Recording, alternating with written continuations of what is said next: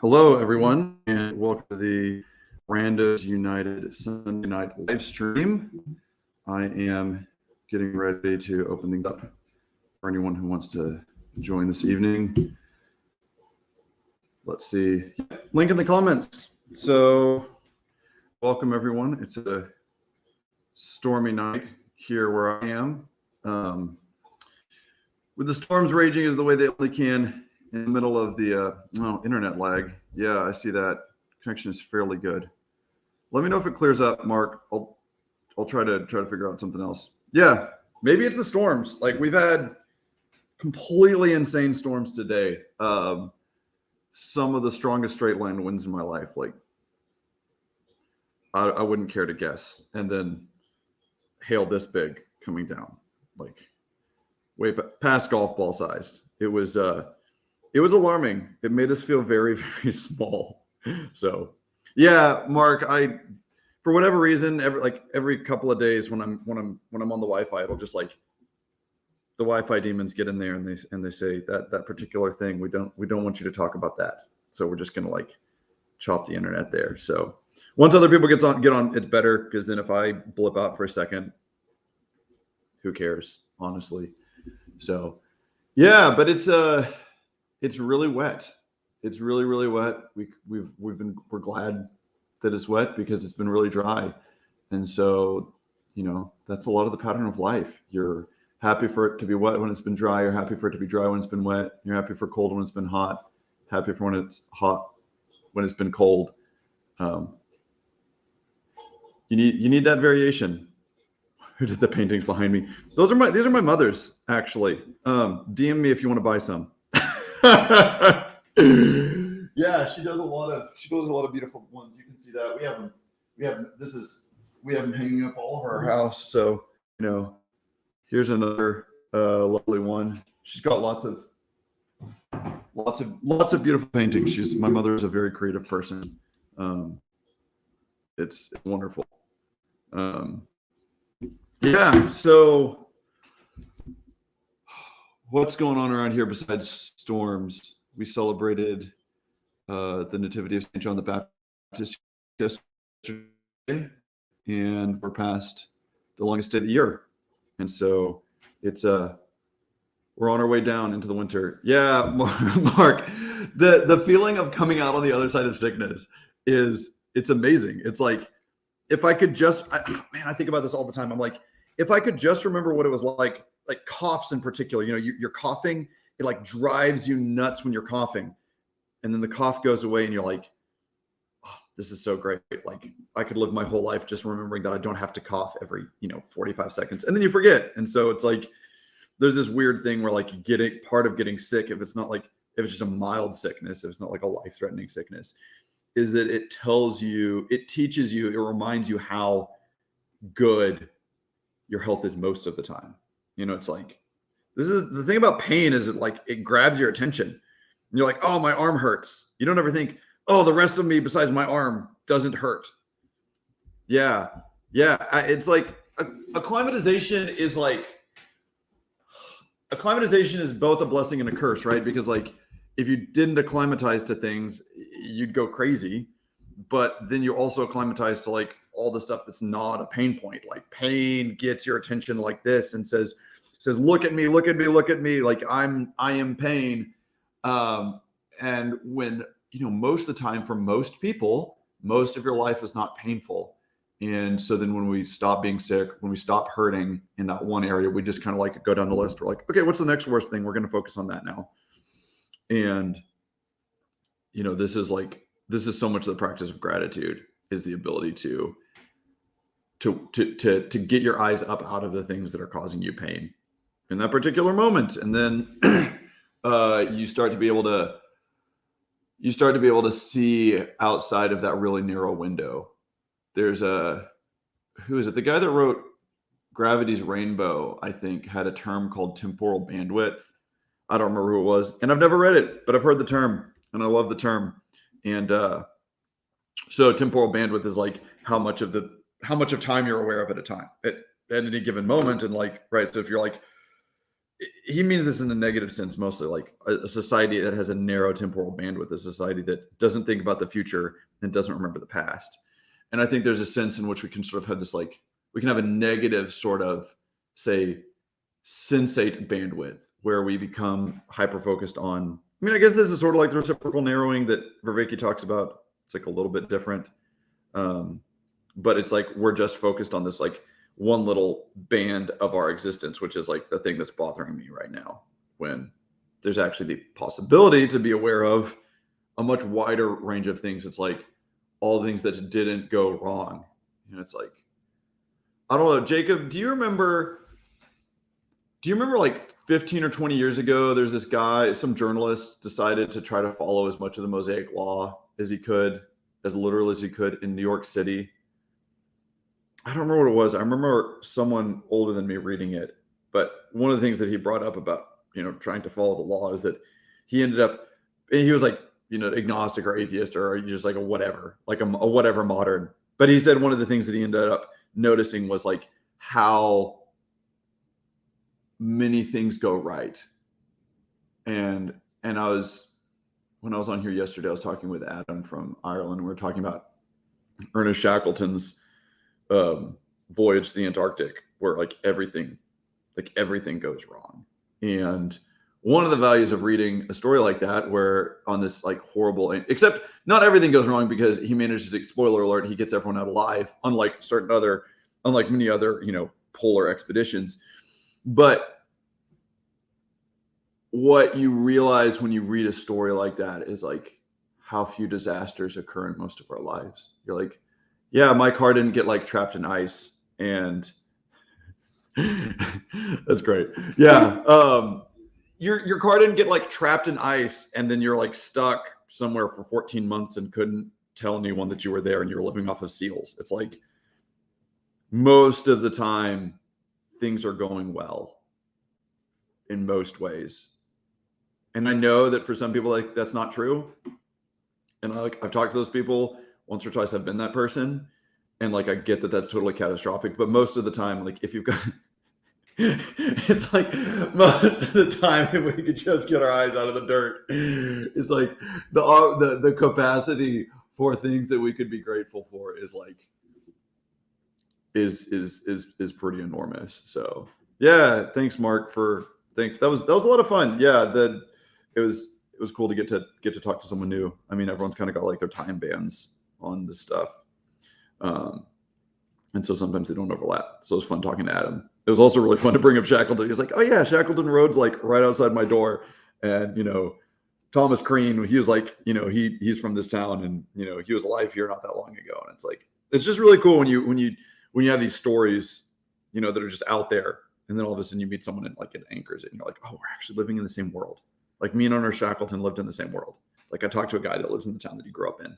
There's just some, that's a really cool thing. So, yeah. I mean, I could monologue. I don't know if anyone's got anything in particular they want to talk about, or if anyone wants to jump on. Monologuing's only, that's what I'm interested in talking about, which might not be what other people are interested in hearing about. So, for what that's worth. Yeah, Sandy, I hope you get storms because, hey, Mr. Mark. So I see that Sandy was talking about hoping to get storms. I'm like, yeah, when you've got wildfires, storms are pretty nice if they're the right kind of storms. Yeah. No, that's yeah, it's been quite the time. I don't we were having quite the discussion over why was Ted doing this stream and it wasn't an out. What's going on, right? But Adams wanted to talk to you for a while. He's like, I want to talk to Ted, because he usually would watch the open mics when he got up in the morning or during the week or whatever, and comment on them. And his feedback is, I don't know if you've seen him on my channel, but like he is smart. He's an interesting I actually just connected that. Yeah, I've seen him on there, and I didn't realize that was the same Adam. And so then when I hopped on there today and on Discord today and saw that he'd posted that, I was like, oh, that's cool. So yeah, no, what's funny, Mark, is I'd actually booked that time out in my schedule to talk to someone else, and then that fell through. And I'm like, well, I've got this chunk of time, and I'm here. I got nothing else to do. I was like, Paul Vanderklay dropped this thing about, I'm going to be talking about the space trilogy. And when there are certain things that I get excited enough about that I like can't actually pay attention to it because it'll just make me too excited that because I'm like, I don't get to be a part of it. I'm like, I can't even look at it. It'll just make me sad that I don't get to be a part of it. And I was like, well, shoot, I'm just gonna drop on here and see if anyone wants to talk about the space trilogy. So, yeah. That was great. Yeah. No, you seem to know quite a bit about it. Yeah, I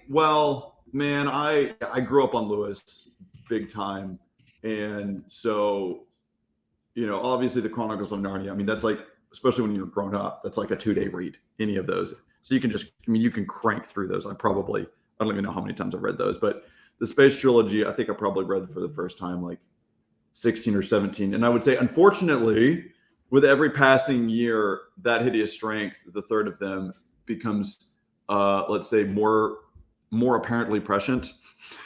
Since it's not a like fascist, demonic, pseudoscientific conspiracy, almost overthrowing Britain and plunging the world into a extraterrestrial, demon-driven hell.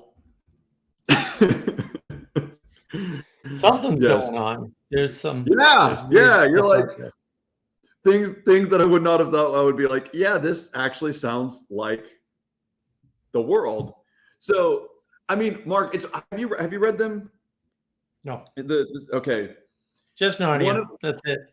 Read Narnia twice though, which is super unusual for me to read books twice. But yeah, read that. Yeah, I read it later in life with somebody. She was reading them, and she's like, cool. "Oh, I'm reading these," and I'm like, "Oh, I'll reread them because I have them." So yeah. Yeah. Well, part of the genius to those books is that, Sandy's read them several times. I mean, one is like when you see how many people reread them, right, Mark? You're like, I reread them at all, which is unusual, and it's like, so that I think that speaks a tremendous amount to them. The other thing is that like we read the Lion, the Witch, and the Wardrobe with my daughter when she was like barely even 4, and she enjoyed it. And so you've got it on that level, and then you've got like Mark Lefebvre wanting to read it twice, and so you're exactly. He did something right if it can work on that kind of a level, on that many different levels. The Lord of the Rings is really like that too. And the first time I read it, I was in must have been junior high. Yeah, I remember my dad reading. Oh, nice. Yeah, I remember. Yeah, that was me. Like the state of Massachusetts passed a law that said, look, you can't force people to read religion, and that somehow applied to the Catholic schools. And so, it was like a brand new law at the time, and I was like, well, I'm not reading this stuff because I didn't grow up with any of it anyways. I'm not reading this stuff. I'm not. So they were like, oh, well, we had to offer an ethics course, and of course, I was the only one taking. I'm at a Catholic school, right? So I'm the only one taking the ethics course. So I get put in a room by myself and supervised. Like the school had no teachers, right? Like the whole school had 100 kids from grade 7 through 12. There were 100 kids in the whole school. And so, there's a handful of teachers, and, it wasn't a cheap school. And so they didn't have any extra bandwidth. So basically the vice principal, I think he was teaching a course, but shoved me in a room and said, here, read The Lion, the Witch, and the Wardrobe. And I was like, what the hell's this guy? Who the hell C.S. Lewis? I don't know. So I read the book, and at the end of the book, he's like, all right, well, what did you think of The Lion? And I'm like, it's a lion? Like, I don't kind of a question. Well, I'm totally out of frame because I don't have any kind of religious education at all. So he's trying to draw this line between like the lion and another story that I don't know. Yeah. To him, this is what I keep talking about, the meaning crisis. It's inconceivable to a Christian that you don't actually know that story. But actually, there are a lot of people out there who've had zero exposure. And it's not that they haven't heard any of the pieces, but they don't have them in order. They don't have them together. They don't know how they're related. And so they can't then make relations to other things like The Lion, the Witch, and the Wardrobe. They can't make those relations because they don't have the core reference. So Mark, I've come across that. There's like a whole thing of people who grew up in non-religious households and grew up loving Narnia because their parents gave it to them. They're like, here's some great like kids fantasy. And they're like totally walking this like agnostic or atheist life, and they're like opposed to Christianity. And then they're like 28 years old and they find out, they like realize that Aslan is Jesus and they feel like betrayed. Yeah. Like it's a thing. They're like, yeah. No, that can't, it's like, of course it is. Like, of course it is. But also, so it's that your point about like not being able to make that jump. To some people, it's like dead obvious. Like it almost feels like on the nose. It's so obvious to people that have the framing that they can't imagine that there are people that don't have the framing. And because it's framing, you don't have any concept of how many things that you think about are totally reliant on that framing, such that if even 5 or 6 pieces of that framing doesn't exist, you cannot know those things. And this is like, and if you want to see an example of this, a little self-promotion, but the hallucination live stream I did on Friday, you can watch Richard, and it's like, it's not the same. He doesn't have the same problem or anything, but you can just see his framing.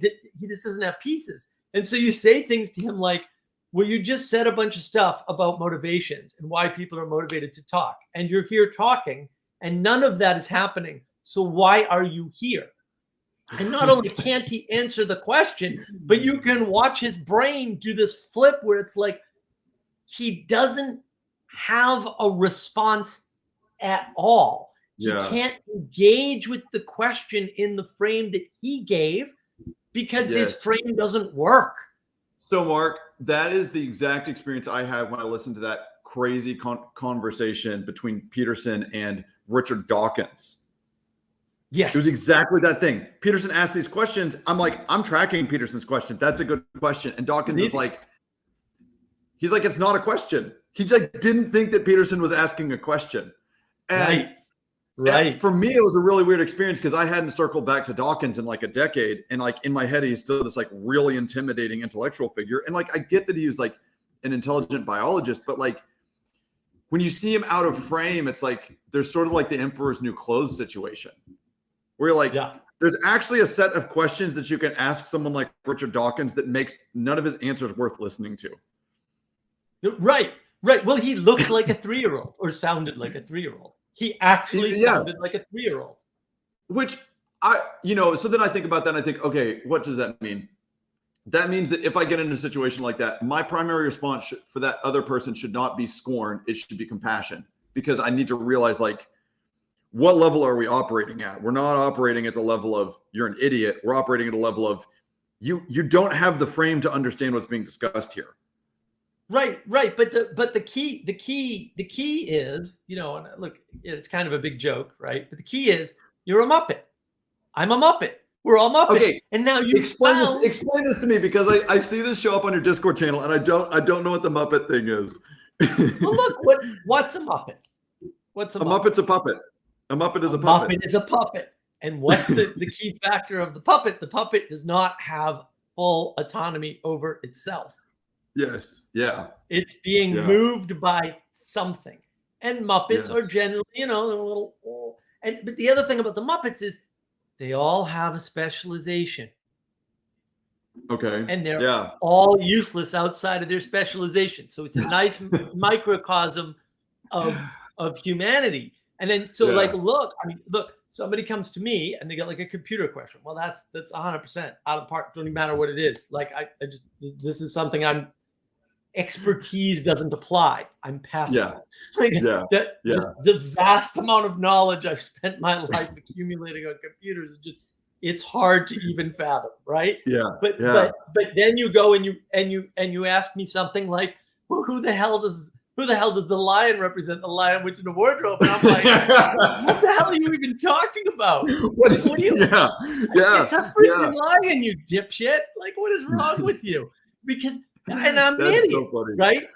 Well, so that's the thing. That's my specialization is here, and then you can appreciate. Oh, here's somebody who has these specializations that I admire, but not these specializations. And now you can relate to them. Like that's the Yeah. thing. That's the thing that we're missing. We're going, no, I can't relate to them because I'm smarter than them about something, whatever the heck it Right. is, computers or Right. the definition of some particular word or the blue. I know more about the blue church than they do, and it's like, yeah, but that might even be bad framing. So the thing you know about the blue church might be valueless outside of your head. Yeah. And that's sort of what happened to Richard was he kept bringing this stuff up, and I'm like, yeah, but I don't care about any of that. And he was so confused. He's like, what do you mean you don't? This is the only thing. And I'm like, not only is it not the only thing, it's not something I care about at all. Which Richard is this a Richard that I know by any chance? I don't know. He's new to the corner. I think that was his first time on a live stream. Was on my Friday hallucination live stream, and it was and Paul Vanderklay came in. So Paul was on my live stream, which was fantastic, and he Amazing. was like sort of thinking that Richard was immovable object, right?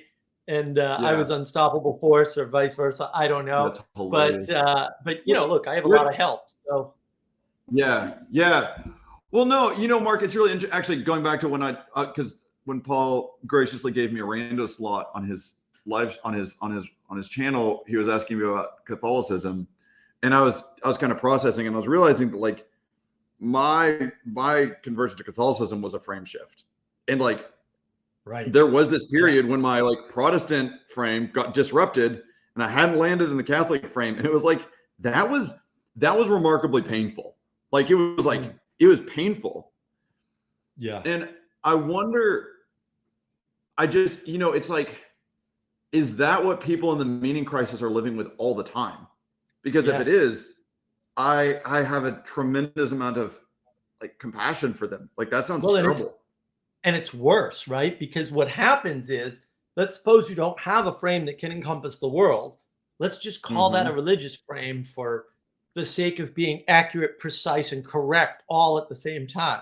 So what happens is either you jump from religious frame to religious frame to religious frame. So it's the safety religion one week, it's the Gaia or climate religion the next week, right? It's the race religion, right? Whatever, on whatever time scale, it doesn't really matter. But then your frame's getting broken over and over. Yeah. And so it's like, well, where's the nihilism coming from? It's like, really? You don't understand where the nihilism is coming from? You don't have a frame that can survive any of this stuff. Yeah. It's just disorienting. Like it's right. And like, never so not only is it like, ever. You're never oriented. Right. And so then you're like, well, of course you're going to like misjudge every possible step that you take, because how could you not? And it's just like, so, okay. So Mark, I had this thought, and I'm working on developing it, but I have a pretty good sense at this point that the meaning crisis is something like how Dante opens the Divine Comedy. And like this little corner is acting like Virgil, right? So he like comes to himself halfway through his life's journey in the dark wood. And he's lost in the dark woods. And he's like, he sees this thing that's the mountain that's lit up with light. And he's like, oh, I'm going to go up there. I'm going to get saved. And so he like runs for this thing, that the first thing that shines at him, and he starts going up there. And then all of a sudden things start going bad, right? It's the beasts, right? And they like drive him back in the woods. And then the question is, how do you get out of the woods? And the answer, this is so rich, right? So like Virgil is interesting because he's not a religious figure. Right? Like Virgil's a pagan poet. He's like a political pagan poet, and he's a philosophical figure, but he's not a religious figure. Beatrice is a religious figure. And so I'm thinking, just looking at sort of the evolution of this little corner, which because Father Eric's not here, I'm allowed to say this, to discuss it as though it's to put a name to it. There's this bizarre connect, like John Vervaeke and Jordan Peterson seem to me to be filling almost exactly this role of Virgil, which is, we're going to take you through hell, right? We're going to walk through hell together. I think my internet's going out again. We're going to walk through hell together. We're going to see all the ways that people can go wrong, right? Then we're going to go through this process of purgation. And then, but then it's sort of this like hands off, right? And that's where you get like the religion that's not a religion. It's like, yes, look, we dealt with all the problems. We looked at hell and we dealt with all the problems in you, but like, I can't get past that. There's this ceiling there with that discourse. which is interesting Right. because because I mean, Chino was weird to me. Like I was thinking about Chino and like the degree of like, let's say I'm going to go ahead and say call it interframe dialogue because that sounds better than interreligious dialogue because a lot of those, Yep. right? Maybe they're the same thing, but anyway, interframe dialogue was really remarkable, right? Like, it's the kind of thing you couldn't sit down and say, we're going to make this happen. It wouldn't happen if you sat down and said, we're going to make this happen. But there's something about the fact that you're not in the heavenly spheres with Beatrice, that you're still either in hell or on Mount Purgatory, that allows that interframe discussion to happen, right? Because if you end up, say, like Raj, and like you're a Sikh, you're like, you're an ortho bro, or you're me and you're Catholic, whatever it is. There's this whole level of those things where it's like, I can't like bring other people there with me in a particular sense. And so we sort of like, we live in hell and Mount Purgatory, and it's not, I don't want to say that's bad. It's just like it really helps me think about how is it, because I think when I think about this, I'm like, how do you not have this all fall apart? Right. To Father Eric's point of like, where's the ontology? Where's the ontology of this little corner? Like, what is it? And there's this sense of like, it feels to me something a lot like the first two books of the Divine Comedy. I don't know if it can get to Paradiso, but it's not like hell and purgatory are not profoundly useful places to have walked through. Right. Well, but look at what you outlined. So what are Peterson and Vervaeke and that ilk not doing that everybody that isn't of that ilk, and I know we're playing fast and loose, doing. And it's easy actually, right? So what you described was Peterson and Vervaeke are showing you the negative and they're identifying against, which is that has its place, but they're not identifying for the good and defining the good, because then you have to take a stance and you have to lead. And now you're in trouble because they're postmoderns and they believe that leadership is dangerous, charisma is dangerous, taking a stance is dangerous, so they won't do it. So that's the difference. Yeah. Hold on, I got to check on if he's someone that I know. Do you know Timothy? Let's see. Yeah, we know Tim. If he's in his camera, I mean, it could be him. It might not be him. It might not be him. He doesn't have his camera on yet. He doesn't have his camera on. Hold on. To make sure that if you're really there, you can turn it off afterwards. I've just been warned that you don't let anyone on without seeing them. Yeah, first. You don't let anybody on without seeing them. Right. Yeah. His camera must be broken. Usually, he has no problem being on cam. So. Yeah. Oh, that's Philatimo. Okay, got it. Yeah. Sorry, man. Yeah, here you go. Welcome. Well, maybe sound's not working. Maybe his audio is not working either. Yes. Well, he is not. He's going to try again. He is not here with us in spirit or something like that. The spirit in foil. Yeah. I see what you're saying, Mark. I mean, I think that's. They won't take a stand because they're postmoderns. They take postmodernism seriously instead of just saying. My friend Jonathan taught me this, right? He said postmodernism is a civilization-ending mind virus. Yes, that is true. I think that is the best description of it ever. That's all it is. Purely parasitic. Yeah. Well, right, because I mean, man, that's well-trodden ground. I'll put it that way. It's well-trodden ground. I agree with you. I was going back. I've been going through the latter parts of Daniel Thoma's book because I had a lovely conversation with Karen on it, and we're going to try to do some more work with that. And he's talking about this medieval idea of perfections. There's like primary, secondary, and tertiary perfection or development. And so like primary development is something like for a person, it's like the development of your body, like to an adult body that has capacity. Like you have eyeballs that work, you have a brain, you have a mouth, right? All this. Right. Then secondary development is like, you like learning how to do things, right? So Mark, your computer skills, speaking, everything all the functions that you do, that you like your body develops, you as a person develop.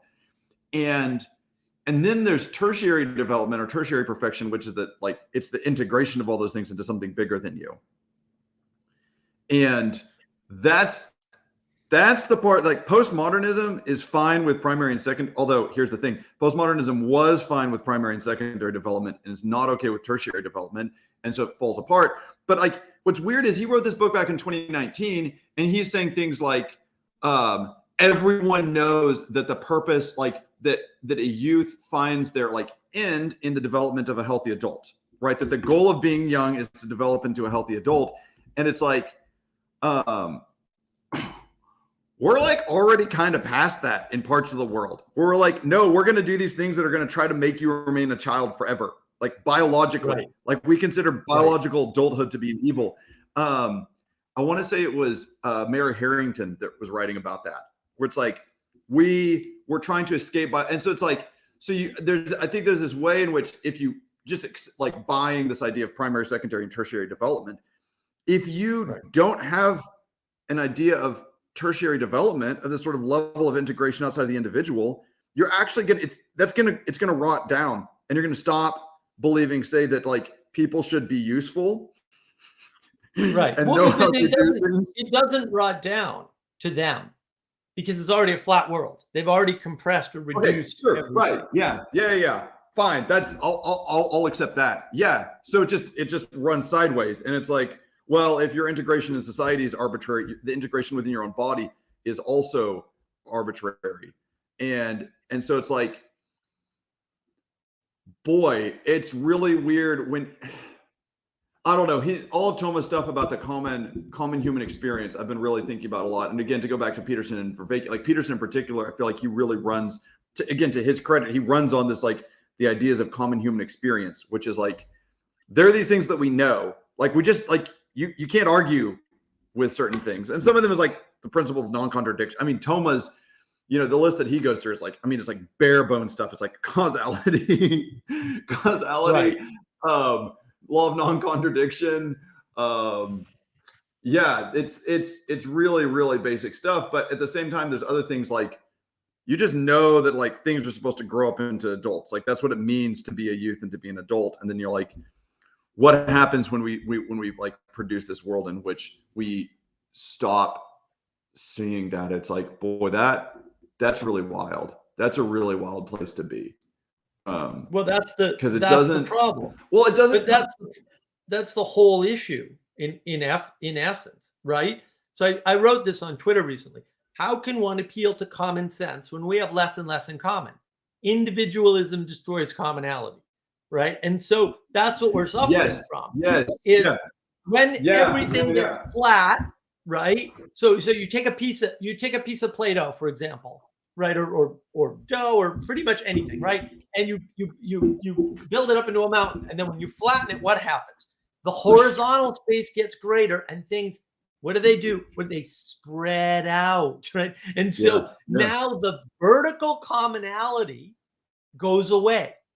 And so when the vertical commonality goes away, now you can't have common sense. You can have your own sense, but you can't have senses in common with other people. And it's the same for the language. It's the same for everything. So this equality doctrine problem that I harp on, that's what it is. It's, oh no, we can't find communion. No, because you don't have commonality. How are you supposed to find communion when everyone's an individual? So I don't know if you kind of caught this there's this little eddy current where Pageau started talking about, like, when he's kind of doubled down on sacrifice, and he talks about sacrificing idiosyncrasies, and Paul Vanderklay was like, that's a really weird word to use. I don't know if I would use that word, but I really like it. The more that I think about him saying, because like an idiosyncrasies, we also get that from idiom. It means to be separated. Like an idiosyncrasy. Oh, an idiosyncrasy is, hey, yeah. It's like the things that separate you, right? So then I was thinking about this. I was kind of meditating on this primary, secondary, and tertiary perfection. I was like, what is it that breaks those down? It's idiosyncrasy. Idiosyncrasy is what keeps you from completing each of those perfections, right? It's like when you have 3 arms, you're not developing in your primary. It's like primary development is messed up, right? the more idiosyncratic of a body you have, the less functional it can be. Exactly. The more idiosyncratic your language, your skill set, your manners are, Right. the less your secondary perfection is going to happen.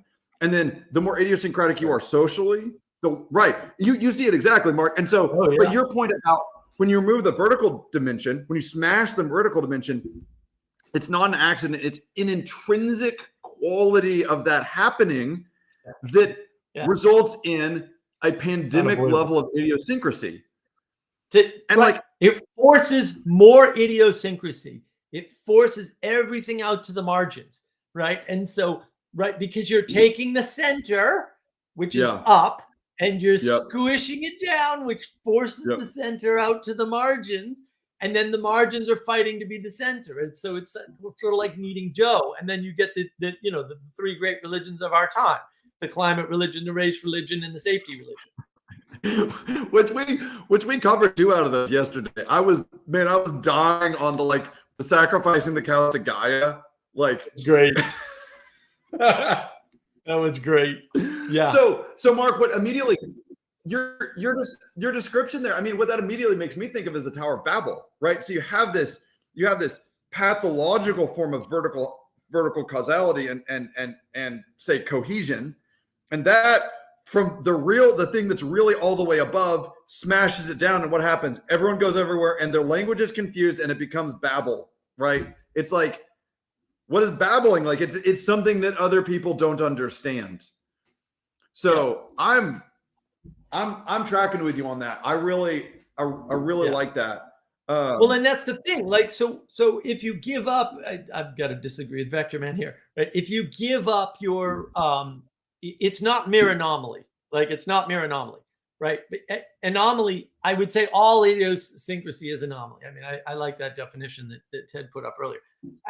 It's not a personality thing, but it also doesn't matter. It can be a personality thing, right? But then the problem is, let's suppose the anomaly or the personality-based idiosyncrasy or whatever is that when you're talking to somebody, you're not paying attention to them, right? Like Richard on my live stream, right? You're not actually listening to what they say. You're hearing something in your head that you think they're saying based on their words and your framing, and then you end up not being able to communicate with people.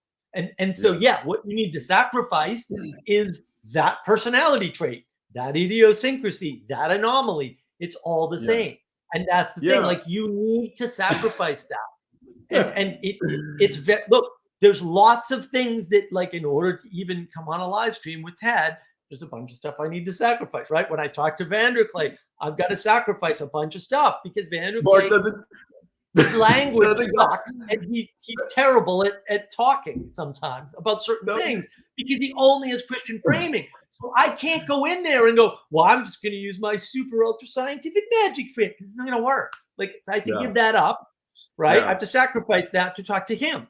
And then I have to sacrifice different things to talk to Ted, right? I have to sacrifice different things to talk to Father Eric, et cetera, et cetera. Yeah. So Mark, so one thing that's really funny is I was going to bring up the exact example of talking to you specifically. Absolutely. Yeah. So because you do have you've got this way of talking about things. You've built up a system for understanding things, and especially when we first started talking, I had no idea what you're talking about most of the time. Mm-hmm. You'd be like, yes, Ted, I completely agree with you. You said X. And I'm like, I have no idea if I said X.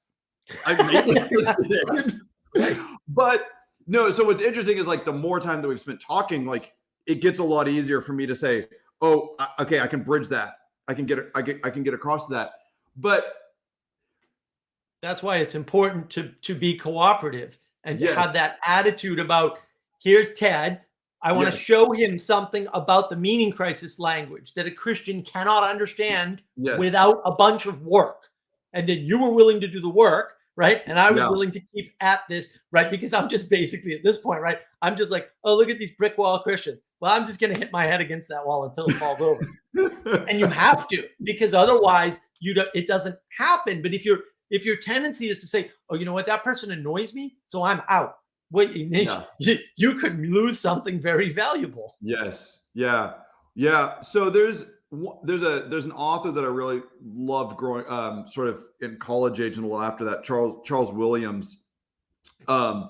And he's sort of like fringe inkling guy, right? So he was friends with Charles Williams and Tolkien. He wrote some fiction. He wrote a bunch of novels, and they're weird novels. And like the way that I describe the novel is essentially like his modern England, so like 1940s England, and then like something happens, like for instance, the tarot cards come, like the real tarot cards show up, or like the platonic beings are like someone opens a portal and like hey Jacob, I was about to let you in.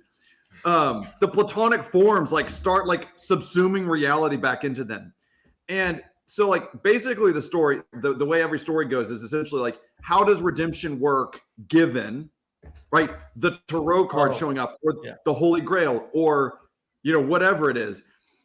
And what I love about that is that I think it gave me an awareness. Maybe it didn't teach me how to do it, but it taught me that I should be aware that like being able to find the things that are profoundly true in frames that are true enough, right? Because I mean, obviously there's some frames that you shouldn't even get into. Like, don't even get in there. That's a bad frame. It will eat you, right? Yes. But there are other frames where it's like, if you go, I mean, this is sort of like, I think this is sort of like the questing mindset, right? It's like, if I spend the time with Mark, I'm going to like put some trust into the idea that if you and I can bridge that gap, and we can figure out, here's the thing that Ted understands to be the very highest. Can we find that in Mark's language? If we can figure that out, I think we can work something out. And then all of a sudden I start seeing things that Mark sees, and Mark starts seeing things that I see. And there's all this commerce. And I think that a lot of this little corner stuff is about when people realize that, when they realize that there's this like something really good comes from that ability to like give up your idiosyncrasies and like step into someone else's frame for a little while. And then when you come back, you realize, wow, that was worthwhile. I've got other stuff. Speaking of idiosyncrasies and language, why do you say tarot instead of tarot? Great question, because I was idiosyncratic when I was reading it, and I didn't have someone around me that taught me how to say it correctly. And so I just guessed. I don't even know if it's the correct way of saying it, but it's how everybody says it. And then you said tarot, and that like totally shattered my world. And my platonic ideals are completely different now. So, I mean, again, you guys are getting the mild version of me. The number of words that I came across just in books and just totally guessed on spelling, and then had a pretty painful experience where I learned that I did not know what that word was pronounced. Like, I've had most of that punched out of me at this point. Yeah, it's hard when you learn through reading and don't hear the words, and then you start hearing them, and then you don't recognize them at first.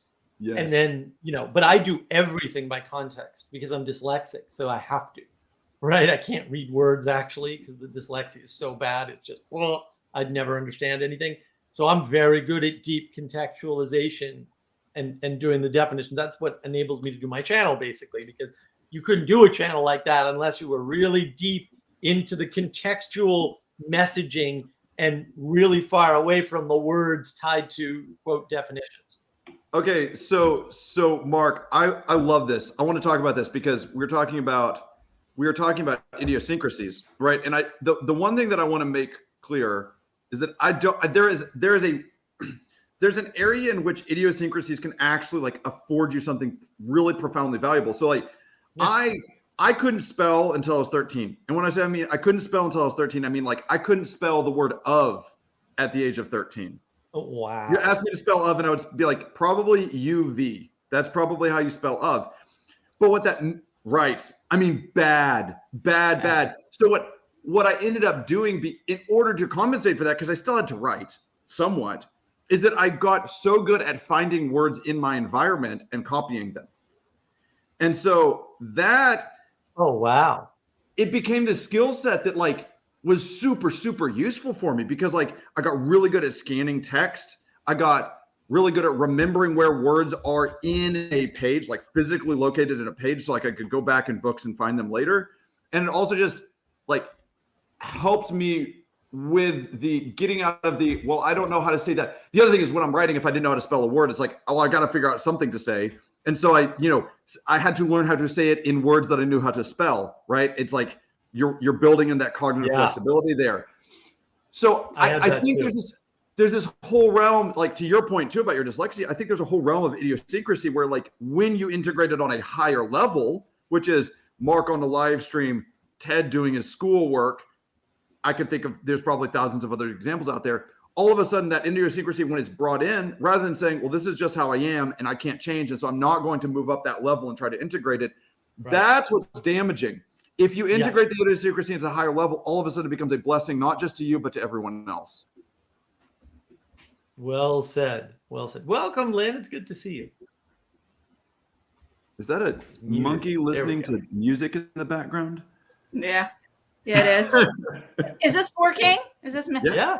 I have a question for Jacob. Your Brokeback Mountain video, you mentioned circumcision of the heart. Mm-hmm. I thought that was a fascinating terminology. So could you please It's not mine. I stole it all. It's all over the Bible. Yeah.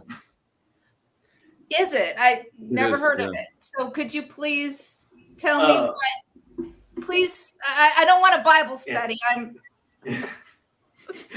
So please enlighten me to the Jewish culture so I'm not straw manning the Jews. Okay. So this is the funny thing about like what I am experiencing learning more about Christianity is so there are all these Jewish heresies which we realize are heresies. So you have to realize, okay, modern Judaism is an extension of just the Pharisees. So there were lots and lots of different Jewish groups during the Second Temple period, and the only ones that survived, basically, come from Pharisee culture. And Christianity reflects a lot of the criticisms that the Pharisees had of the other Jewish groups. Okay, so there's a difference between a Jewish mystic and a Pharisee, I would assume. Is that kind of where you're coming from? Or ooh, that's a whole different framing. Yeah, that's a very, very different framing. Answer the first question at some point. That'd be great. Like if Okay. you're smart, So that would be wonderful. So circumcision of the heart, I actually think that comes from Christian literature, but it might also be in Isaiah and stuff, because there is this idea of your hearts, and a broken heart is, God desires a broken heart, and so there's this concept that, okay, it's all nice and well if your parents circumcised me. My parents did circumcise me when I was a little kid, right? I was 8 days old, right? And that's all nice and well. But the community of Israel is a faith community. Mm-hmm. And the way I've been putting it is, just because you were born in Abraham's house, including getting circumcised, so Ishmael was born in Abraham's house and he was circumcised, doesn't mean you don't get kicked out of Abraham's house. You do get kicked out of Abraham's house if you are not part of that household. And it's not just Ishmael. The same thing happened to Lot as well. So it's this. Ooh, wow. Where's the heart and the circumcision? Like I don't. Well, it's symbolic. Hello, we Colin. This Hello. may be This is the Colin. first time we have actually online talked. He's No, real. Okay. Amazing. I meant in video. He is real. I exist actually. Amazing. Jacob, I've got something that I want to ask. Okay, so I've heard the circumcision of the heart thing for a while, like it, especially like in the New Testament, and I listened to a little bit of your thing on like Judaism and the new like Eastern Orthodox paper, and you were talking about like supersessionism and all this, and so obviously like there's some stuff in the New Testament about like not everyone born of Abraham is of the true Israel, right? So, but the idea of circumcision of the heart, at least in Christianity, Apparently it's in Romans. yeah. So okay, sweet. There's an aspect of like, so one of the things about circumcision is, right, so it's a sign that you're of the house of Israel, but it's also this idea of like House of Abraham, not right, the house of Abraham. Yeah. The house of Abraham. So it's about cutting off like part of your, I mean, to go back to what Mark and I were talking about, right? You're like sacrificing part of yourself to be a part of this household. You're cutting something off. Yeah, you are, but so a major debate between the Greeks and the Israel, between Jerusalem and Athens, let's say. We lost Chad. Oh no, Chad. You can't talk about circumcision around Chad, I guess. So a major fight between Athens and Jerusalem or Rome and Jerusalem was this idea that they thought of circumcision as mutilation. Like you're born, right? An undeformed human being child will have a foreskin. So what are you doing? Like cutting it off. Yeah. Yeah. Right. Yeah. And this is theologically, I mean, it's a ritual that has theological implications, which in Judaism, the implication is, no, you are not okay as you were born. You are not okay as nature made you. Yes. There's pruning. There's pruning to be done. There is this concept of improving the world, right? Which is very, very different from the way that the Greek and pre-Abrahamic cultures viewed society in general. Yeah. Colin went into the thinking man mode. So now he's like, I am trying to figure out,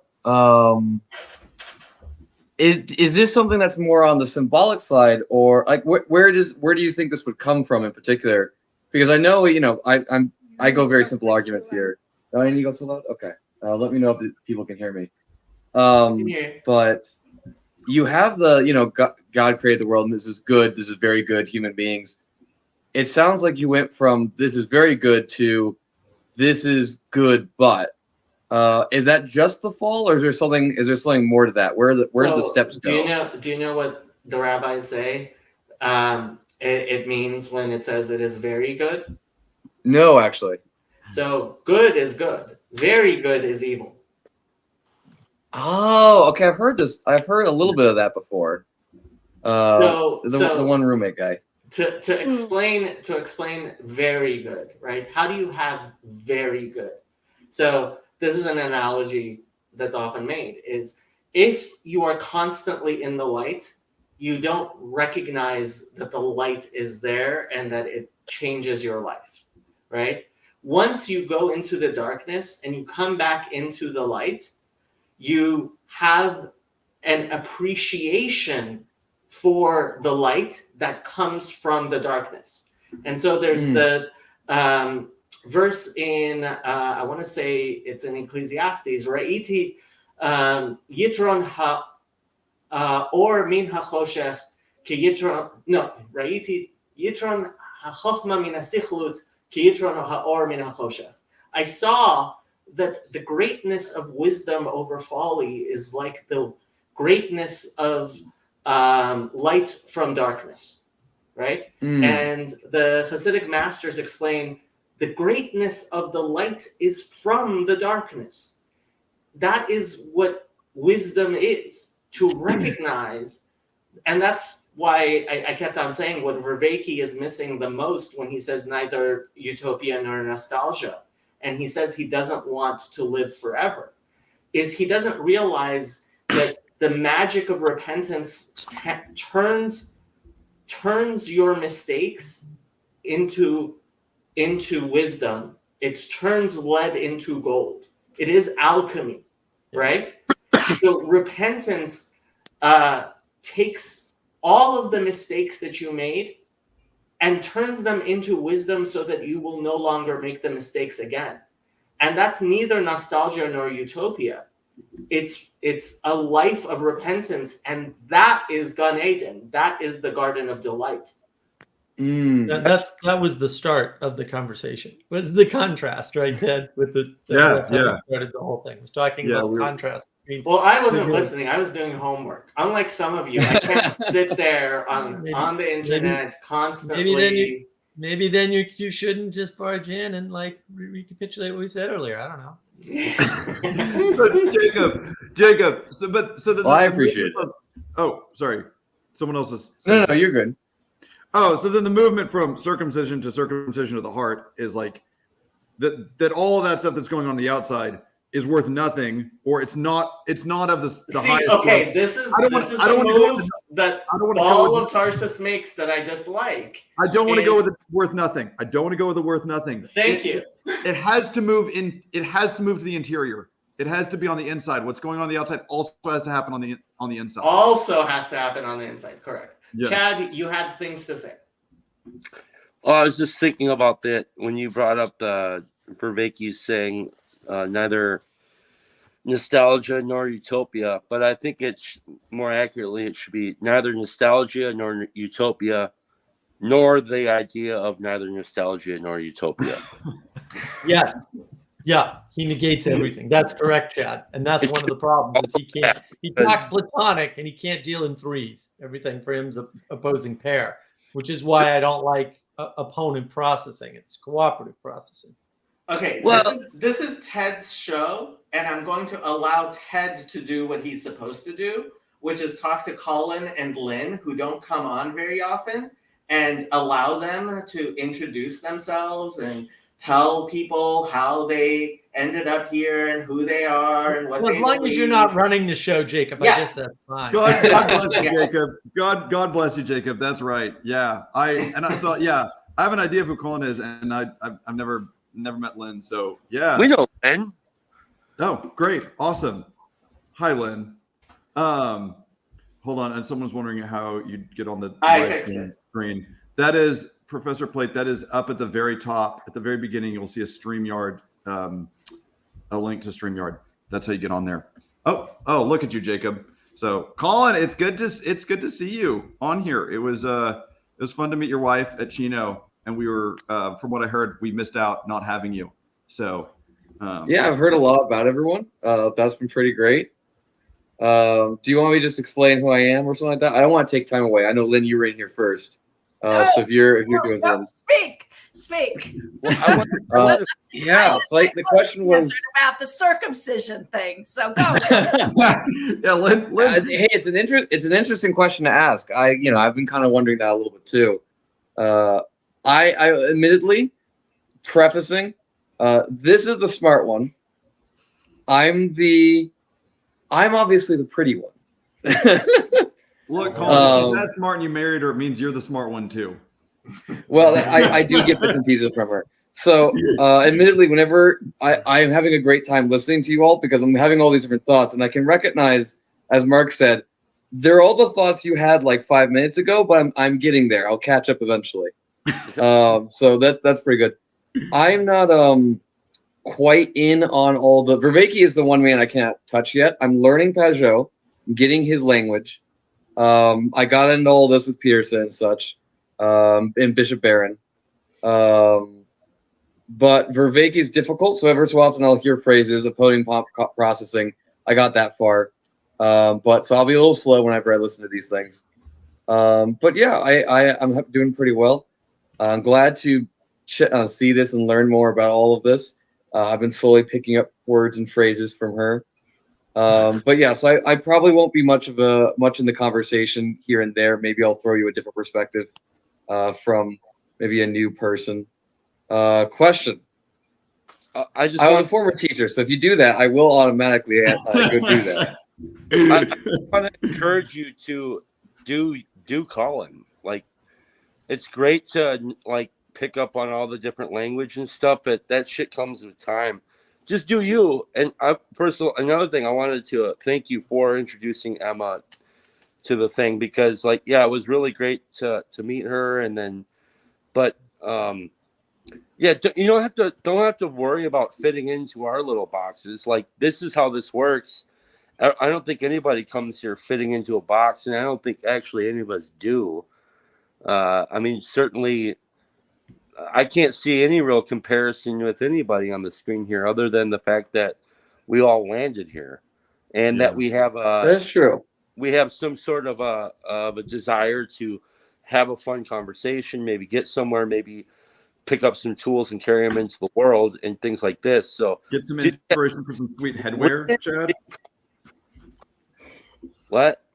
Oh, I said get some inspiration for some sweet headwear. That's something else to do. Yeah. I was gonna say I'm a little jealous nonetheless, but Emma, are you gonna tell everyone about your new project? Oh.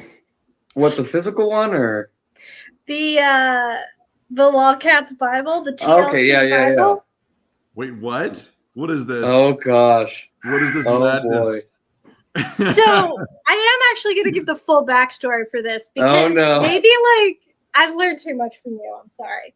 Maybe like a couple weeks ago, there was some argument about Ecclesiastes happening on Jacob's Discord server.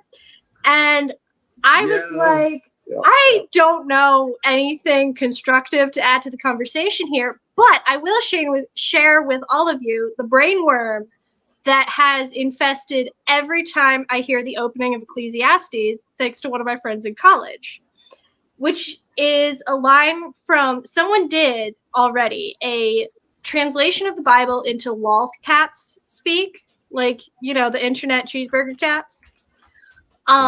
The opening of Ecclesiastes there is stupid, all is stupid, says the teacher cat.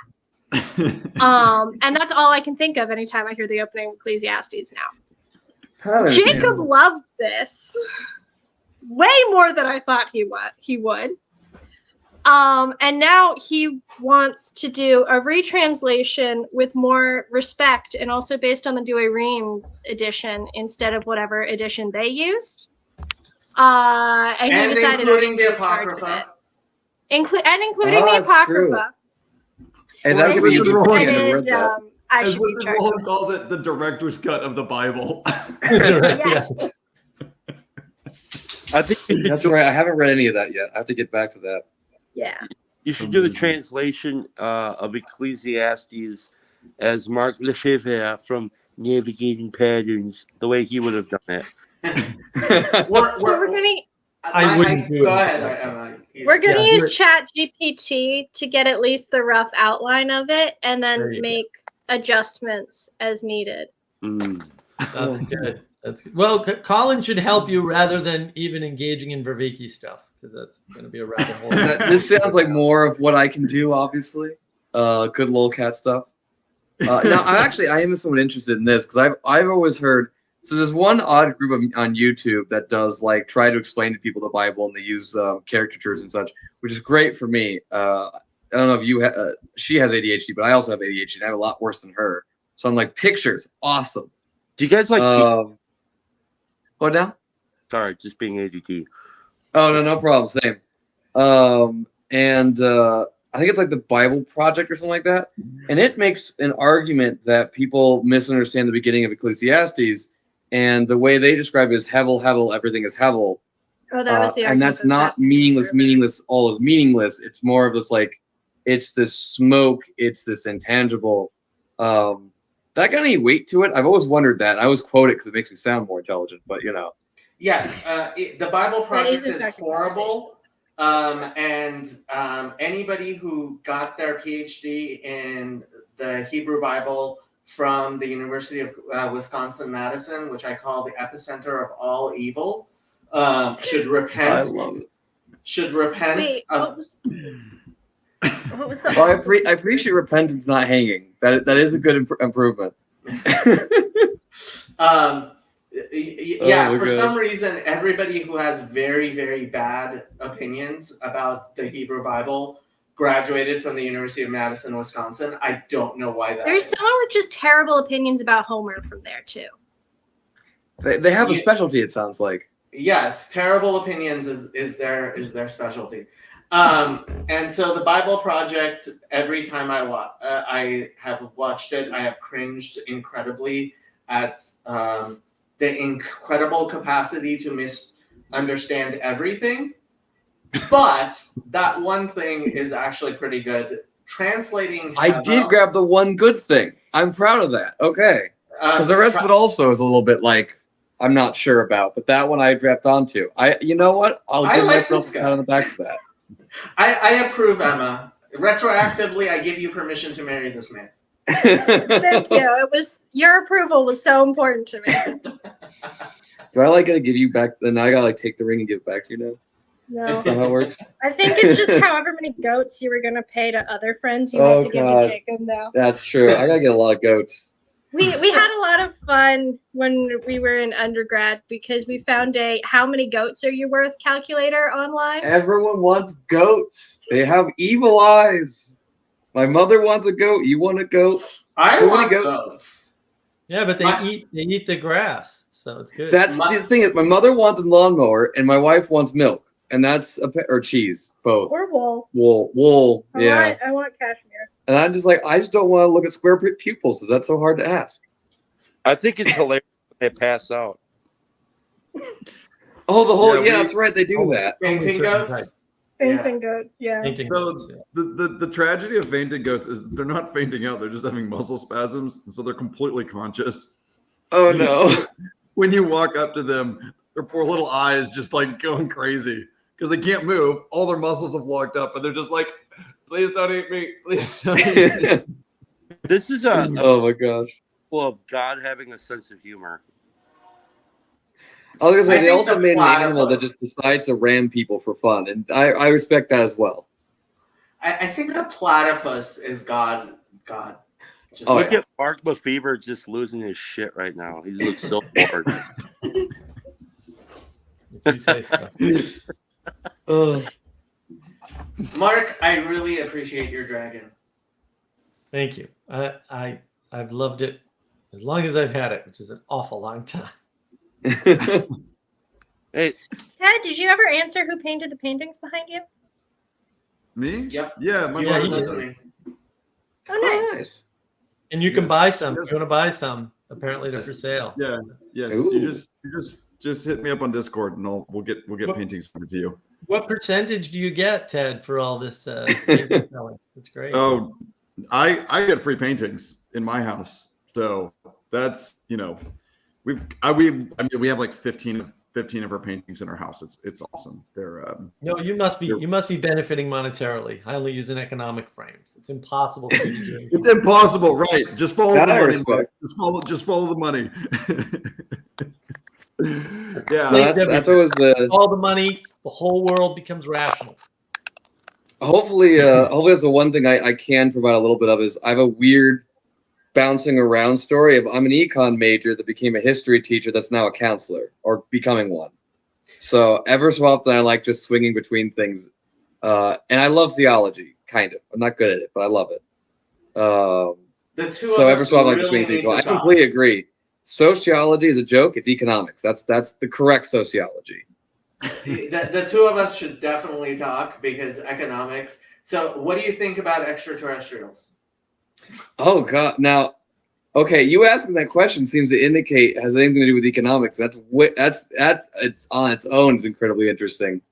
Well, okay, No, I think he's on just my looking for channel, conversation on my Discord, like if you look at the various things I have, one of them is economics, and another one is extraterrestrials. I see. We're trying to hit the buttons. Yeah. I have very little to no opinions about extraterrestrials. I don't think they are going to exist.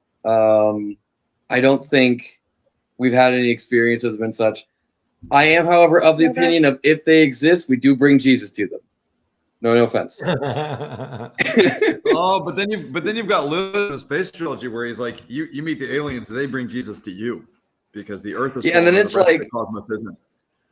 Honestly, if I did see aliens and they did bring me Jesus, I'd just be like, yeah, like that sounds about right. That would be less shocking to me if they didn't. It would be less shocking if they did than didn't, based off of just general theology.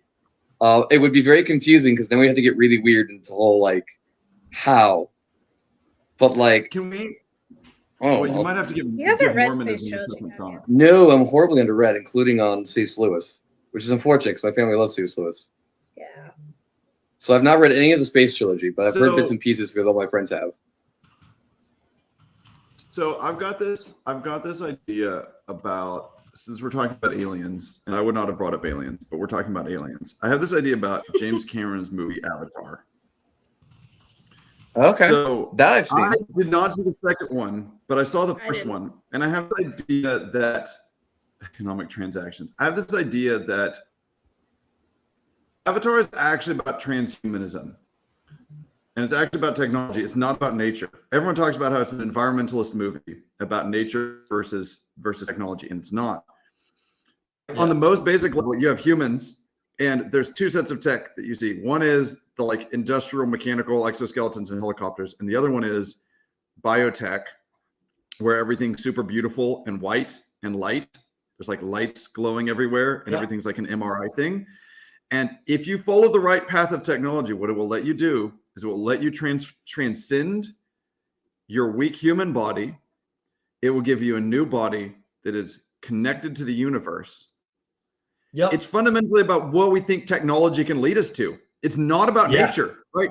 And think about the framing of it too. It's a movie. And then James Cameron went and spent 10 years developing technology to film an even more absurd movie, which I haven't seen, but it's apparently the same thing. He's like, it's about the fact that we believe that if we just push hard on this technology button, eventually we're going to break through and we're going to reach Eden. Yes. It's not about going back to nature.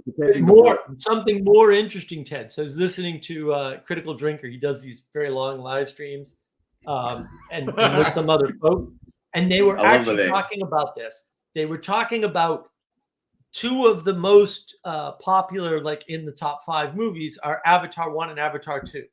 Yes. But and they've made massive amounts of money. But like the problem is between them. There's no one talks about them. They have zero cultural relevance. No one buys the action figures. There's no world built around them at all. And they're all like, because they're all media, they're all media hounds, right? That's their nerdy specialty. And they're like, yeah, it's really kind of weird because Endgame is culturally relevant, right? The other movies in the top 5 are culturally relevant, but not those two. And it's very mysterious because, Drinker points out like, oh, there were these people who were like sad and depressed because they couldn't live in that world and it wasn't real. Yeah. Where are they? Yeah. Because with fans that dedicated, you would think they would push it and keep it alive. And it doesn't happen that way, which is really weird. Like they don't have the framing to figure it out. I've got my theories, but they don't have the framing to even understand why that's that way. But I find it fascinating too. I'm like, oh yeah, it's a good point. Yeah, that is uncanny. So there's another thing too, which I think it actually goes further than that, because when you look at the world that they put together, right? And I'll confess that I've gone and listened to some of the little featurettes they've done because I find it fascinating to listen to how they're talking about this. They're trying to present a natural, harmonious world. And they do that by how? By designing every single organism in it. You have a group of people that sit down in a room and design the organisms. And what does the world look like, Mark? The world is one full of fiber optics where you can do mind melds with other beings. It's like, that's not biology. That is, to quote the 90s, cybernetics, right? Yeah.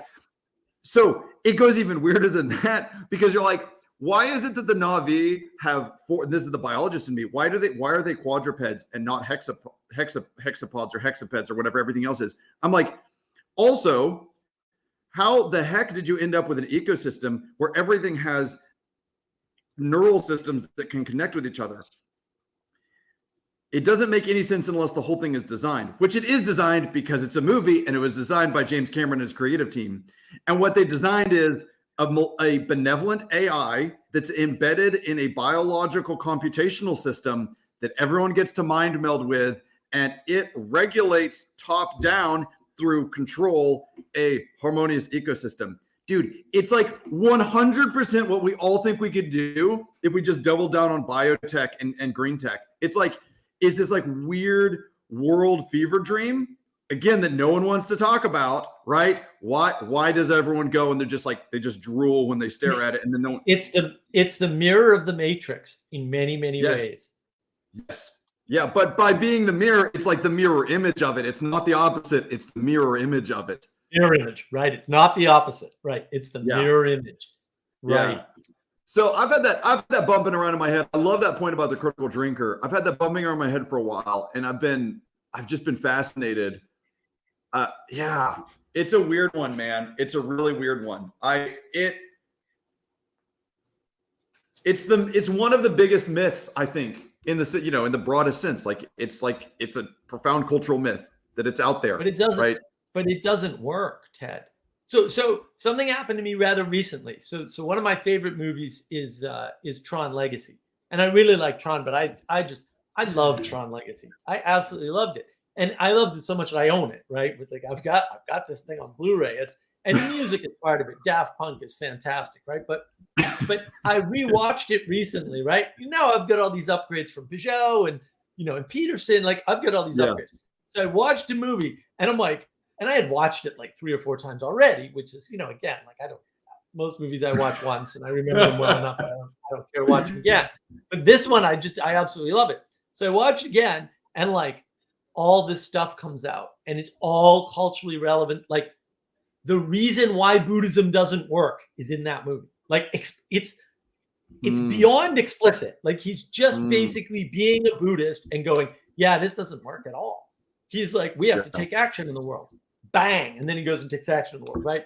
And then there's the self-sacrifices there at the end. Like all these components are there. And I'm like, well, that's part of what makes this such a good story is that it's using those stories. And it's the same with The Matrix. Like you look at The Matrix, The Matrix is a horrible movie in some level, right? But you can see how it's got all the core components from the Christ story, just in weird random configurations that don't make any sense. And oh, by the way, you never get out of the Matrix because the machines run the real world and the imaginary world, right? They run the computer world and the non-computer world. So you never escape, which I just like, that's one way to resolve it, I suppose. But also, really? Like, really? That's your resolution?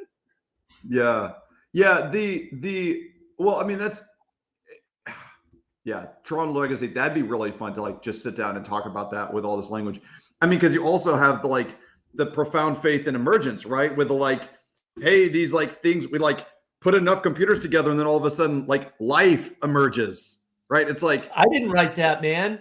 That's way beyond anything I could write. And they just appeared. Yeah. Oh yeah. We could go on forever. Yeah. That's the emergence is good. The emergence is good. Yeah, exactly. It's like, and not only is it good, not only do they appear, but if we can save them, they will save us. Right? It's like, yes.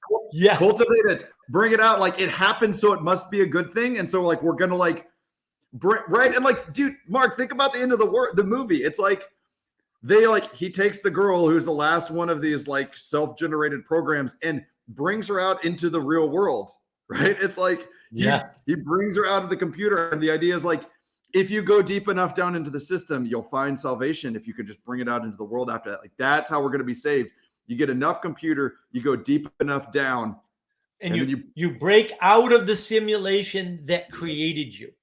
It's so Gnostic. Like that whole theme is just pure Gnosticism. And everybody's like, well, everything's not Gnosticism. And I'm like, no, all the Christian things aren't Gnostic, but all the other things seem to lead to Gnosticism eventually. I don't know what to tell you. And maybe I should say all the Judaic things to make Jacob happy, so he won't barge in and get all upset at us. Well, he has a candy bar in his mouth right now, so now's the time to say that. I know exactly. I gotta strike when the moment is at hand. Oh my goodness. You Yeah. use the word Gnostic in a very imprecise way, and I just don't care enough to correct you. No, that's fine. It's not supposed to be precise. It's supposed to be, the point is things end there, right? It's not about precision. It's about the ending point, not where it is, which is that's one of those things that everybody misses. Time is a factor. Time matters. I wonder about aliens, so I'll get my little West about aliens. Two things. I wonder how much of the propaganda that we're fed, or people in the United States are paranoid, and we're paranoid about weird things, and safety is one of them. So my first concern about the aliens is how much is a psyops. So how much of it is people wanting to make money for the military industrial complex? Curiosity. Zero. Zero. Yeah. So then that would be my first thing, and I disagree with you. I don't know. Well, but a psyop, Lynn, a psyop implies a bunch of things. One is rationality. Another one is confidence. Another one is a conspiracy, right? A psyop is by definition an actual conspiracy of people, doing something deliberately, right? Okay. When it's unlikely. At what point would our politicians? My little thing. Have you met any politicians? Hold on, one thing. Brainwash our society so that we have to, pay billions. They're all idiots. Okay, so talk to a politician. You'll find out real quick that if they were trying to do that, we'd be safe, because they can't do anything. They're rather involved. Lynn, you're paying attention to the news in ways that when I brought up the ET thing, the rest of them made clear they're not paying attention to the news. Okay. And that's a good thing. I appreciate living in a subculture where people are immune to most of the weird news that the rest of the world is on their daily news cycle. And that's a beautiful thing, and one of the reasons I love this little corner. At the same time, the reason I have been holding up this ET thing for years now is there's definitely something going on, which I'm not saying it's actual extraterrestrials, although I think it might be.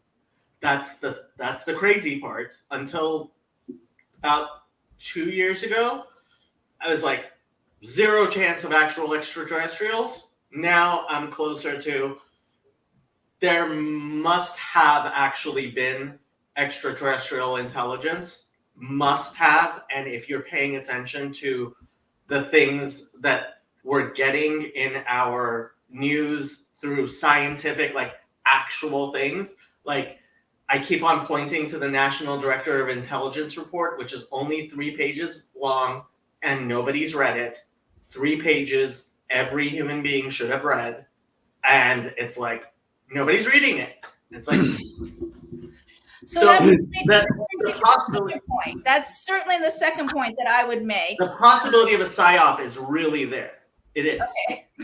That's my second point is Mark has taught me that sometimes you need something outside yourself in order to see it. It's like a third way of looking at things. So if we as a humanity think a certain way and have certain beliefs and are in a certain mode, and there was an extra ET person, not person, but an ET that wanted to communicate to humanity, hypothetically, how would that happen? Who would they connect with? How would that ET thing engage with humanity? But you can't predict that. That's the problem. No. That's always the problem.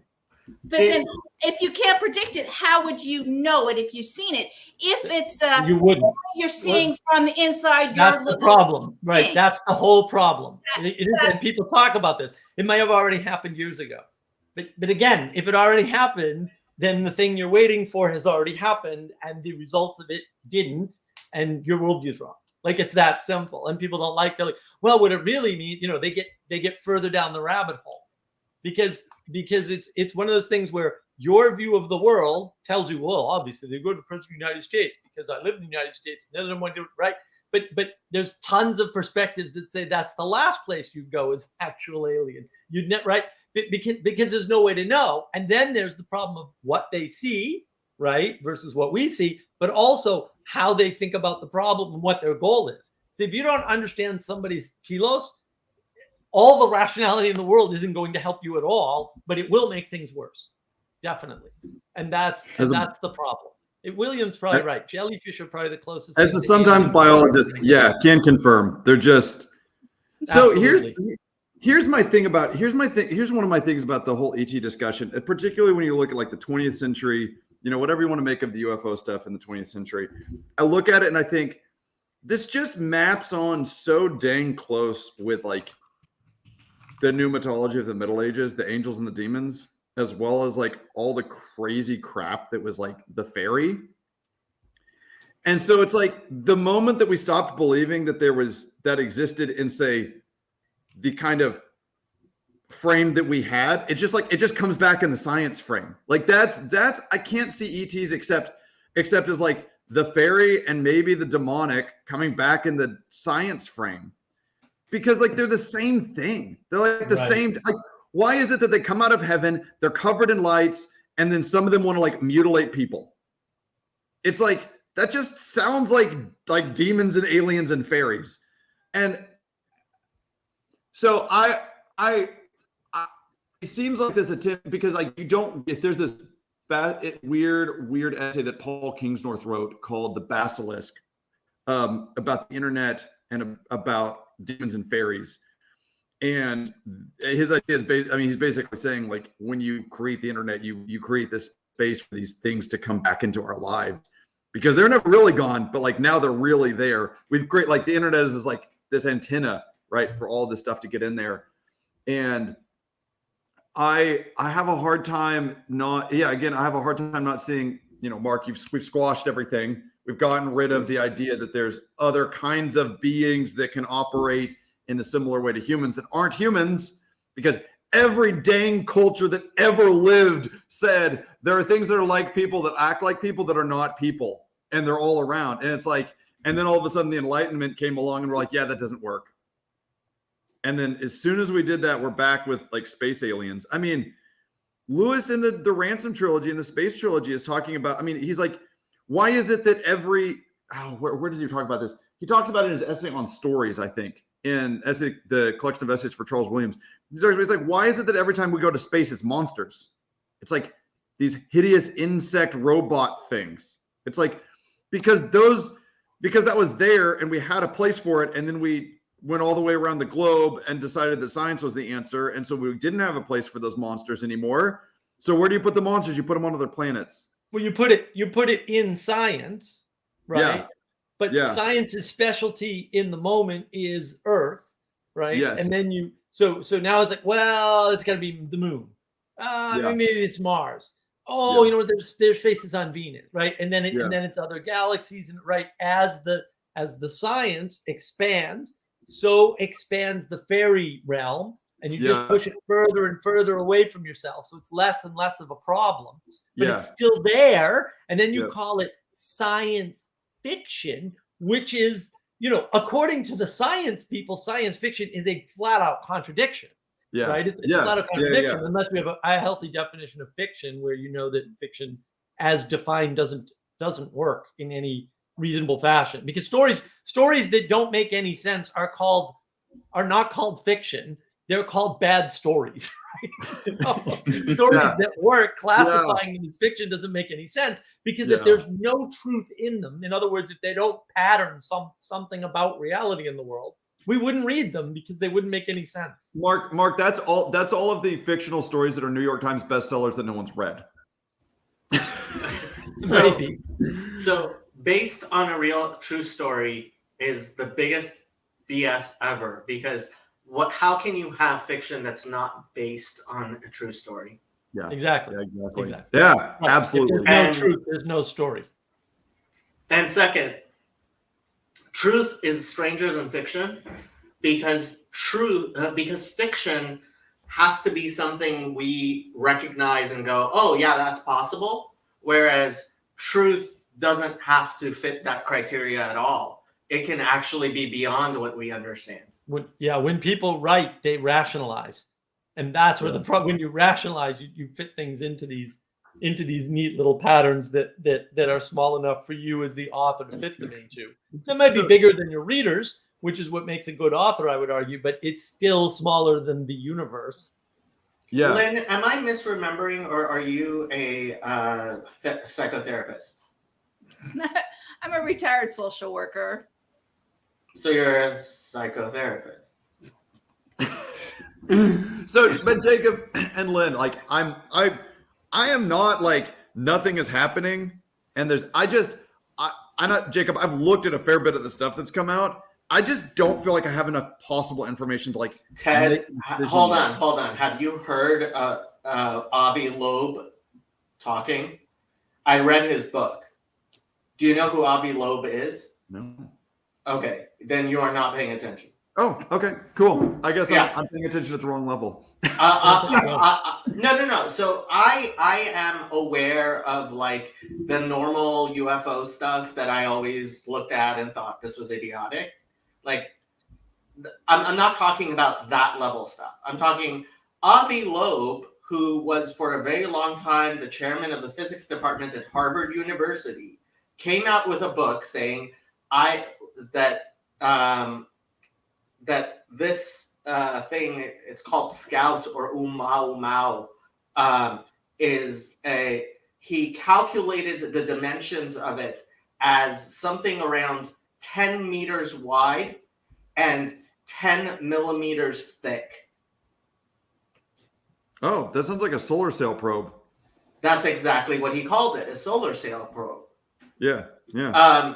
And this isn't something that was not recorded. Like, these are the measurements he got from recordings by many telescopes, right?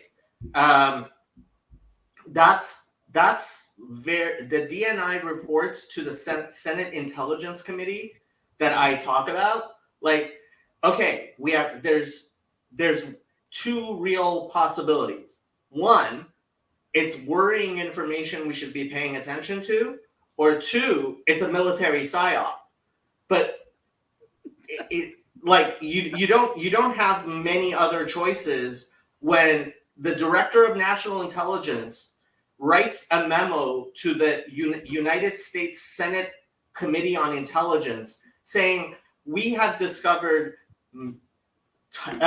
dozens of incidents of recorded instruments recording things moving in ways that our current understanding of physics does not explain, right? So, like, either there's something incredibly wrong with the director of national intelligence, or we have recorded instrumentation showing that things are moving in ways that our current understanding of physics doesn't make sense.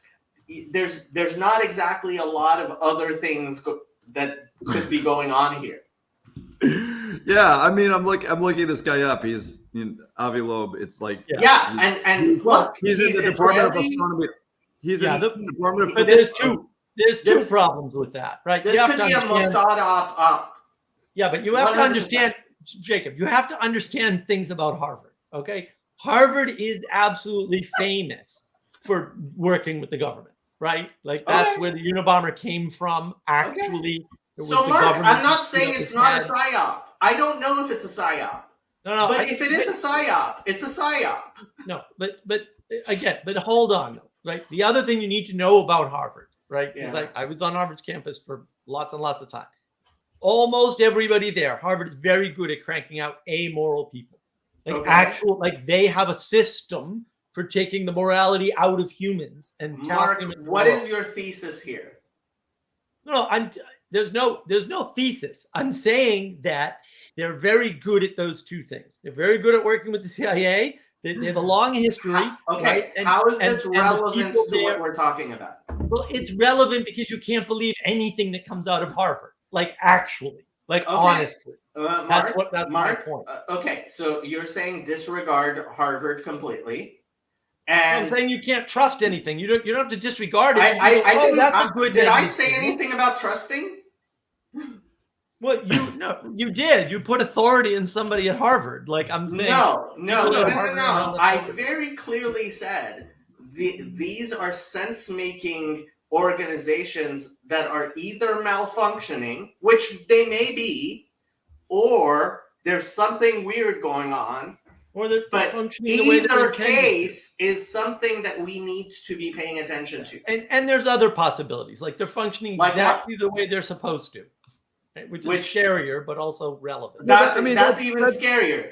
That's There Jacob's is point about it no- being a psyop. That's Jacob's point about it possibly being a psyop. I mean, I don't think it's actually a psyop, but I think. Well, what I do you think it is? I think he's lying to get credit because other people measured it and didn't come up with that measurement, for one thing. So it's kind of weird that he's like the only one. But also, they're attention hounds over there. They're definitely like, oh, look at me, I went to Harvard. Okay, Anybody this is part of the reason I always lead with the DNI report. Like, if you're telling me that the director of national intelligence is saying bullshit just to get attention, and then every newspaper in the country decided not to give the director of national intelligence attention, there's something going on here that's not good. Probably, but there's always lots of things going on that aren't good. Like that doesn't mean they're organized and well understood. Did I say anything about organized and well understood? I would probably lean a bit towards Mark's opinion here. Just a rule of thumb I've always learned, and I think it's I think it seems like what you're using, is if there is any way possible, I could subscribe what would require rational intelligence instead with a lack thereof. It's always the lack thereof. And I probably would believe personally, although you have a lot of good opinions, and if I cared more, I'd love to look into it and figure it out. But ET is just, I have too many things to focus on first. But maybe I'll come back around to it. But I would be more likely to expect that Harvard has legitimately created itself to produce false information almost for the purpose of, if you want to use this weird concept of like this systems having cognitions. Colin, that's already worrying. That is already worrying. Oh, it is. But please tell me. But I could extend that to the intelligence organization. So you also think that the director of national intelligence is spewing I would bullshit. extend the same if I were to say that Harvard is potentially set up to be producing false information, honestly, for the purpose of false information. Not even like we're going to try and fuel people, but just we like stupid people. I could see it. I legitimately could. I have a friend in science, and he's bemoans all of it all the time of how horrible things are set up right now to almost produce this kind of stuff. I would put even probably more money on the CIA doing the same thing, where it's designed to just produce stupidity. Okay. Not even for a purpose. Okay. But I do recognize the fact that that's a hell of a claim. It's not only a hell of a claim, it's actually a societal emergency. Yes. Yeah. Oh yeah. No, I'm betting on that. No, regardless, I'm betting on that. So we're all agreed that our society, that we have an emergency in our society. Yeah. I just wanted that to be clear. No, wait. Maybe you're using the word emergency wrong. How do you mean emergency? I mean, this is something that is like crisis, requires immediate attention. Yeah. Oh it's yeah. been No, broken for definitely. so long in that way, though, that it's kind of like, it's a little late. It's like I bet on crisis. Einstein trying to fix the election 6 months before it's going to happen. It's like, well, before it's left the barn. Okay. As far as I'm concerned, so we're not talking Jacob. about As far as I'm concerned, I would also be willing to accept the possibility that everything I just said is right, and they accidentally nonetheless found out they're aliens. That would be perfectly fine with me as well. That's designed for stupidity, and they accidentally got something right, and it's like, oh, wait a second here. That's fine with me too. So I just want to say I understand where Mark's coming from. I do think it's a Heaven argument, but I don't think it's a crazy argument to suggest that we literally have that occurring across the board in many different circles. Okay, so the consensus which is terrifying. the consensus on this panel is that the Office of the Director of National Intelligence and the entire, like, all that money that our government is spending on intelligence is a complete waste of time. And that all of the money and intellect that is being spent in Harvard is a complete waste of time. Definitely. That won't even be, that's not, that's a complete waste of time. Okay. And then we just don't care that all of this has happened. No, we do. I mean, I am a Hillsdale grad, so like I'm already part of the solution. You're pretending as though if people knew they'd do something different. And I was thinking about this today. I'm going to use it. I'm going to make a video about this, right? Let's assume, for example, that you were NASA and you wanted to get to the bottom of why your space shuttle blew up. And so you decided to get the biggest and brightest mind that everybody knew about of the day, Richard Feynman, on your committee. Okay, and let's assume that Richard Feynman went into the meeting that was televised. It was actually on TV for every single person to see. And he took an O-ring, dipped it in ice water, and then smashed it with a hammer and really didn't say anything, just demonstrated why the space shuttle blew up. And then what should happen after that? Doesn't matter. It didn't happen. Everything I described was a real event, right? No change. NASA lied.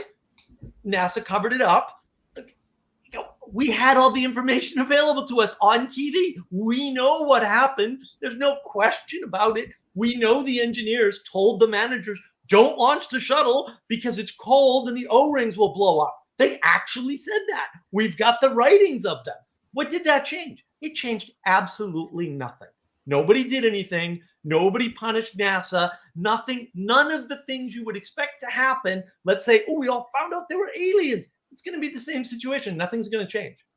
Now I will disagree on that point, interesting enough, but I'm a horrible way optimist. Too skeptical, Mark. Yeah. Right. So to me, and again, I'm a horrible optimist, so you know how it goes, but I would see things like, so a great example of this is the whole, what happened with, what is it? Every major person is a part of some sort of pedophilic ring, right? That came out and everyone's like, all right, moved on. Yeah. I see that more of, when you put on an Instant Pot on hot water, you're trying to boil it. And you look at the top of the water and it's still, but at the very, very bottom, there are a few bubbles starting to form. I see it in that kind of way. Is I do see the fact that this is becoming increasingly I don't think is a lack of care. I think it is a pressure building and we just don't have a direction. Now, I also don't trust that necessarily because when pressure builds to a societal level, you have things blow up like Russia. Not like current Russia. That's, from what I understand, everything's going on right now is a joke. I mean, like, Red Scare, China kind of stuff. Right. So I don't necessarily trust it. Hopefully it goes better than that. There are times where things go well. But I wouldn't say there's like a no change. There's not going to be a change. I mean, there's anything I've learned from becoming Catholic is that my time period span is incredibly lengthened. It's like, I was a charismatic on Catholic. It's like, this is a miracle, guys. This happened. And like the way of doing it is like, dude, you saw Mary. All right, that's nice. Are you sure about it? We'll figure it out in 100 years. Right. Well, we'll have a committee that'll meet. Right. No, I totally agree. Good job, Emma. Yeah, that's my point. My point is that the conspiracy people believe the truth is so powerful that once people know it, there'll be a change. And the fact of the matter is, but you also can't dispense with it. And also, if it comes out, it does have an influence and make an impact. It's just not the impact that anybody wants. I have to say, congratulations, Ted, for making this the Catholic Apology Hour. You engineered this so well. 4D chess, Jacob. 4D chess. Did you notice I haven't even said anything in like 20 minutes? 4D chess with time travel. Dun, dun, dun. So, look, there's the whole alien thing. I'll be honest. If there's a reason that there's psyops for ET, it's because of what's going on with AI. Because they don't want people to pay attention to what's going on with AI. That's my running hypothesis. Is is that like if it's psyops, it's because they don't want people to look at what's going on in machine learning right now. I'm surprised you're nodding, Mark, because I thought you were with me that the AI thing is way overblown. Okay, so there are disagreement because I also hear this. So I'm just like, I don't know. I'll find out the hard way, I suppose, but I don't see the big.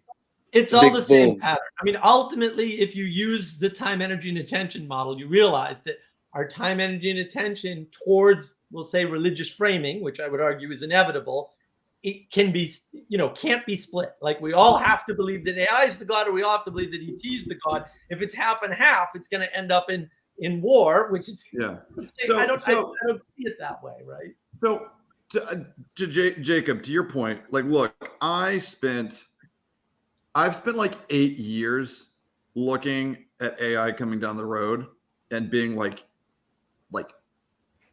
so scared, like, because there's no reason. We can have a conversation about that some other time, but here's what I'm going to say. If you think that AI is a problem, like, one of the things with AI is that you get locked in game theory, just the same way that, Pageau and Jordan Hall's conversation on AI, there was some really good stuff in there. When they start talking about how when you start getting on the technology train, you get locked in game theory. And like my brother and I were talking about this like a couple of days later, and he brought this up independently. He's like, you can look at the last 300 or 400 years as basically like one continuous game of finding out that when you play Prisoner's Dilemma on like any kind of scale, everyone always chooses to betray. Like every time, it's like they've got bombs, we're gonna have bombs. And so when I start looking at, you're like, okay, so I'm Ted. I'm not the United States of America. I'm not the head of the FBI. I'm not the president. I'm not the head of Russia. I'm Ted. What do I do about AI? And I'm like, I don't know. I still haven't come up with an answer, except to pray and to trust that God is going to take care of things. And what that means then is that on the ground level, I'm living my life the best way that I can, which is involved. So this is my defense for why I'm not like trying to figure out the alien thing, because like I don't want. Okay, this is such crazy opposite of relevance realization, right? You are doing the exact opposite of relevance realization. You're telling me like this AI stuff, and everybody I know who knows anything about AI says we're nowhere close to actual AI. You don't need AGI. Sorry, you're we not need to have a listening conversation to me. about that. We need to have a conversation. You're not listening at all. Okay, and you're sitting and you're worrying about something that is not even on the horizon. And you're using that as an excuse not to pay attention to something that is currently happening in your own life. What, aliens? No, the director of national intelligence is telling the Senate of the United States, right? This is your government, right? Yeah. So it's not a question of are there aliens, is there AI, is there some hypothetical thing?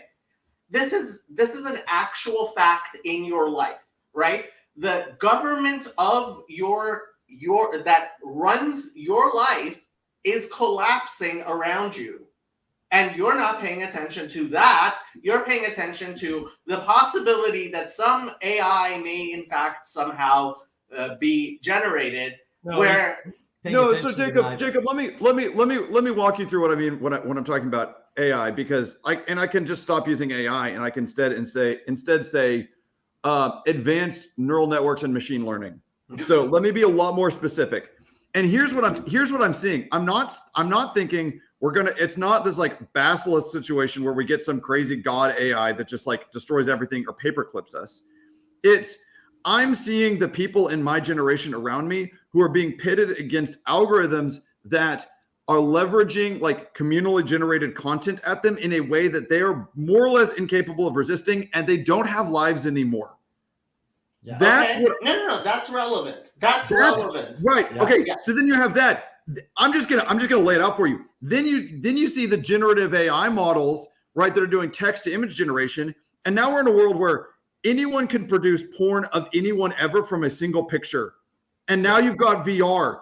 Jacob, that's hell. Okay. And it's worse. And it's one step worse, because the real problem, just like with aliens, is that whether we have AGI or not is not the question. It's whether or not enough people give their time, energy, and attention to something they think is AGI, or something they think is aliens, or something they think is a government official with a brain in his head. I mean, what I'm looking at is the much lower level of like, we're now at a place where like you can have a friend where they don't like it gets hard and they turn from you and start using a chat bot instead of you. Like, it doesn't matter if the chat bot's a hallucinating piece of garbage. Okay, now you're talking like about relevant things. Now you're talking about relevant things. Yes. This is completely different from what you were saying before. No, it wasn't. It's exactly what it sounds saying. Look, Jacob, I get that if you're operating at the level of like the hysteria media, that when I say I've been concerned about AI for 8 years, you're like, Ted's talking nonsense. I get it. That's why I wanted to come down and tell you specifically what I mean is ChatGPT is now, people have now developed versions of GPT-4 that run on a desktop computer like Orca, where you can preload it. So now it talks like your favorite anime character, and you can run that through a generative visual thing. So now you have your anime girlfriend who will give endless time and attention to you and always say what you want, right? It's like, that's the end of, like, we think that the sterility problem has already existed. Like, you have no idea how bad his pastor's gonna lose his job. Yeah. Now I think we're all agreed, and we're no longer speaking the language of the hysterical media. Awesome. I congratulate you for stopping talking about in the language of the hysterical media. Okay, so Jacob, so I look at that. I mean, I get you're like, we should be doing something about this. I have no idea what to do about that, except to like try to like help my friends not need that, and to raise a family where like my kids don't see screens, like those. And go to church. Those are two very practical and good things you can do. And a third thing you can do is have conversations like this with other intelligent people who recognize that, oh, you know what? Harvard is putting out bullshit, and our government is putting out bullshit, and our mainstream media is putting out bullshit. And we can actually have a network of people who are intelligent enough to have this discussion, and in fact have this discussion in a medium where other people can lurk. Yes. And it can disseminate further. It's almost like somebody actually thought about this and then considered how StreamYard could be used to create a channel where people would have this type of conversation. Now, can you think if anybody ever, like, is it possible somebody did that deliberately and is paying out of pocket for the StreamYard you're using? Jacob, now that's a conspiracy theory. That is a conspiracy theory. Well known. Apparently. So, Michael, yes, this is what I'm talking about right here. This is the death of the West. Like it's funny to laugh about, but it's also like not at all funny to laugh about. No, I don't know if you guys haven't read. Have any of you guys read Borges? He's a short story writer. Yeah. Only in Spanish, though. Yeah. Well, you know what's funny is I can't read him in Spanish. So there you go. But I read his at any rate. Tlon Okbar Orbis is maybe like one of the best short stories for all of this, because the basic premise of it is that these guys come up with they create a encyclopedia for the world that is like it instantiate, what is it? It's basically all the garbage philosophy from like the late 19th and early 20th century, but they write an encyclopedia that like overlays with the world in such a way, and they even like write languages that are just like philosophical idealism and all this bizarre stuff. And once you read the encyclopedia enough, like you can't figure out if it's true or not. It's such an excellent, I mean, it's like the world becomes Tlon because everyone reads the encyclopedia. it's really great. Like it's really, really worth a read. And in terms of like a narrative way of trying to, I think, getting at what Jacob is talking about, which is what do you do when like all of the systems of of meaning making are spewing out the same garbage? How do you ground truth? I don't know. I feel like on a narrative level, it's really worthwhile trying to like. Can you say get a the grip name on it. again, or like put it in chat or something? Yeah, it's his name is Luis Borges, and it's the short And you're particular short saying story. it correctly, which because everybody calls him Borges or something. I was gonna say because I just heard that every single time you said it, so that makes more sense. No, everybody uses the French pronunciation, and he was a Spanish. Yeah, he was like from Paraguay or Uruguay. Yeah, really? I thought it was in Argentina, but I forget. Any rate, It's been a good like 30 years since I read it. That really European. I mean, it's like really heavy European influence, South America. Actually, honestly, all of his short stories and Labyrinths is worth reading. And you start reading them, and like you realize how influential. If you want, he is. How would I put? He is the author. He is the first author that I came across on a narrative level that understands what the combinatorial explosion will do to meaning making. Like he absolutely kills it. The Library of Babylon is just like, oh, it's so good. That's interesting. But Ted, I think the answer to how do you know a good story from a bad story is actually really easy. That's what religion is for. That's why Hitler and Stalin go after religion, because they're super geniuses. They knew exactly what they were doing. They knew all the theories we're talking about. They had down. They're like, oh, you need to remove the moral compass from the society or disable it in some way severely to be this evil. And therefore will do that and be this evil. And in Hitler's case, he replaced religion with pure Gnostic occultism, right? In Stalin's case, he just said, you churches can't talk anymore, and outlawed the spreading of religion and treated it kind of like the U.S. treats marijuana. If you have too much, you're out. Otherwise, if you have too much, you're in the gulag. Otherwise, you're fine. Yeah, it's really strange but they knew exactly what they were doing. Yeah, Tlon Ukbar Orbis Tertius, the way that I conceive of it is like they're trying to replace the logos with an anti-logos, which is like, I mean, Pageau's always talking about, I mean, when he talks about this, like the way that revelation is not just like the end times, but it's also like the pattern of reality. Like that's the system of the beast. The system of the beast is the thing that pulls everything in. And the only way to pull everything in is to replace the logos that's at the center of everything. And so the beast is always fighting against the logos. And Borges does a great job. And they're total mind benders. My question is about postmodernity. So somebody has said that postmodernity is receding, and then out of those ashes, emergence will come, whatever's after postmodernity. So I know earlier you guys said, oh, nothing comes good out of emergence, but it seems to me that there has to be signs and signals. There has to be something. Yeah, it's not nothing good comes out of it. It's emergence by itself is not good.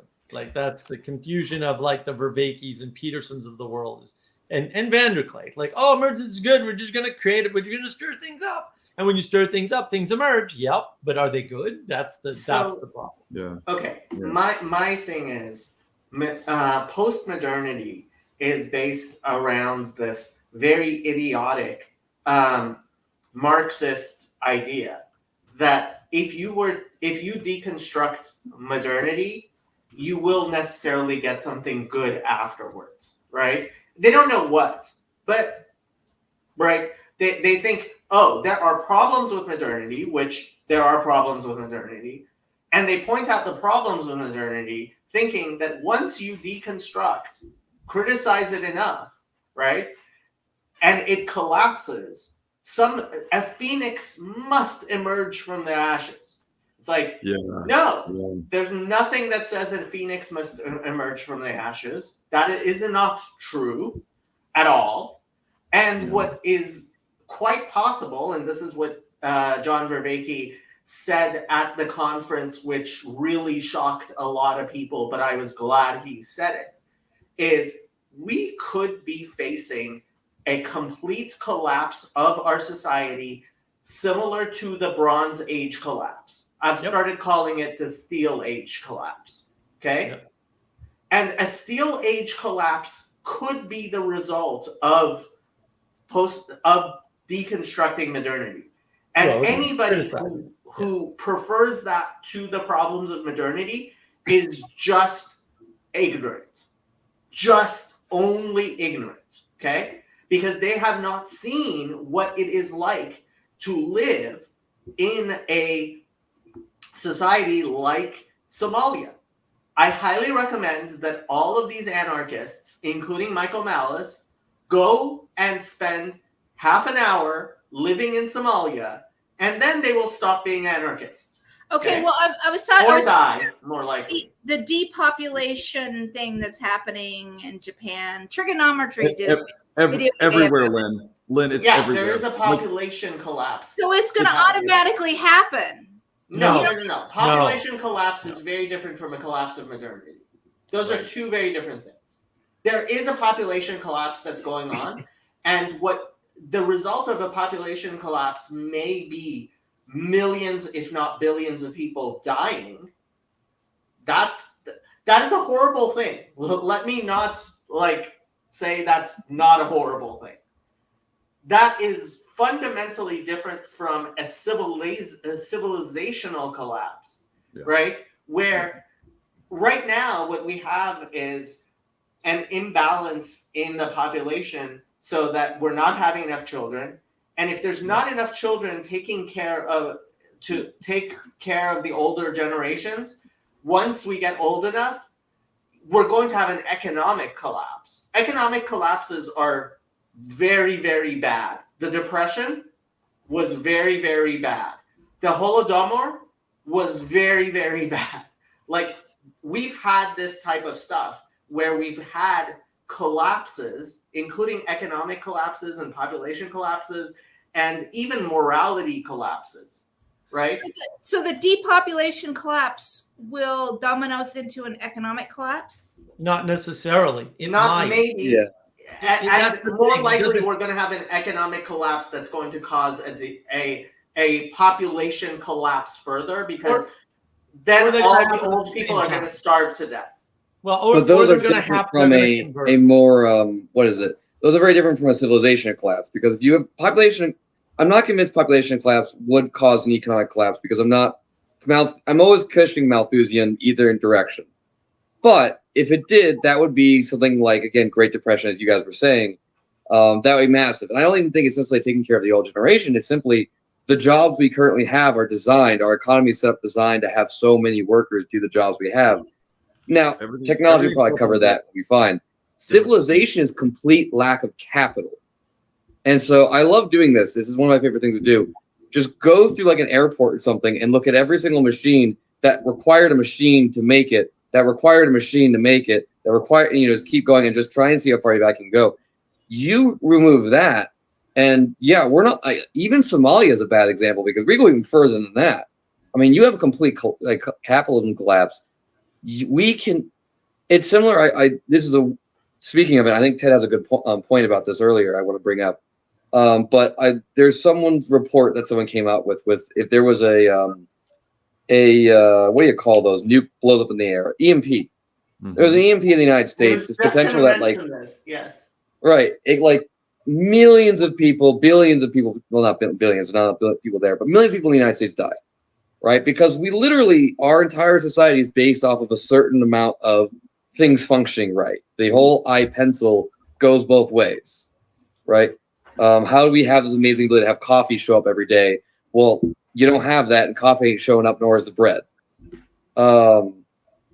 And so the way I always come back to that, though, not to kill the conversation, but the way I always come back to that is, entirely possible. So, Putin could fire an EMP, and literally you will not live. There's nothing you can do. The whole prepping thing, that's nonsense. You can do the best you can. Maybe you'll be the one who lives, but you're not. You're going to die. Yes. Our lives are like that at any time, any point, any way.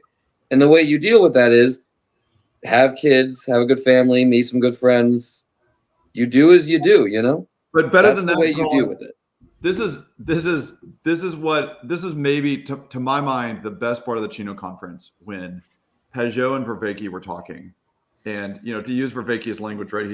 He's saying that it's the meta position. Like, what's the position you can get in where you have the best possibility of being in the best position when something happens. But really, what his main point was, you can't see over the horizon. He's talking about the difference between help me out here. It's risk and yes, I love this. It's different between risk and uncertainty. It's uncertainty. Risk and uncertainty. Yeah. Yes, you can. Israel Kirzner. If you want to read up on that, he's a great guy. You can't calculate uncertainty. And so how do you deal with the fact that beyond the horizon is uncertain? It's not risky, it's uncertain. The things you can see might be risky. The things you can't see, that's uncertain. And so it's like Pageau's response is basically like, give yourself up to God, because then even if you're being skinned alive or dragged through the streets, it's still okay.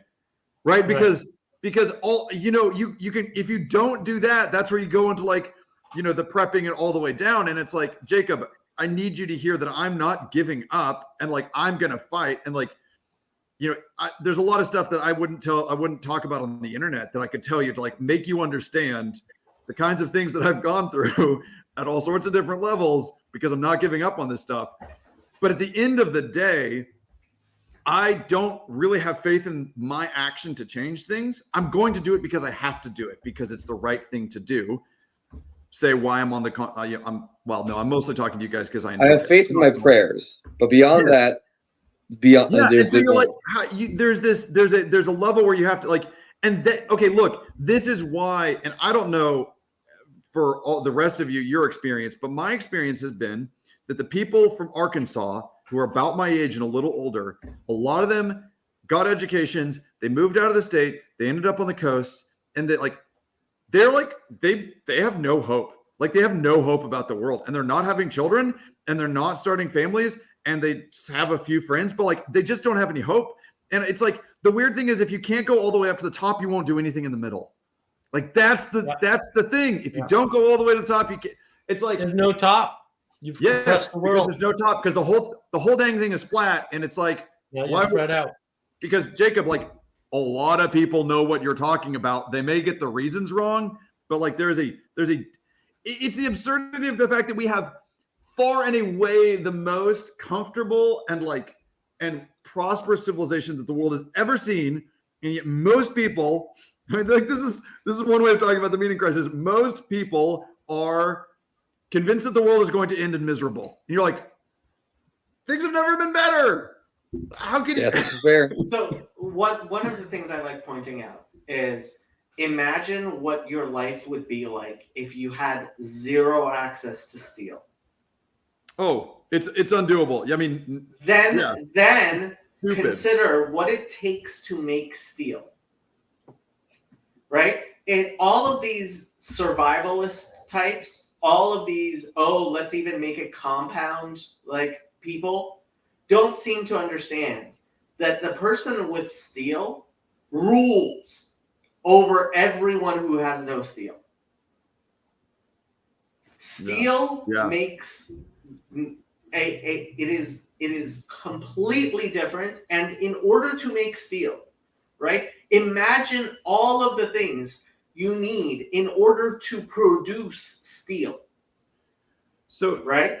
So Jacob, I'm just going to interrupt you to make your point stronger. There's an account when the Spanish conquistadors showed up in Peru, where I think it was 13 men with steel armor and swords on horseback faced off against a Incan army, which they had no malleable metals except gold. The 13 Spaniards defeated an army of 10,000 men. Okay. Look, you have a tank. In that, you have a tank, and you have all the people in the world with no steel. Yeah. It's Killdozer. If you can do application of force, but actually we know that doesn't work. So in theory, Jacob, look, man, I'm tracking with you on all of that. Arkansas is one of the hearts of prepper culture in the U.S. Like, Big time. I live around these people, man. Like, I get it. And I get that all of their survival equipment runs on gasoline. I'm like, you can't grow gasoline, dude. It's like, That's what kills me. Like, they always, every last one of them, oh, what would you do if you didn't have your knife? Like, Yeah. these, oh, I can survive for the rest of my life in the forest. And it's like, yeah, with a knife, maybe. With a knife. Yeah. yeah. Well, I mean, but you can't, because look, you don't have enormous herds of bison on the plains anymore. Like, we've dramatically changed the ecology. Like, I don't know what they're planning on eating. Well, Like, okay, really? so part of the reason I did flash up the EMP Commission report, which is very sobering, and Oh, yeah. I highly recommend anybody who thinks of themselves as a prepper to go ahead and read it. Good for memento mori. The fact is, once you actually survive 3 months, there's going to be an abundance of food. Yeah. Because guess what? A lot of people are going to be dead. Mhm. Yeah. Yeah. Well, but again, like, you know, we've spent a long time in this. I mean, we have it, first of all, culturally, like, let's all recognize that we're completely obsessed with this idea, right? Like, how Which many idea? Mhm. Zombie such. that something terrible is going to happen and we're going to survive. We're going to Yeah. be the ones that survive. Like, Well, that's like one of the main stories in our culture. Like, I Am Legend. What's the movie about the people being infected by mushrooms, or the TV show Last of this Us? may be one of the archetypical stories. I mean, Yes. it's the story of Noah. It's the story of Yes. like Yeah. True. this is an archetypical story of all beings. Yes. Yeah, absolutely. I mean, but the thing is like, Matt, the math is not on your side on the physical plane, right? I mean, Colin said memento mori. I mean, like, if you look again, it's like, if you don't have God, it's like, great, you scrabbled out another 6 months. Like, I understand if there's no God, you should put all of your eggs in the basket of getting another 6 months. But like, it's just like, it's really weird. It's like, I think you start to see where people have put made their metaphysical bets. That's the way that I would say it.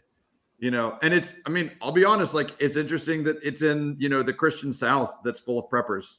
It's like, that's, Well, I think that's because there is a hope, and it's not just the Christian South that it's full of preppers. I actually have a lot of hope. yeah.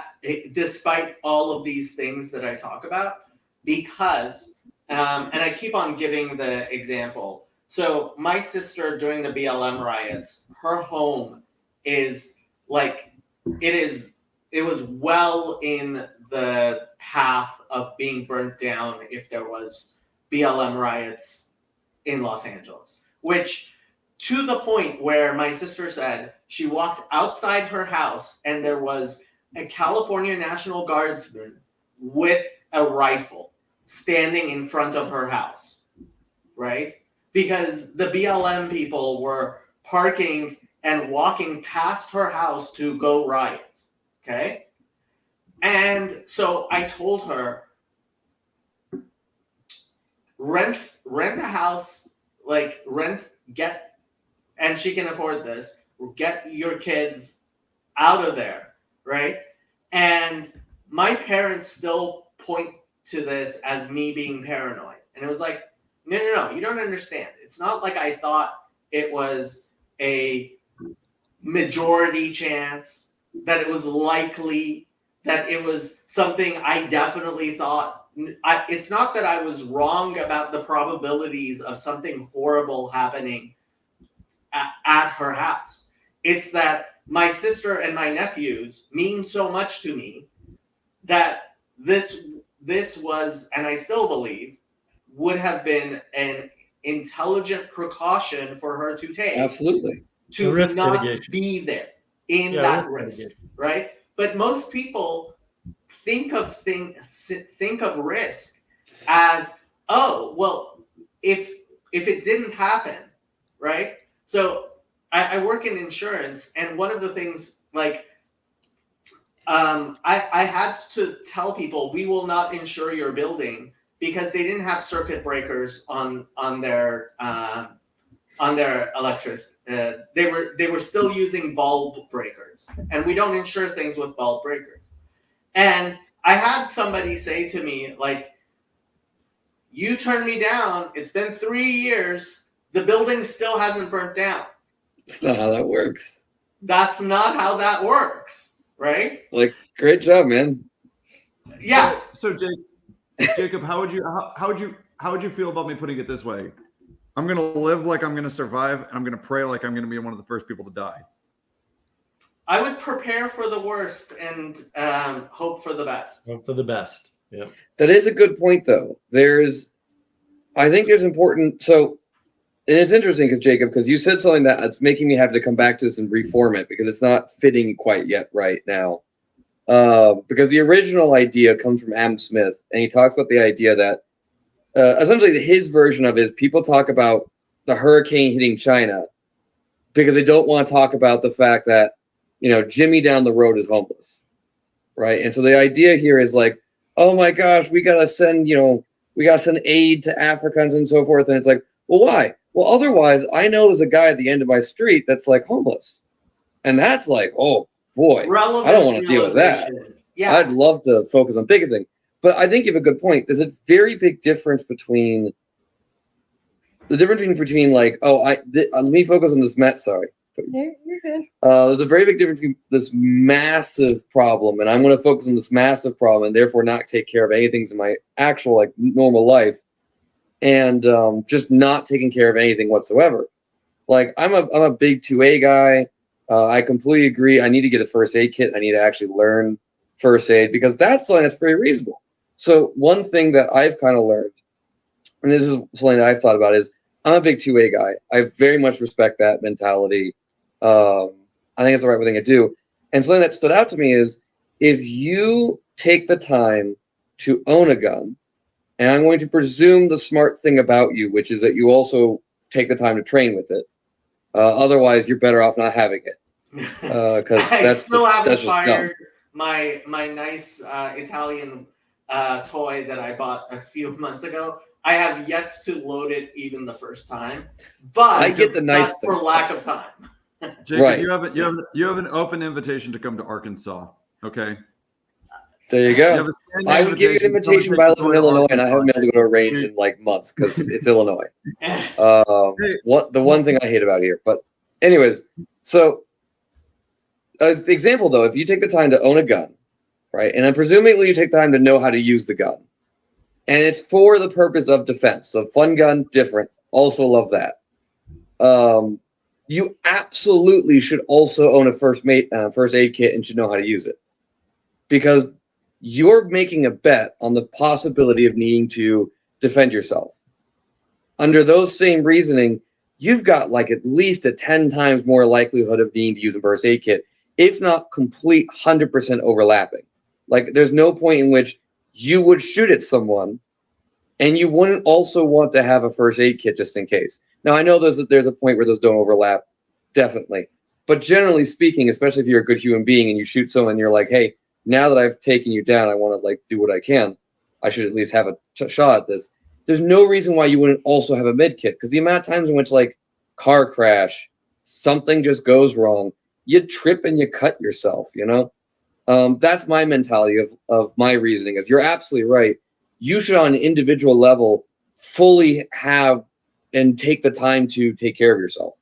That is without question. So if you're living in BLM territory and things are going down, you're not dealing with societal at that point. You're dealing with your household, and you should absolutely know how to take care of your household. I'm a hypocrite, but I know what's right. Still got I have to go to bed.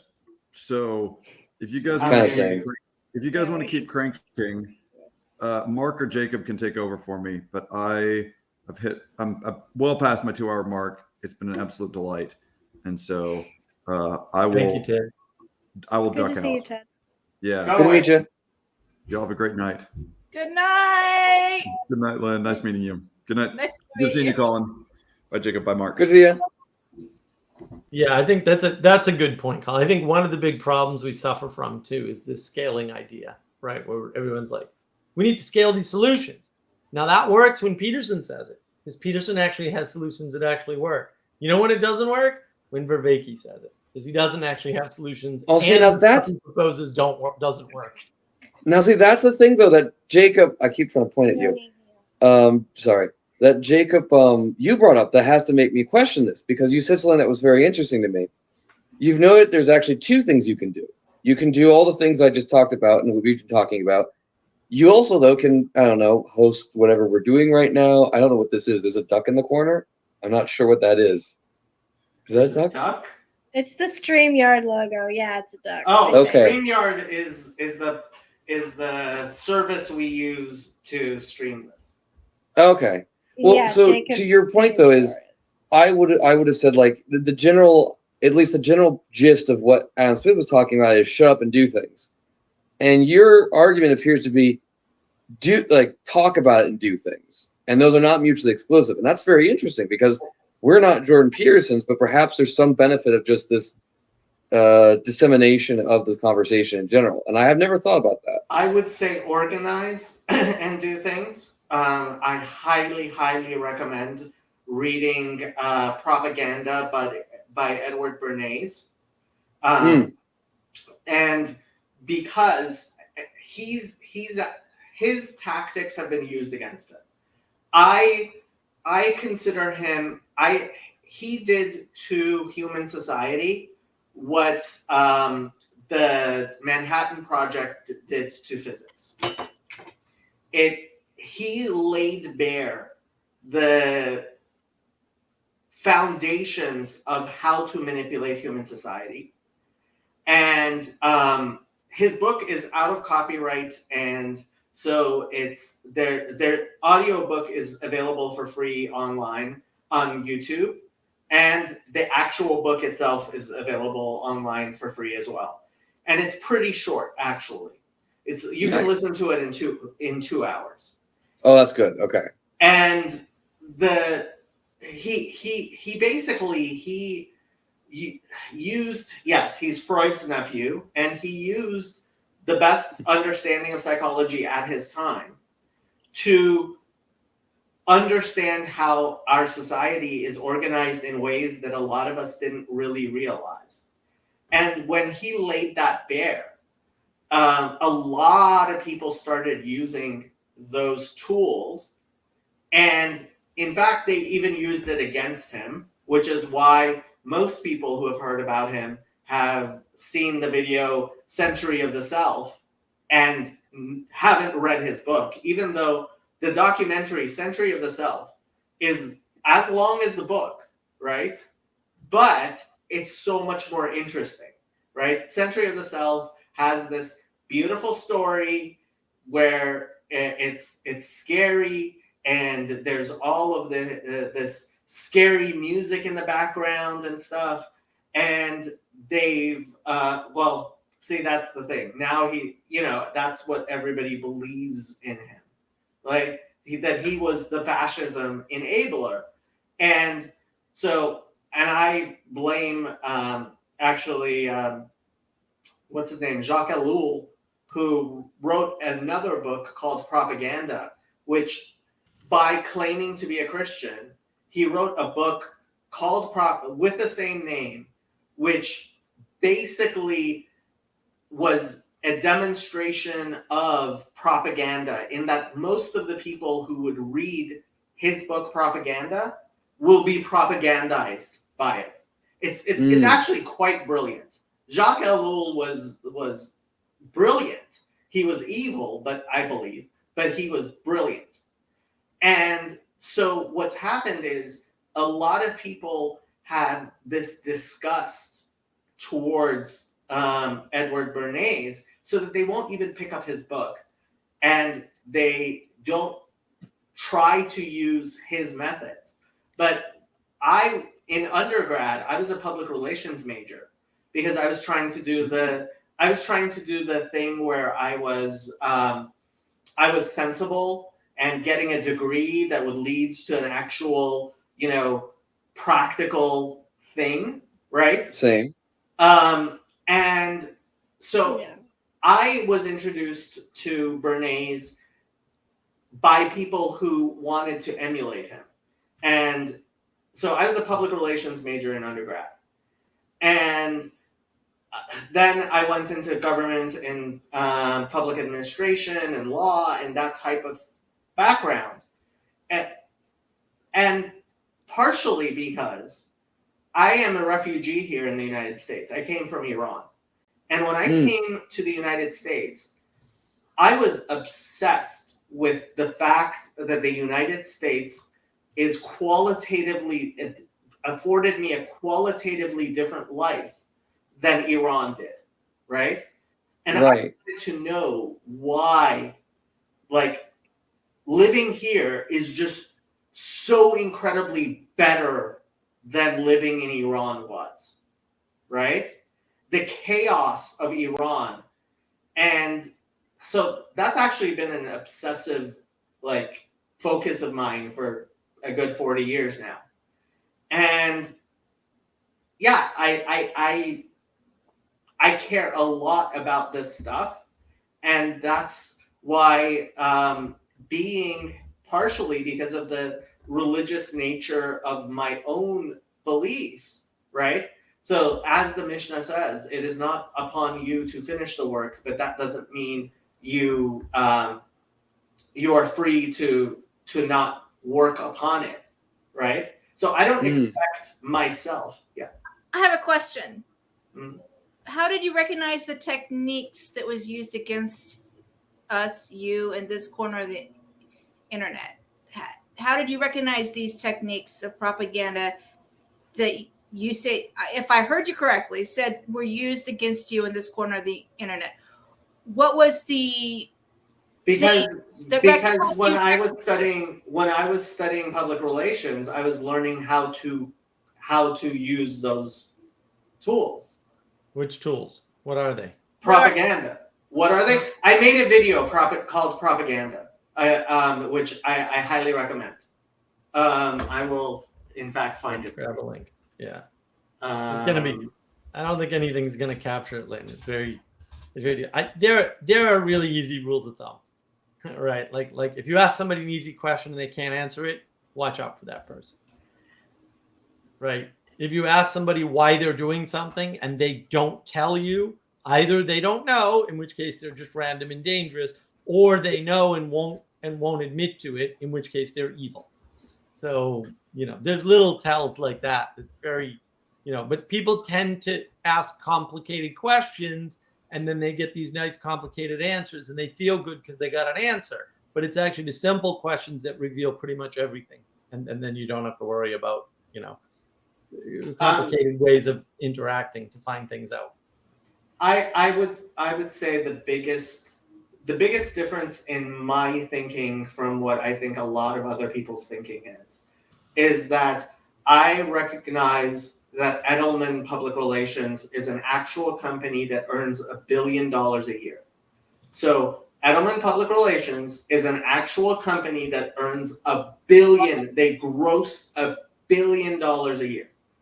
And so you have to realize that there are people sitting behind desks thinking about how do we engineer the discussions so that people, like what Ted referred to as, what did he call it? The hysterical mainstream media, right?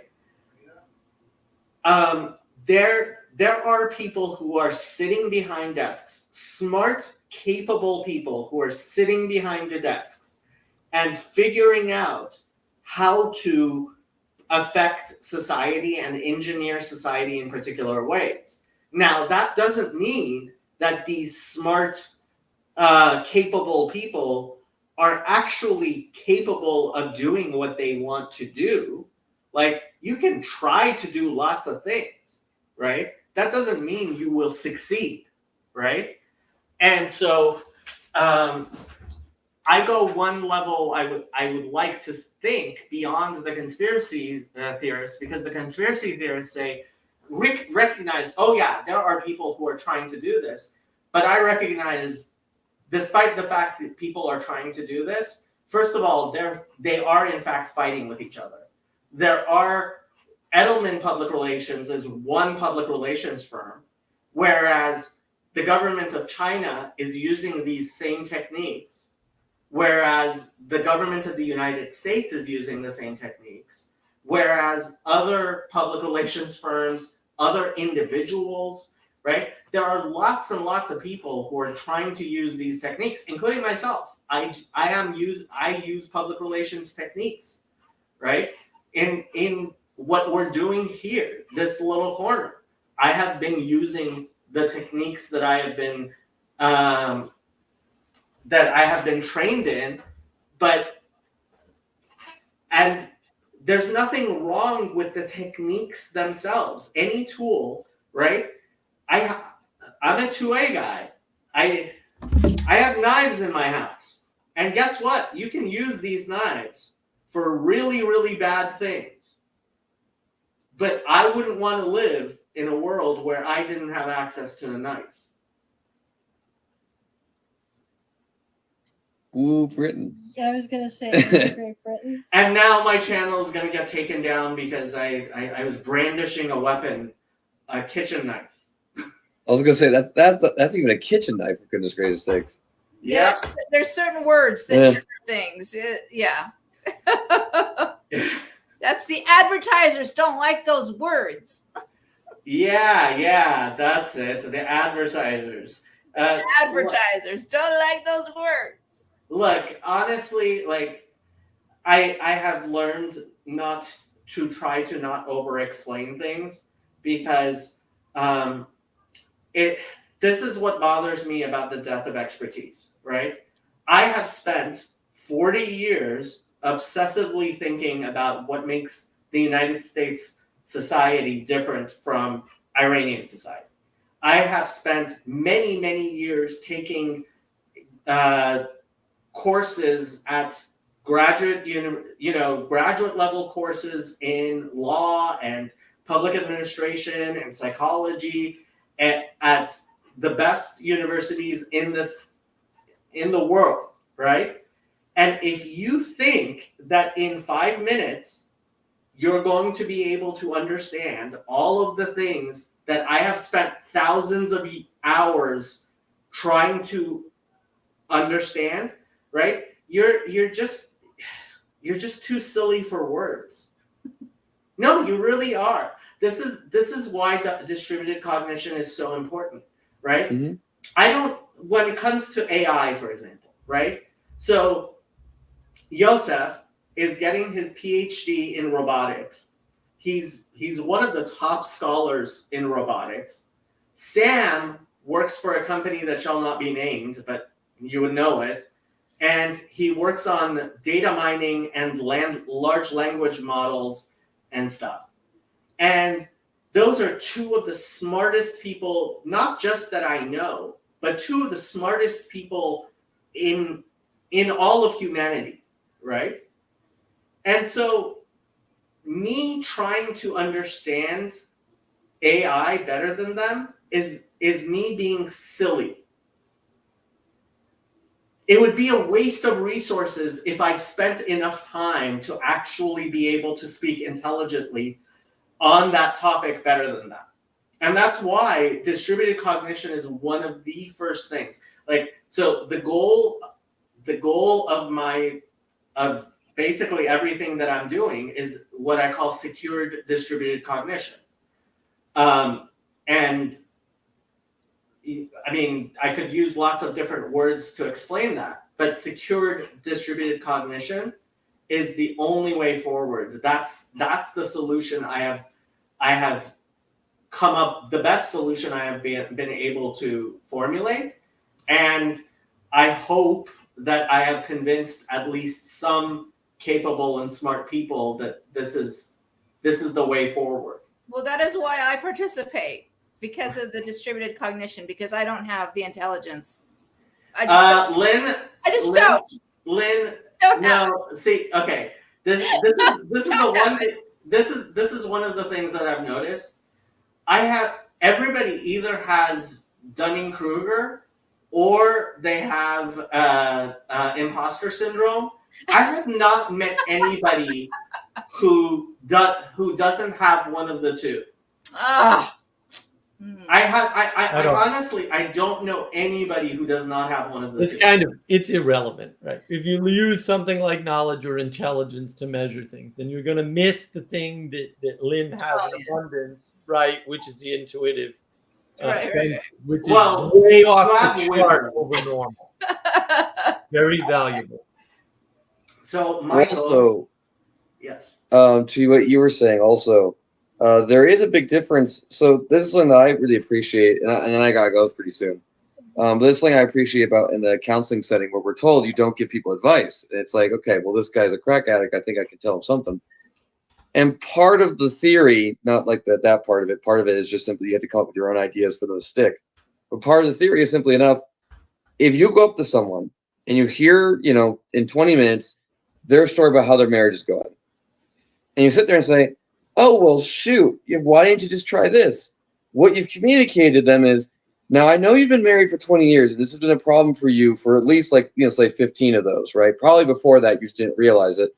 And you've been putting all your effort, and this is something that's incredibly important because it's the most important thing in your life. But if you had just given it about 5 minutes of thought, you would have figured this out. So I don't know what your problem is. It's not necessarily intelligence as much as it's, as you're saying, just putting it through the darn thing. Like, this can only do so much. And so that's like, that was very humbling because I think I would have said I like to give advice, and it's like, that is one of the most insulting things you can do to someone. Is be like, okay, I have to say, it does depend because sometimes from outside you can actually view things in ways that people inside cannot. True, and that we can provide. We can provide a frame shift for people where we can say, hey, what if you tried looking at it from this direction? I just had this yesterday where, oh gosh, now I forget what he told me. It was something smart, and I was needing to do it like tomorrow. I'll figure that out tonight or tomorrow morning. But there was something where it's like, why don't you just do this? It's like, I hadn't even thought about it. It might not be the right solution, but it was a completely different perspective on something. That's very true. But yeah, and to your point also, absolutely everyone's going to have imposter, or I haven't actually heard the other one, but I presume it's the opposite. Imposter. Yeah, Dunning-Kruger. Oh, there are plenty of people who have Dunning-Kruger, and I cut them down mercilessly. That Dunning-Kruger is confidently saying stupid things, thinking you're a perfect example. Now, what happens if you swing wildly between the two? Because I'm working on finding a middle ground, but I'd seem to like to swing between the two. Honestly, no. It is very doubtful you swing between the two, but it is possible that, especially right now, we live in a time when people are not adequately able to figure out the correct context for things, and that's because our society is we're having a really hard time switching levels of analysis when we should, and I'm guessing what you're thinking of you switching between the two has a lot more with you not being at the correct level of analysis at any given time. So just to explain the level of analysis, right? We can be talking right now, we're talking about like our capacity to understand things. And then we could switch to talking about just your capacity to understand your individual IQ. Or we can switch to talk about the concept of IQ in general, right? And that switching happens naturally through dialogue, and we've lost the capacity to dialogue in ways that are actually kind of scary. This part of what my project with this is, and I got it from Paul Vanderklay, is having more people talking about things. I realized, so I have videos most of my lecture videos, Jacob's Greatest Hits, they're older videos. But I noticed I can put these lecture videos out and people can even watch them. Some of them did get a lot of views, but they will never have the same impact of actually having a conversation with people and distributing the ideas to other people who will similarly distribute those ideas to other people. It's because we outsource our thinking to other people around us. It's creating a community of knowledge.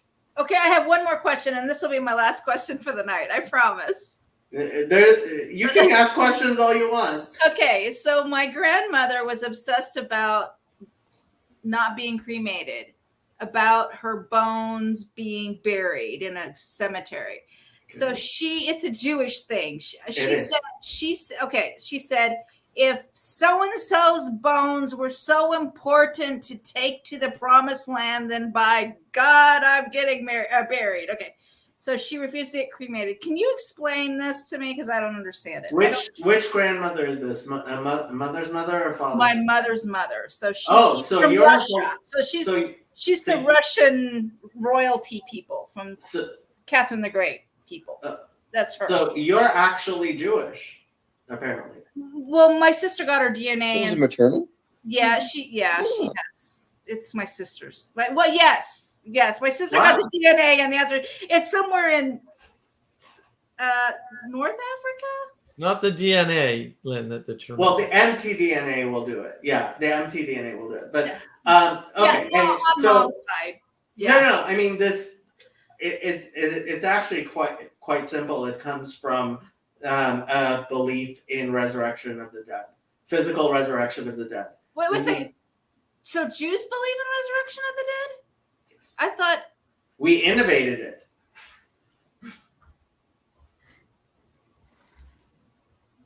Really? Yep. Yeah. Not In the the- Sanhedrin, though, right? No, not the in Sanhedrin. the Bible, You mean that's the what Sadducees. Pharisees versus Sadducees thing. Sadducees, yes.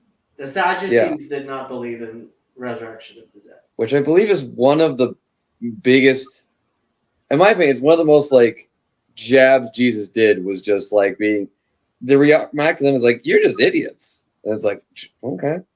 He said a lot of mean things, but that one's just like, goes to the Sadducees. It's like, what the hell are you even doing here for? It's like, okay. So she obviously believed in the resurrection of the dead, and that is why, because you can't get resurrected if you don't got your bones. Well, okay, I have to say it's not that we actually believe you can't get resurrected if you're cremated, but because we believe in the bodily resurrection of the dead, we don't get cremated. It's like a respect or a symbolism. Is that accurate? Yeah, I mean, okay, like the Jewish concept of the soul is incredibly complex, and I don't want to really get into it right now. Yeah, I got split, so yeah. Yeah, and Mark would lose his shit. He would be like, Jacob, just shut up. No, I wouldn't. He wouldn't say it, but he would be thinking it. Probably not.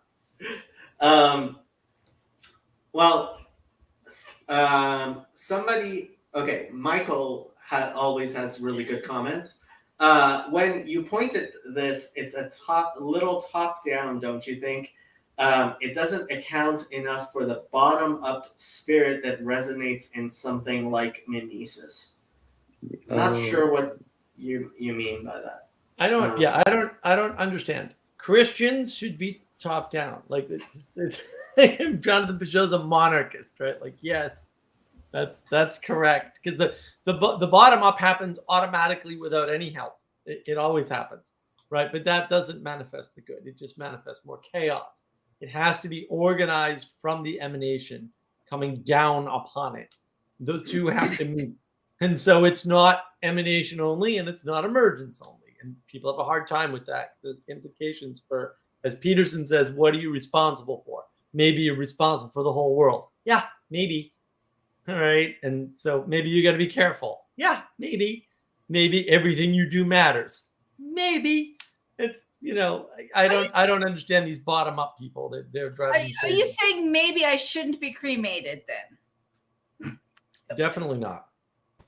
Well, I mean, so since it sounds like you may be halakhically Jewish. If you are halakhically Jewish, my opinion is you should actually practice Judaism.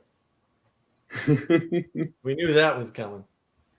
Well, that's just- another church I have to participate in and go check out the. I'm procrastinating. Synagogue. You're welcome on my Discord server. Oh goodness, I don't. Wow. Do you do Discord, Lynn? Huh? Do you do Discord? He does Discord. Yes, Yeah. I do. It's a huge Discord. You just don't like my Discord server. You haven't sent me an invite. You didn't know I'll about add it. it. Okay. I know about Okay. it. I guess I can start learning. I'm happy to learn. I mean, if I can, but there's a lot of complicated stuff in Can I Judaism. send her a link, Jacob? Do I have that ability? For I think the anyone Discord? can Yeah. send a link. Oh, all Jacob right. just has I'll to- send her the link. Yeah, that's Yeah. not a big deal. All right. Hey, start learning Judaism. Worst case scenario, you end up Eastern Orthodox, and second worst case scenario, you end up Catholic. Okay, that's pretty true. Well, Good I one, mean, Alan. Good one. honestly, I don't know how you can truly be Christian without knowing Judaism well, because Christianity just is a schismatic group that left Judaism You can- because Yeah, They but make see, it- that's the difference. The Christians believe that you can be Christian without knowing Christianity or Judaism. That's the difference between Christians and Jews. no, Yeah, you can be a good okay. Christian without even knowing the Bible, or You or can be a knowing good God. Jew. Well, I don't know if you can be a good Jew. Well, you can be a good Jew if you don't have a capacity to better understand it. But if you do have a capacity to better understand it and you choose not to, yeah, that's a sin. Yeah, I was gonna say that'll probably be the argument I leave up on, but that's a good question as to whether or not there's a difference between being a good person, being a good Christian, and your responsibilities.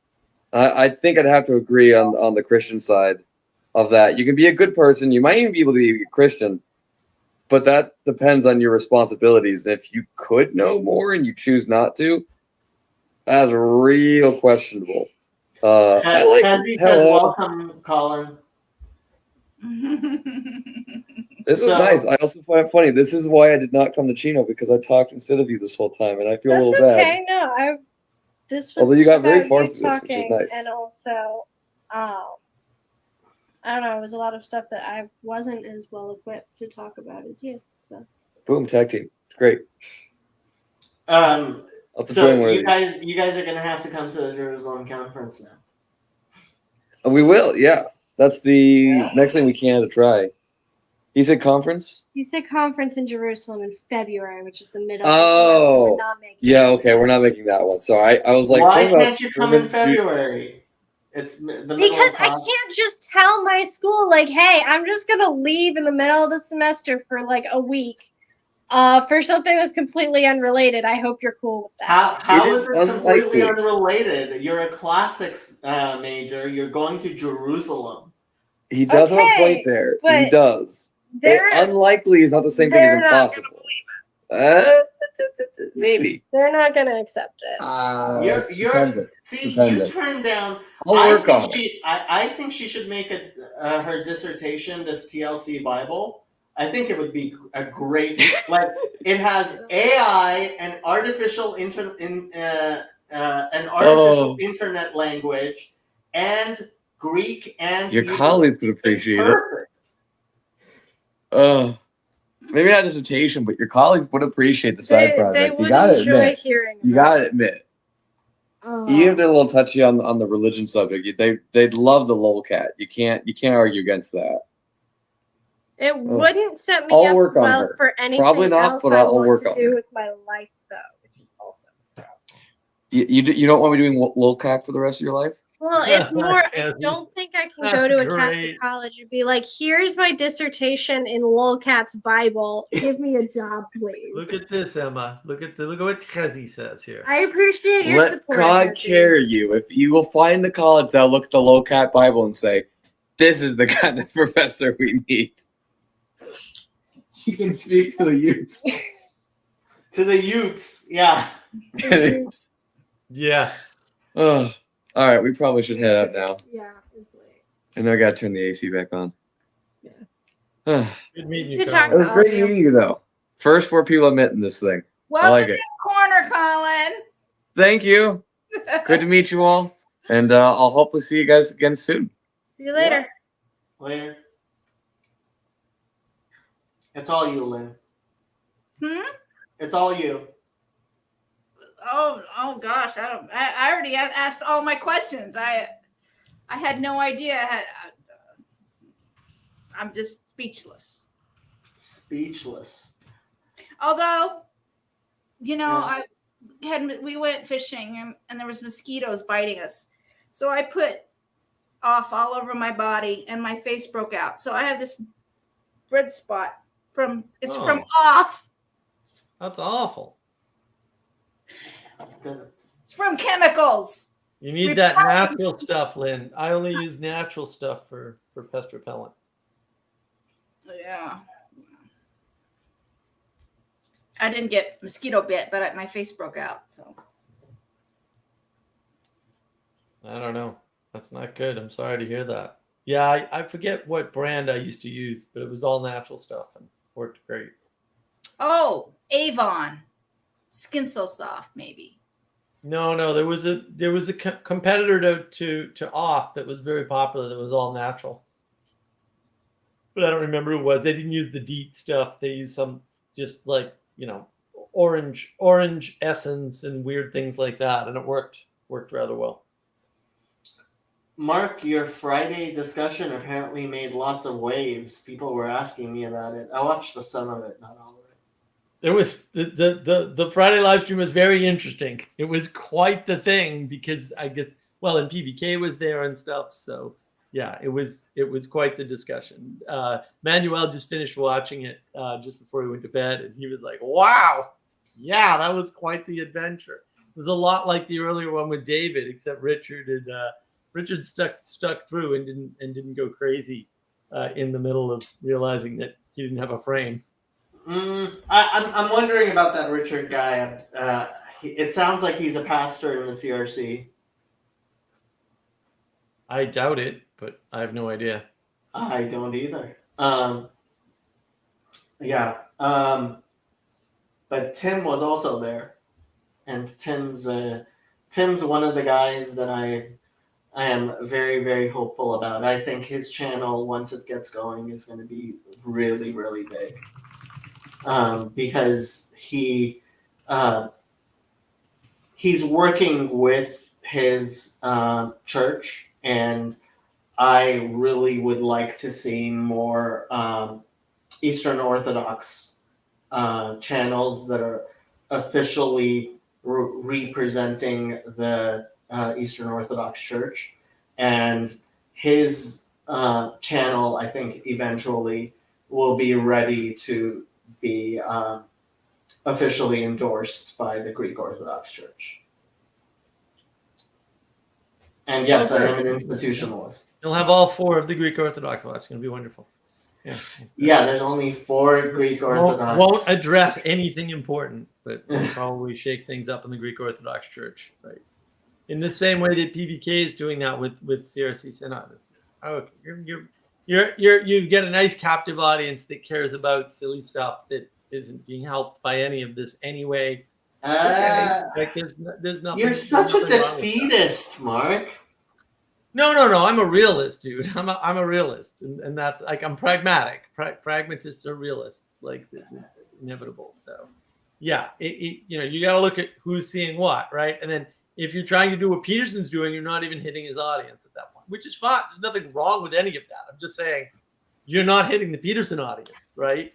And yeah, there's nothing wrong with that. But that's not my audience. Like I don't care about those people at all. Like I don't care about what's going on in the CRC. I don't care about the Orthodox folks. Beyond they're very nice, and I love all of them. Right? I don't really pay attention to what's going on in the Catholic Church. None of these things are an audience that needs any help from the outside. Like if there's a problem in the Catholic Church or the Orthodox Church or whatever church, they need to fix that themselves. Like that's right. No amount of my involvement is gonna change any of that or make a difference. And I'm fine with that because it's just not something that I even care to try and fix. It's an institution that's above and beyond, and I care more about individuals like Richard who are really lost and can't answer simple questions like, if you believe what you say you believe, why are you here talking? Which is a really easy question, right? And having it asked 3 different ways and not being able to answer any of the times and not even having a response sort of indicates a big problem. So, that I care more about. I was thinking about the CRC church, the affirming side. It's like they're leaving a type of Christianity for a different type of religion, and they don't realize what that religion is. And, right. Well said. And that's, that's a problem. I mean, so Lynn, here's something funny. So Manuel asked me the other day because he's watching the CRC Synod stuff. I'm like, why? You're not CRC. He's in the Netherlands though, so that's where they're from.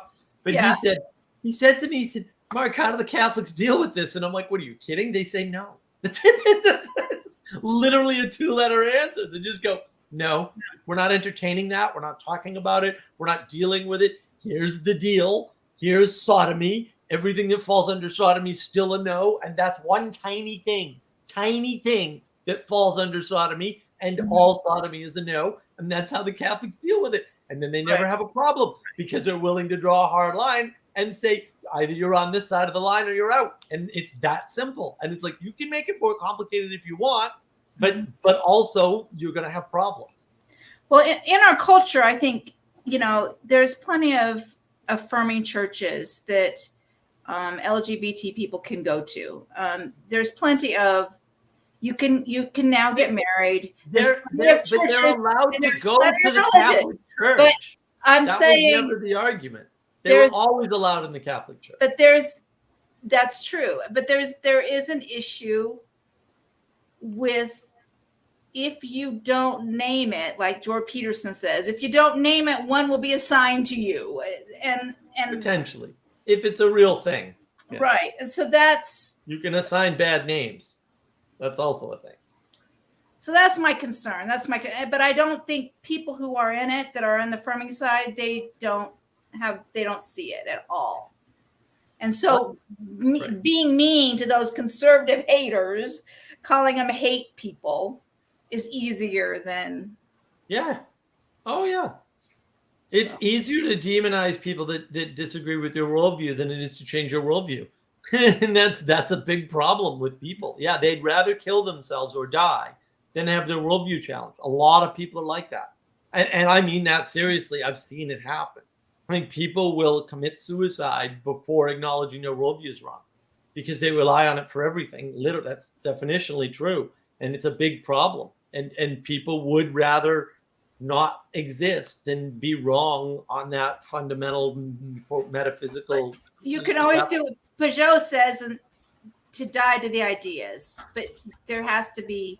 That was the earlier conversation about idiosyncrasy. Yeah, you've got to sacrifice your idiosyncrasies to be part of a group. Yup, you do. Not entirely, maybe, but like there is a sacrifice there. Like you can't be sort of the goofy person you want to be, right? You can't be who you want to be and only who you want to be and be around others. It won't work, right? And that's one of those things you have to sacrifice. Like maybe you can't get rid of your same-sex attraction ever, but you have to sacrifice acting it out in order to be part of the church and part of the kingdom of God. Like, I don't know, but it's possible that that's the case, that in spite of the struggle, you have to do it. Like that sounds very Christian to me. I have empathy, so I don't. That's quite the suffering. You can have both. That's quite the suffering. I don't know. I'm just being able to see it and have compassion for both sides. That's all I'm looking at right now. That's all.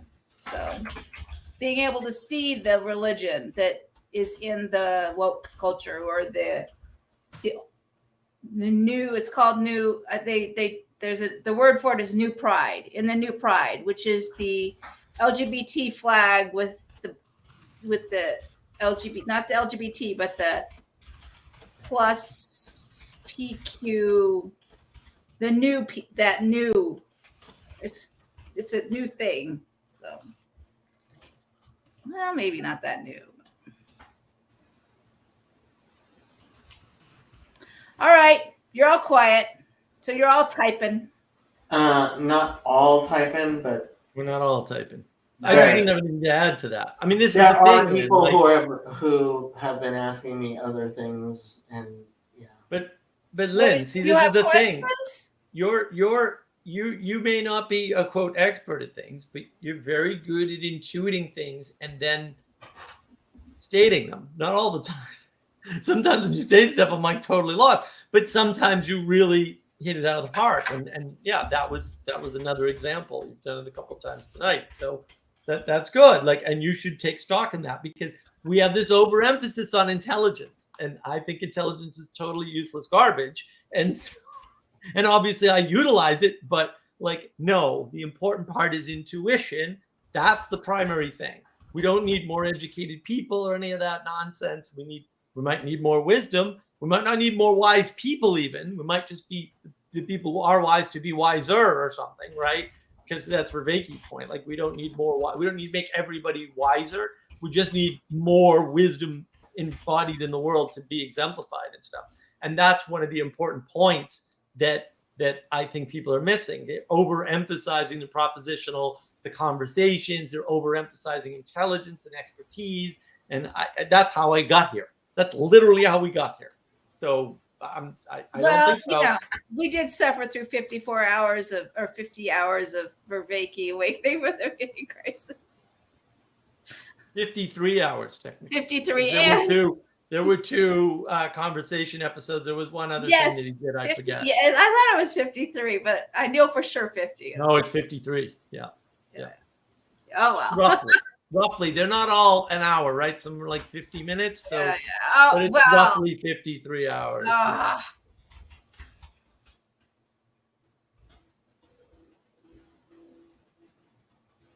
All right. Well, I'm going to go. I'm sweating to death in here. The AC is not getting in here. So, oh, no. Good night, Lynn. It's always great to see you. Night. Bye. Okay, now I got to figure this out. It's the red button on the bottom right. Leave studio button. Yeah. Yeah, on that note, Jacob, it's late here. I got to get some sleep because I got to work in the morning. So I will talk to you later. Leave me all alone, all by myself. Yes, I will. That's when you're at your best, ranting on your own anyway. Have a great night. Good to Talk see to you you. later. Okay, I think I'm going to turn this into a Jacob stream. Ta-da! Now it's a Jacob stream.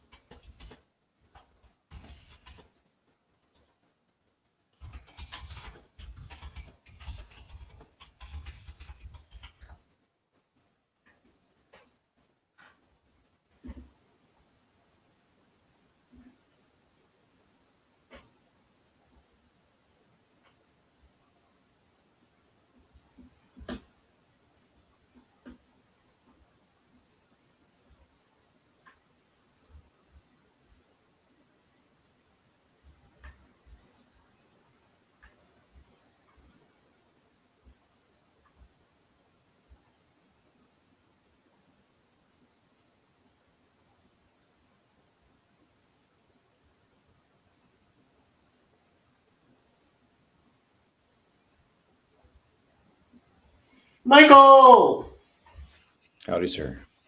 how you doing? Not too bad. How are you? Rabbi Mullet, this has actually been going for 3 hours on Randos United. So I haven't decided what I'm doing about the conference. Shelly, Nate live about an hour away from the conference. Oh, And, really? The NBA? Yeah, and Zach also lives in Pennsylvania, and somebody else who shall not be named, I believe, lives in Pennsylvania. Okay. But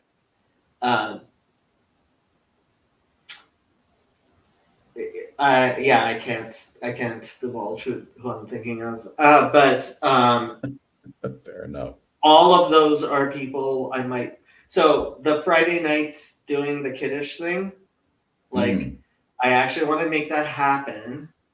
So I'm wondering how to make that happen. Well, no stress.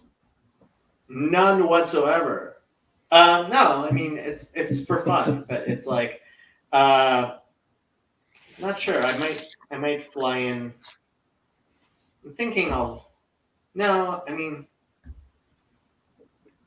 the conference is it Friday as well? It is Friday as well. Oh, That's I the have to look at that calendar. Yeah. Keep going. Oh, it's so far out, but it's gonna come up so fast. Yeah, it's not that far out. I mean, we're at the end of June. October 26th through the 29th. So it's 4 months away. Yeah. Yeah, it starts on Thursdays. So like End of October.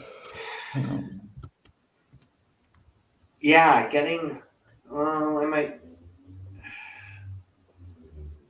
I guess I'll have to do like cold kosher food. I just don't feel right doing it with non-kosher food, but yeah, you guys aren't Jewish. It doesn't have to be kosher. What do you think, Fuzzy? Does Friday night kiddish have to be kosher or can it be not kosher?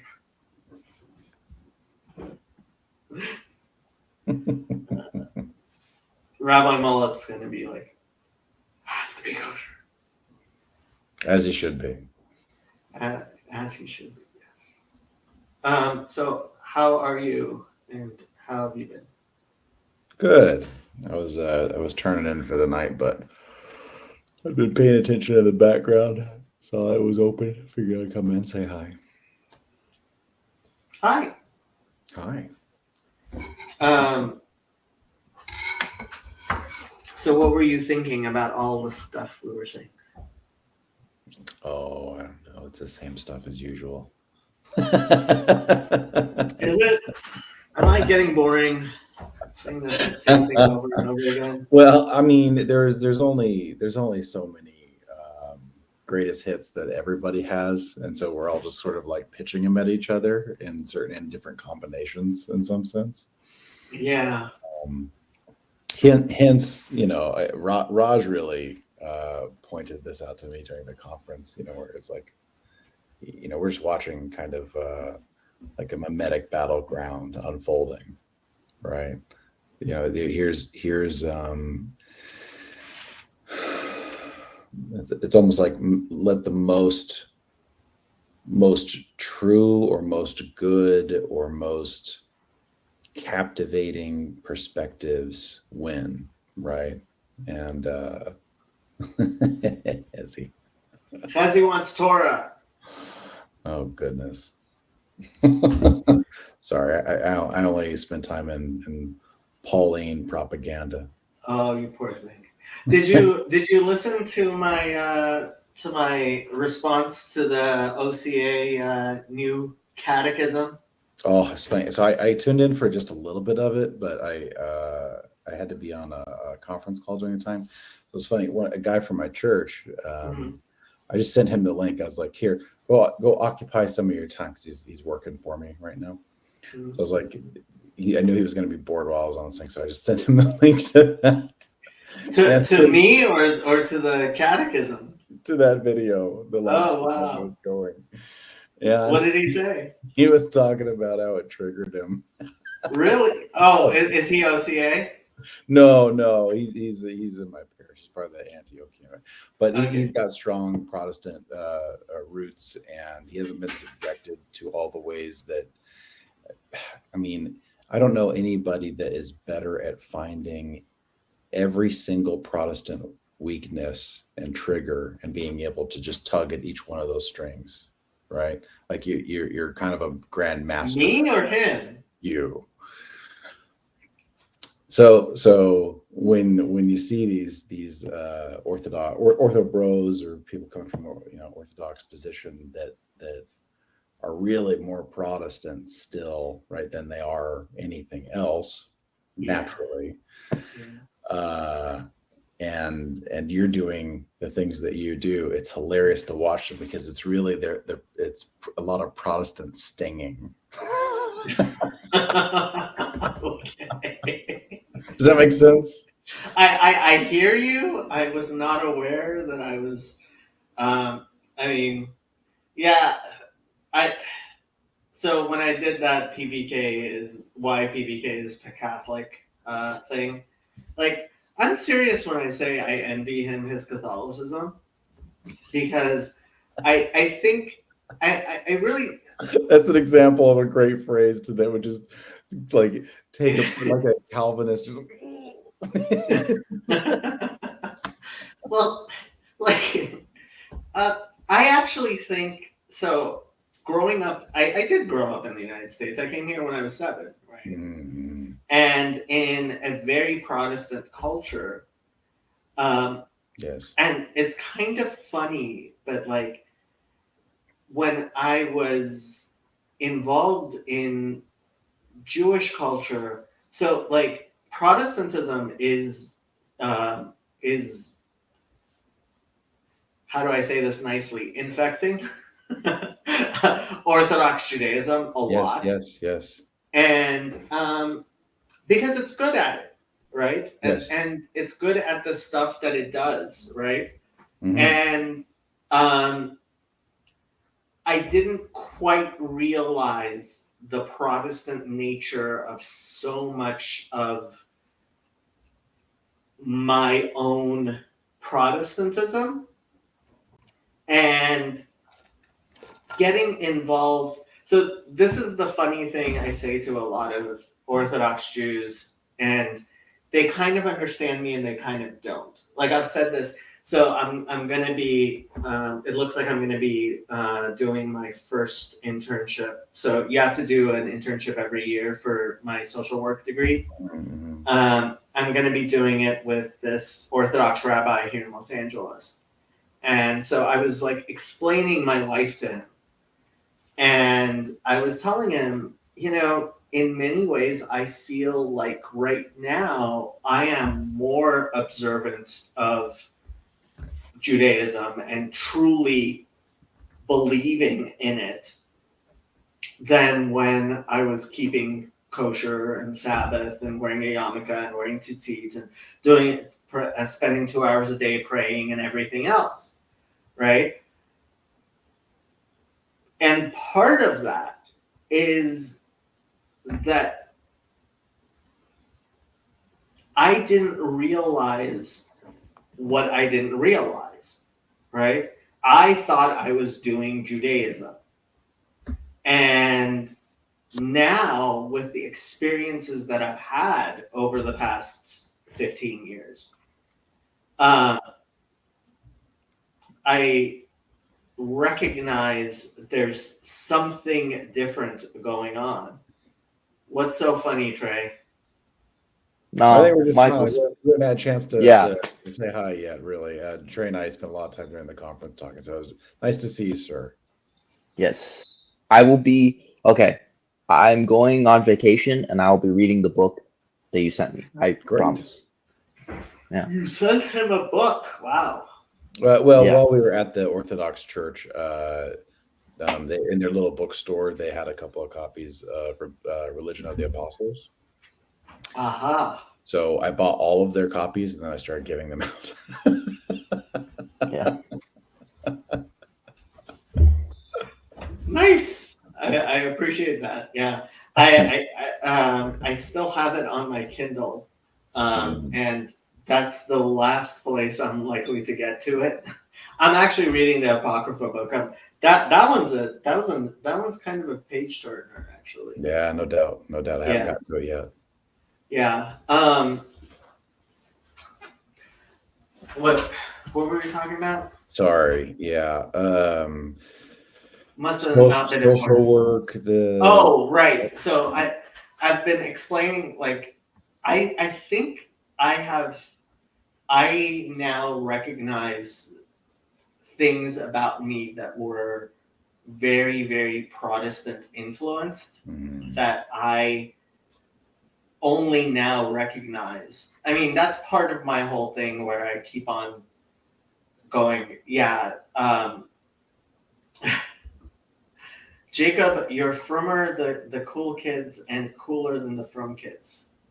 From is Yiddish for literally fearful of God.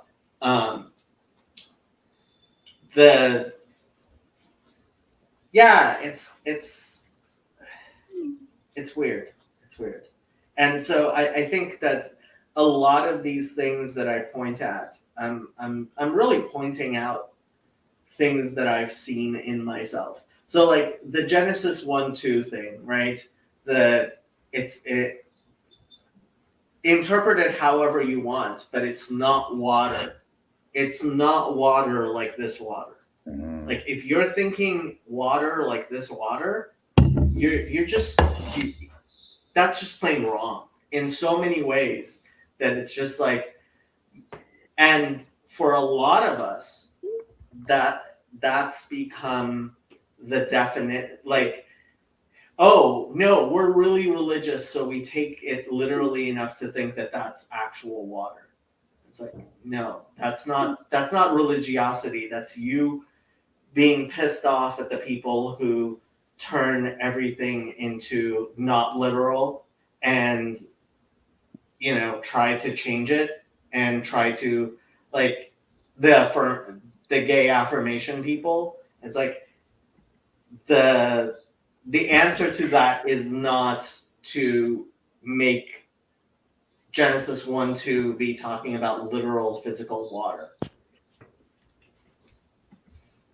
So Trey, you want to talk about your experiences this weekend?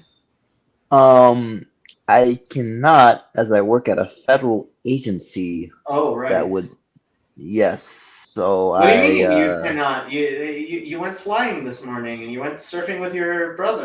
You know what? Exactly. Correct. Those sound like just fine stuff. Yeah, exactly. So,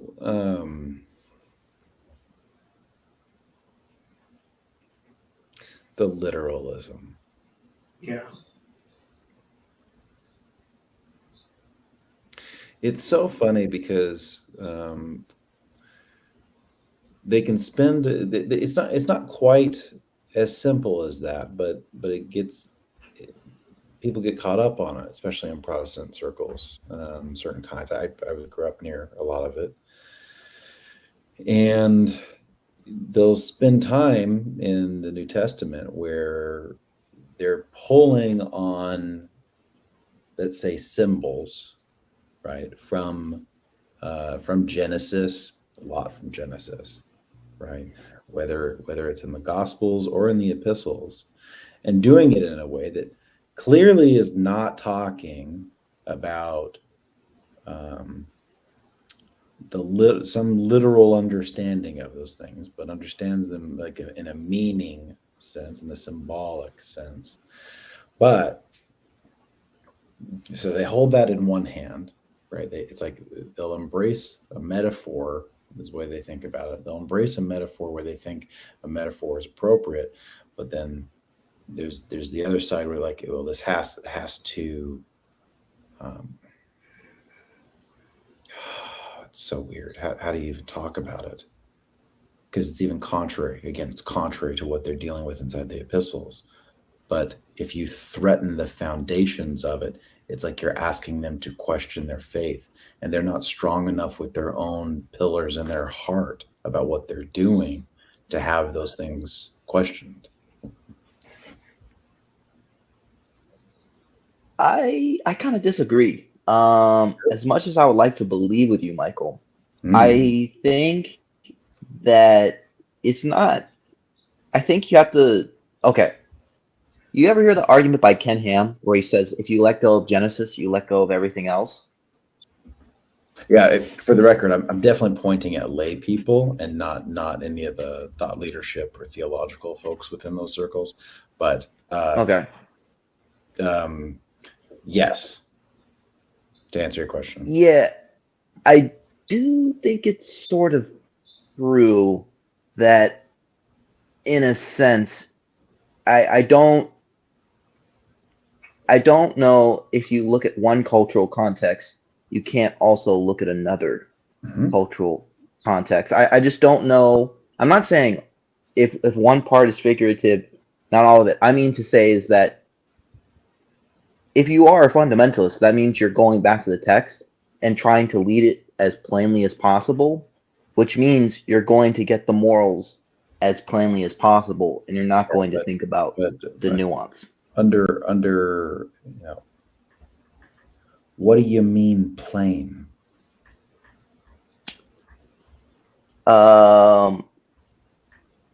Stone the Right. adulterers.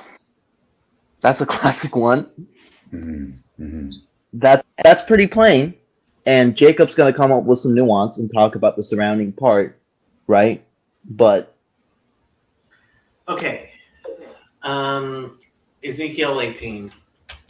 This is one of the Jacob's greatest hits. We haven't spent enough time on it recently, apparently. There's a difference between a plain understanding and taking something out of context. Like that is different, right? When you extract a small piece and use it as a justification for the way that you want to behave, rather than, let's say, plainly reading the context, right? Then here's a genuine question. Okay, you go, Jacob. Ezekiel 18, I'll just read verse 32. For I have no pleasure in the death of him that dieth, says the Lord God. Wherefore turn yourselves and live ye. Like God, and this isn't just one place, in many, many places says he doesn't want people to die. And if you're reading the commandments, including like the death penalty commandments, without that context, you're reading it in ways that no Jewish court, religious court, has ever done so in the history of humanity. We have no records of Jewish rabbinic courts putting large numbers of people to death ever.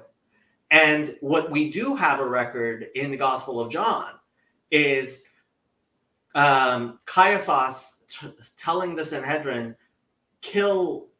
you go kill Jesus yourself, and them responding, it is not lawful for us to kill any man, right? Which is in perfect line with what we know of Jewish beliefs regarding the Sanhedrin and rabbinic courts.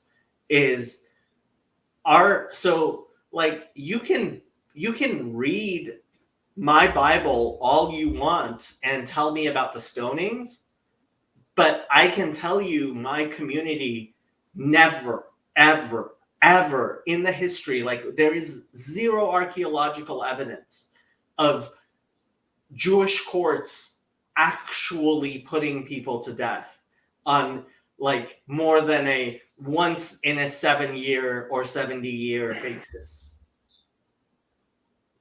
I mean,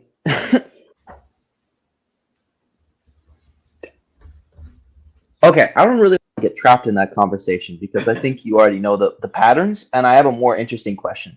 Do you think the breaking of chapter and verses for the Bible has been more of a helpful thing or less helpful? I would ultimately say it's actually done more harm than good. Yeah. Yeah, that's something I just realized, that probably breaking it up and allowing for more easy use has allowed for more disuse Yeah. than anything. So in still to this day, it's like very rare to cite chapter and verse in Jewish, like we use like little bits of it, right? So for example, if I say Otsem Yodi, right?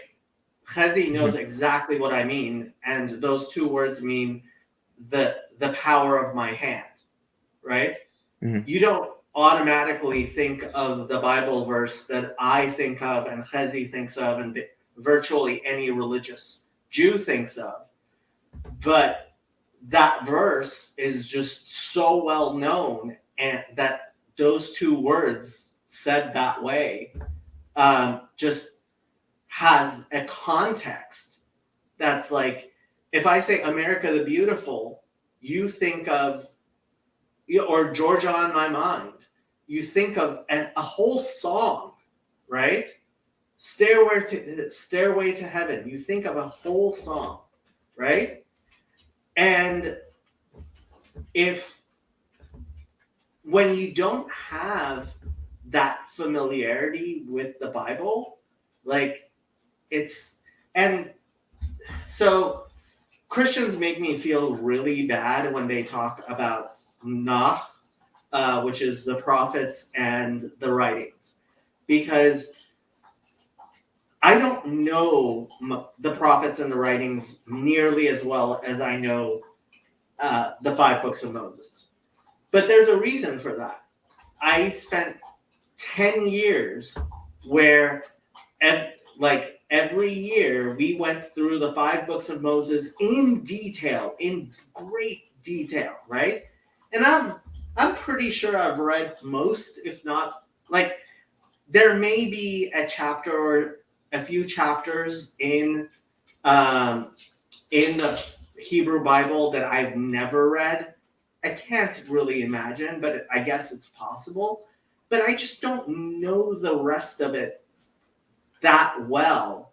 Like, I know the Torah, because like the Torah readings and like the Torah explanations and every single Donnie's making fun of us now.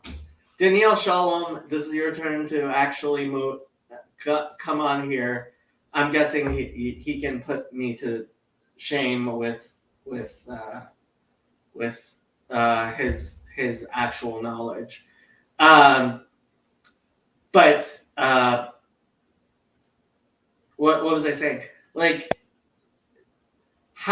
limiting, like, really the Jewish Bible is the 5 books of Moses. It really is, right?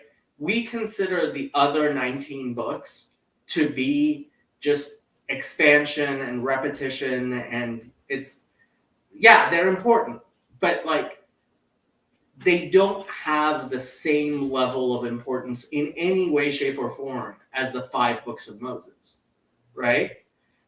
And like the Sadducees and the Samaritans, there's a reason why the Samaritan Bible is only the 5 books of Moses. That is the entirety of their Bible, right? And yeah, I mean, we know it.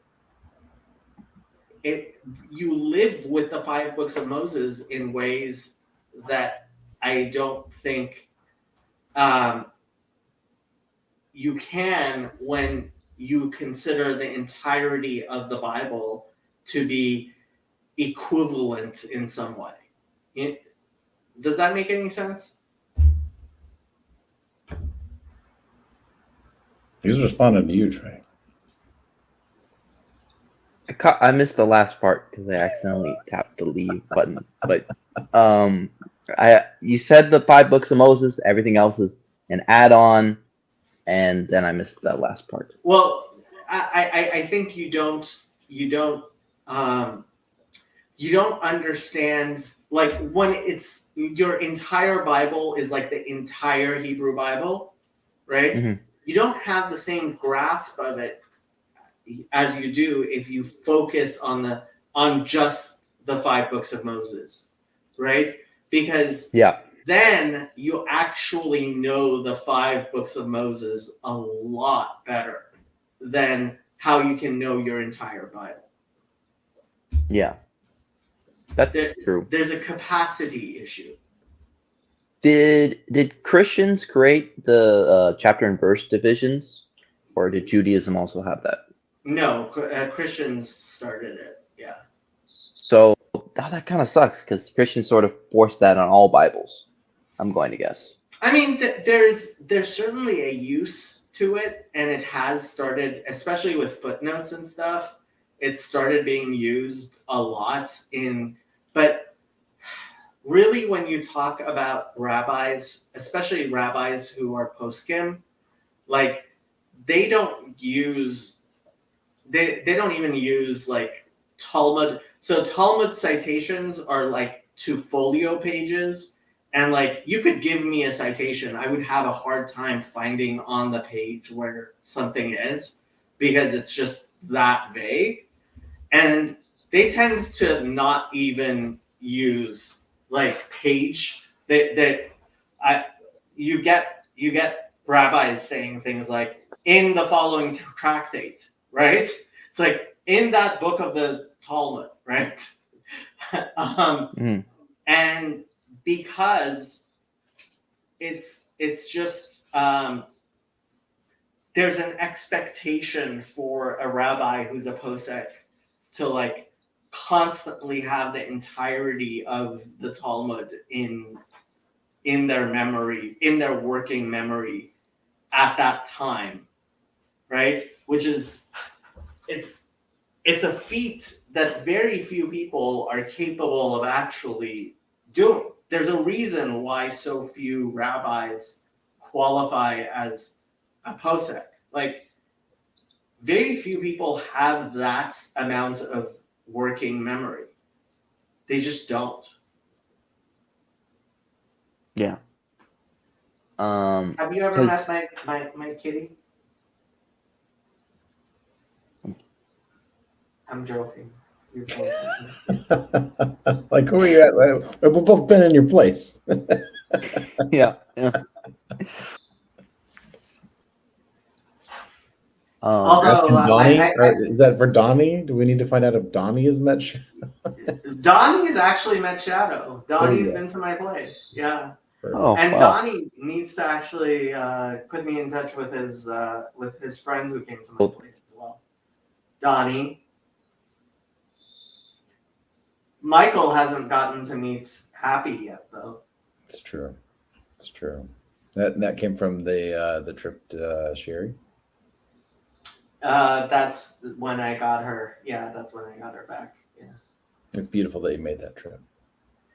It was a beautiful trip. It was a very nice trip. I've only gotten to speak to Sherry a little bit. She just seems lovely. Just absolutely lovely. She is. She is lovely. She is. I like her. Obviously. And she has, I love her dogs. They're absolutely tiny, 120-pound dogs.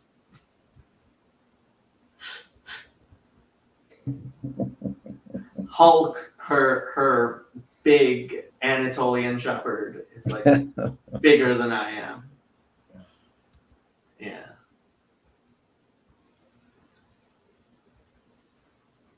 Well, I think I'm going to hop off, but I wanted to tell you, because I haven't been able to jump on recently or anything, but again, really great seeing you when we came out for Chino. I've missed you guys. I haven't been on as much, and I'm really looking forward to October. Very much. October is going to be fun. It will. It will. You Trey, won't get it's also good to sleep, see your but face. it'll be nice. Very good to see your face. We should catch up soon. Yes, definitely. All right, gents, have a good night. See ya. Chezi says the Talmud says you can use a black cat to see demons. Is that what you had in mind, Jacob? I was not aware of this. Hold on, isn't that in Brachot? And don't you have to kill the cat?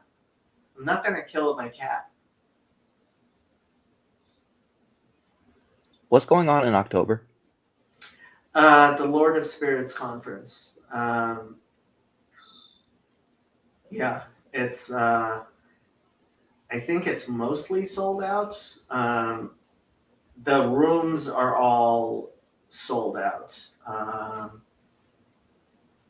It is Okay. Yeah, no, it's actually completely sold out. So, yeah. Okay. Yep. I just checked. It is Gotcha. completely sold out. I do want to get your thoughts. I think about it more. I think if this is kind of controversial, but I think it's true.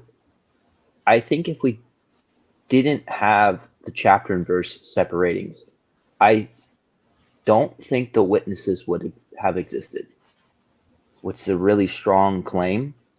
But if you Without look at when the King James version of the Bible the way it is, yeah, the witnesses wouldn't exist, the Mormons wouldn't exist, and the Seventh-day Adventists wouldn't exist. yeah, I think that you're not being too nuanced in that view.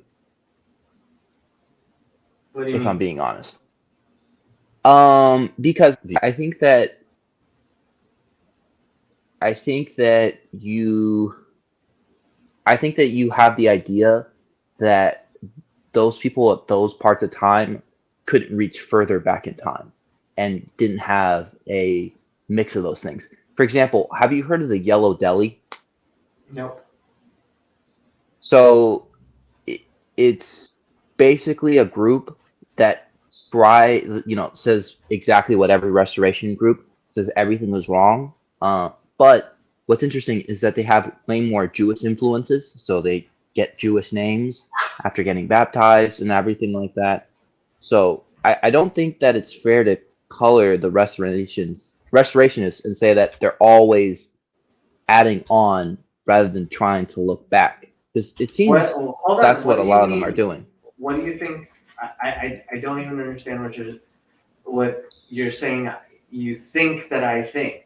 Like, Well, okay. all I said was without the King James version of the Bible, you wouldn't have the JWs or the Mormons or the Seventh-day Adventists. Right, but you okay. From what I understand, and I could be wrong, is that you usually say Catholicism, then Protestantism, and then Restorationists, and that they're sort of all building on top of each other. Oh, okay. So what I have said is Protestantism was a reaction to Roman Catholicism, and what you're calling the Restorationists were a reaction to the Protestant Reformation. Yeah. And right. I think they were. Now, I think the point you're trying to make is they're trying to reach back to an earlier time. But yeah, but they didn't have access to the information of that earlier time. All they had access to, and that's what I mean by the King James Version. Like the people who were involved in making the JWs and the other restorationist groups, they didn't actually know Hebrew back then. Like now these groups study Hebrew, but 100 years ago, none of these groups actually studied Hebrew.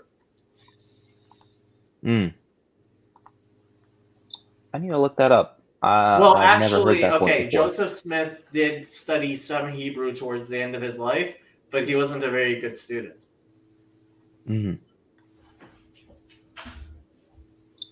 They did get the soul points down. I mean, they were talking about that. Well, witnesses don't believe in a soul. They go back to the idea they look at the Old Testament. They basically say that what it's describing is bodies. Of course, we can Yeah, elaborate that's- on that, but yeah. Okay, so there are academics who like to think that, like, the Jewish idea of souls and these types of spiritual things are post-exilic, meaning they come from the parts of the Bible that are after David and so like after the Babylonian exile. I think A, those people are wrong. B, even that isn't what like the witnesses are trying to go back to. They're trying to go back to the time of Jesus. They're still Christians. And during the time of Jesus, like most Jews certainly believed in a soul. I don't think it's as like even with the Seventh-day Adventists, you have to give it that they weren't. I don't think they can really say they were going back to Jesus. They were trying to sort of infuse a lot of like pre-Jesus with Jesus by keeping the Sabbath and everything like that. I mean, you have to agree with that. Well, no, I don't think it was a matter of pre-Jesus. I think it was they thought they were restoring the gospel of Jesus, what Jesus himself taught. And right, what but I think Jesus himself taught included souls. There are no academics who don't believe that. You have a lot of JW teaching that is confusing you. It really is true. Well, let's let him, Well, I don't think that's fair because I don't think you can have a group that has incorrect views, but to say that they haven't done any research on these things is a little bit arrogant. I'd say to at least say I'm this. not saying they didn't do any research, Trey. I'm not saying that at all. And okay, at the very least, you and I both know that Jesus' conception of hell was Gehenna, and it was mentioning a burning pit. Now, there's different points, but he was talking about a specific burning pit, right? I don't think he was talking about a literal one, no. Yeah, I would assume he's also not talking about a literal one. So this is what I mean about the JW teachings. Trey, just 1 second. This is what I mean about the JW teachings. The Watchtower takes that society takes arguments that bolster what it's saying and gives you bad arguments spliced together in order to bolster what they're saying. Taking that apart for you is very difficult because you've gone through their training process and you've heard their explanations in a way that hangs together. But their explanations don't hang together at all. They are completely incoherent. Right, but do you disagree? Do you think that Jews at Jesus' time believed in a literal hell? A literal hell? You mean? I would say that. Okay, I'm going to take a step back for a second, if you don't mind. I was talking about this with Bensi in Ethics of Our Fathers, and you're welcome to join tonight as well if you want to. But one of the portions talks about students that should be doing good deeds, not in order to be rewarded, but in order to do so for its own sake, not for a reward. And I was mentioning to Bensi, where do we even have this conversation with this reward? Like that doesn't really come up so much in early history about you doing good deeds and you getting a reward. Now, reward at that time means the world to come. And there was definitely there was definitely influences of talking about this more coming from Plato and in the Hellenistic period, where other religions or philosophers were talking about these kind of ideas of like a soul that's separate from the body and is at a different place. So this conversation became more apropos. However, during biblical times, definitely for the first temple, when the Shekhinah is in the land and there's a temple, people were mowing their lands, not thinking, and then I'm going to go to heaven. They were mowing their land. They were taking care of their kid. If they had a real big question, maybe they would talk to the prophet. But thinking about hell and heaven wasn't something that they were thinking about all the time. That's something we talk about now all the time, because we have, in a certain sense, we've gone deeper and have a more abstract and sophisticated understanding of God. On the other hand, that meant it's less embodied and less felt. So we could have these conversations right now about like, what does hell mean? They were not wasting their time thinking about these stuff. So now back to were they looking at it literally or not? I would say if you took Joe Schmo from the field, he'd probably think that like, if you do bad things could happen to you in a more literal sense. Okay. However, if they decided to go to the prophet at the temple and speak to him, he'd be like, yeah, we have a tradition about this. It doesn't mean that, but we could get into that, but most people wouldn't get into that sort of school of thought. So I would say, again, it has to do more of like an enchanted time where people thought, believed in warlocks and dragons and those kind of ideas, even though those ideas, the dragon in the forest is symbolic, but for most people, it was very real. So that would be my answer to that. So yes, I think they did, but no, I don't think deep down, I don't think the religion looked at that as a physical place. So there you have the Protestant view. Okay. Well, I'm not. You are such a modernist, Kazi. You are such a modernist. I don't know what I said right now that was controversial, but go ahead. Okay, I will. So educate us. Your view of like the dragons and like the spiritual world, right? You don't actually believe in demons. No, well, demons, just because we mentioned it, demons the way Jonathan Pageau talks about demons, or demons the way like there is a figure with horns on his head? So this is the thing. Right? And this goes back to this isn't water. It isn't water, but at the same time, there is. It's not like the demons are nothing. Like they don't have any reality. They don't have any substance in the material world.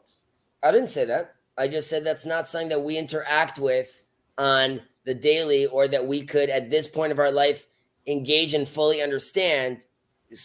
Given the fact that you just said I'm so proud of this, or I'm like a modernist, like one of my eyes is blind, right? So I can't look anymore at this cup that's open in the middle of the. Yeah, sorry. Go ahead. Let's go back. Yeah, the cup's actually a pretty good one.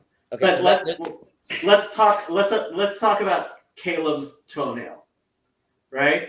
So, you've heard this story many times, right? So I became convinced that there must be some sort of demon that's Yonek on Caleb. And so I went and I started looking in the it was Kitvei Arizal by Reb Chaim Vital. And he's talking about toenails, like over and over. He's like, if you are going to stop the Yenikah, you have to do it through the toenails, right? And I'm like sitting there, I'm reading, and he's going on at length. And I'm like, am I misunderstanding this? And I thought I was completely misunderstanding it. And I'm like, maybe my Hebrew isn't strong enough. Maybe I'm completely misunderstanding it. And then the next day, I'm talking to Caleb, and he says, yeah, I almost died for the stupidest reason. And I asked him about it, and a toenail had gotten infected, and like he almost died because of a toenail infection, right? Now, the simple thing anyone would say is there is no connection anywhere. Like Repline Vital there is no connection there. Whereas my understanding is there is a connection there that is so far beyond my understanding, I have no clue what it is. Well, if you have no clue what it is, it's a question is like this something that you could take to the bank? Is there something you have to do with it, or is it something that you could just ponder about? Well, that's the thing. I think it is something you take to the bank and something you have to do with it. That's the thing.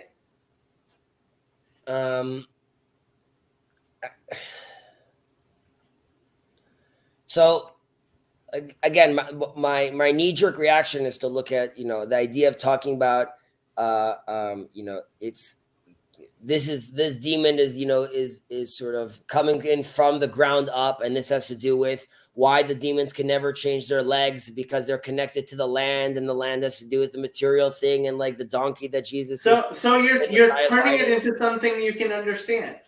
Well, those are the tools we have. And one tool I have is to say the Kabbalists have a capacity to directly interface with the spiritual in ways that I just don't understand, and I'm fine with that, and I accept that. I am the Kabel. Sure. The Kabbalists, though. Okay. So when the Kabbalist is going into his zone in the forest, okay, and he wants to ascend, or your Deha Merkava, or but either way, ascend. So there are sequences that they use, right? Different letter sequences, different versions of God's name that they repeat in a sequence, and they do a lot of breathing exercises. So you could say like, they are, this is, if we're looking from the side, this is the shaman doing his thing.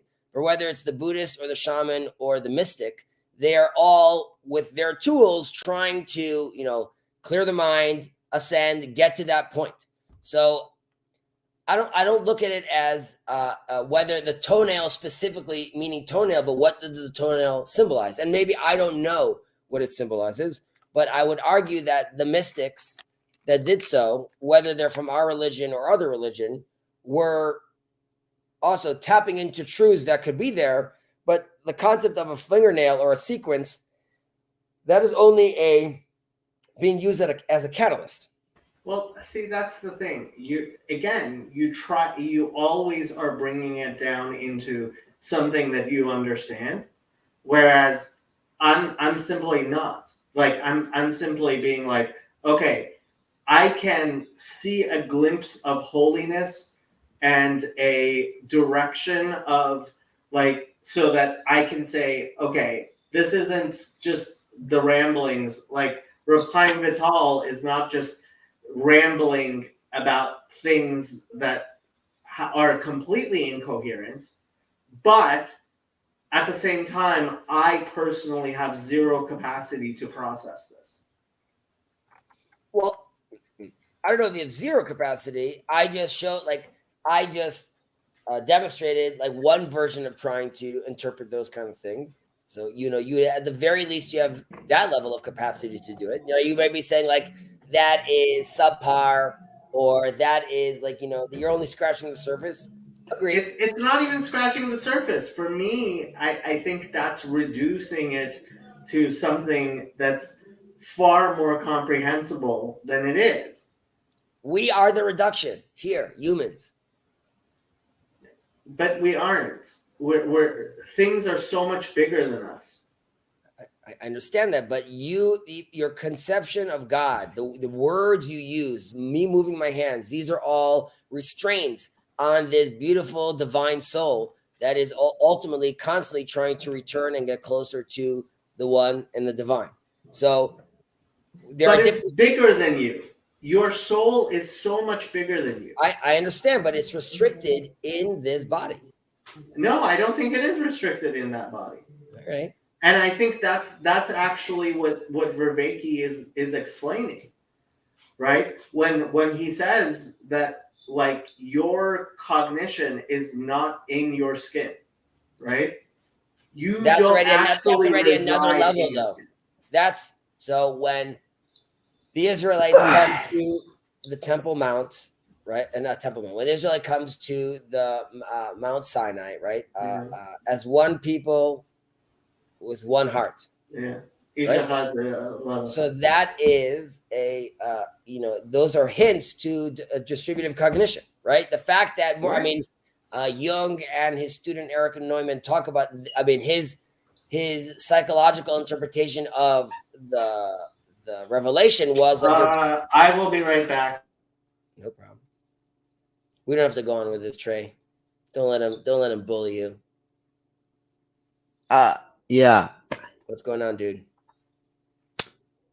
I understand where Jacob is coming from, but he also says there's beauty in every religion. But when I try to say, hey, I think that they got this a bit right, that's all I'm saying. And I totally understand I could be wrong on this, but which one of the prophets resurrected somebody? Do you remember that story? Elisha. Okay. Seemingly resurrected. You could read into it that he just did mouth-to-mouth resuscitation, but at that time that would seem like very novel technology, almost as if you brought someone back from the dead. But there are other interpretations that it was more miraculous than that. Right. So here's a question that was also posed to me as a witness, the same as when Jesus resurrects Lazarus. If that person he is resurrecting is a good person, you are taking them from the best idea of bliss and putting them back here where there is evil.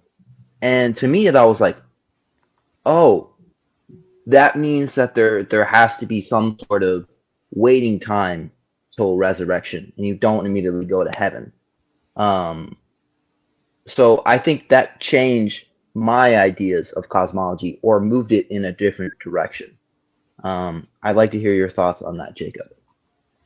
I barely heard you, but it sounds like you had quite a trip. I'm not sure, but if I understand correctly, you're asking about from your understanding of that scripture, this alludes to sort of like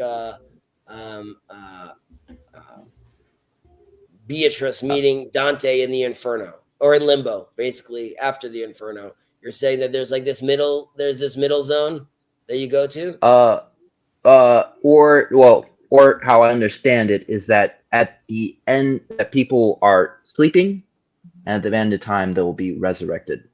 That's what does resurrection mean? Ooh. So this goes back to whether this means, is this literal? And if it is literal, is it literal physical? Is it literal spiritual? And that goes back again to like the man mowing his lawn during the first temple, right? He's like, I don't know. Like I brought like a sacrifice last week. So earlier Lynn asked about her grandmother, her maternal grandmother, who didn't want to be cremated because she believed in the resurrection of the dead. And like, I think Chezi thinks that's silly. What do I think is silly? Not being cremated because you believe in the resurrection of the dead. No, I mean I wouldn't go this far, but like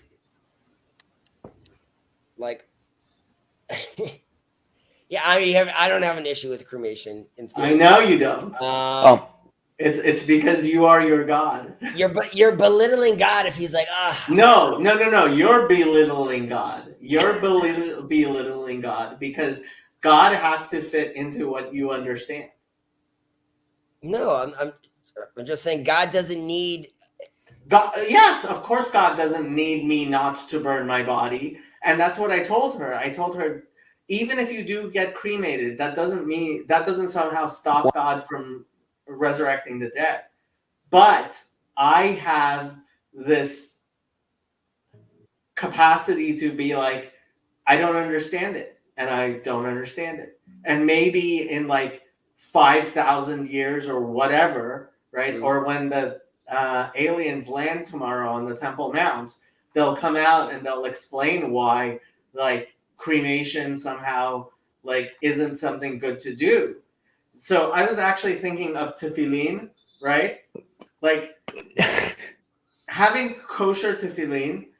I realized if I had a computer program that had data about all human beings in it, and I wanted to search exactly, like maybe a tefillin that has one letter that's not that's not exact, would in fact make this huge difference that like we somehow think is kind of silly about a sofer being so exact about each letter, you know? What you're asking, Jacob, is, and I'm going to use an example from, let's say, purity laws, right? Is touching a dead body, are there impure particles, or is this something that we're taking on as a mindset, as a frame, right? So like there's a big question there, right? If I dig down in the future, am I going to be able to see like, oh, here are impure particles? This is what the Bible is talking about. Like there may be some particle. Like now we look back at people the Jews washing their hands. There's a reason why the Gospels make fun of Jews washing their hands, because the ancient Romans thought the Jews were crazy with their hand washing. Now that we understand about germs, we no longer think the Jews were crazy with their hand washing. Okay, so but this goes back to the demon example of don't leave a cup of water by your bed at night exposed. Why? Because in the morning, a demon might have played with it, and if you drink it, so that could also be scientifically proven that you're leaving water sitting over there, bacteria can get inside. Don't go into caves because there are demons over there. Or like if you go into caves and there's like fungus on the wall, you're going to get very sick suddenly. So you're going to walk out. So again, now how many of these demons are allegorical truths, and how many are there factual truths? And both could be true using, let's say, the Brett Weinstein gun example, right? But when it comes down to it, I no longer, and hopefully feel that like the Jewish tradition needs to explain it to me, because it's beyond me. But Trey is furiously typing because he has important things to say. And yes, I am paying attention to you, Trey, even though we're moving off. And let me explain to you the difference between Bart Ehrman and the JWs. Bart Ehrman is talking about pre-exilic. That's 600 BCE. Yes. No, that's not true. That's not true. Yeah. He gave a talk. She gave a talk to Christians, and he specifically talked. He didn't give a talk to Jews. He gave a talk to specifically a Christian denomination, and he said the idea of hell does not exist. It is the idea of an isolationism. The only idea you can point to is the parable of Elijah in heaven and the person underground. That's the only chance. Yes, but what he's talking about is not during the time of Jesus. It's hundreds of years before Jesus. He's talking about the texts that are far older than Jesus. That's what Bart Ehrman is talking about. He is not talking about the time, what people believed during the time of Jesus.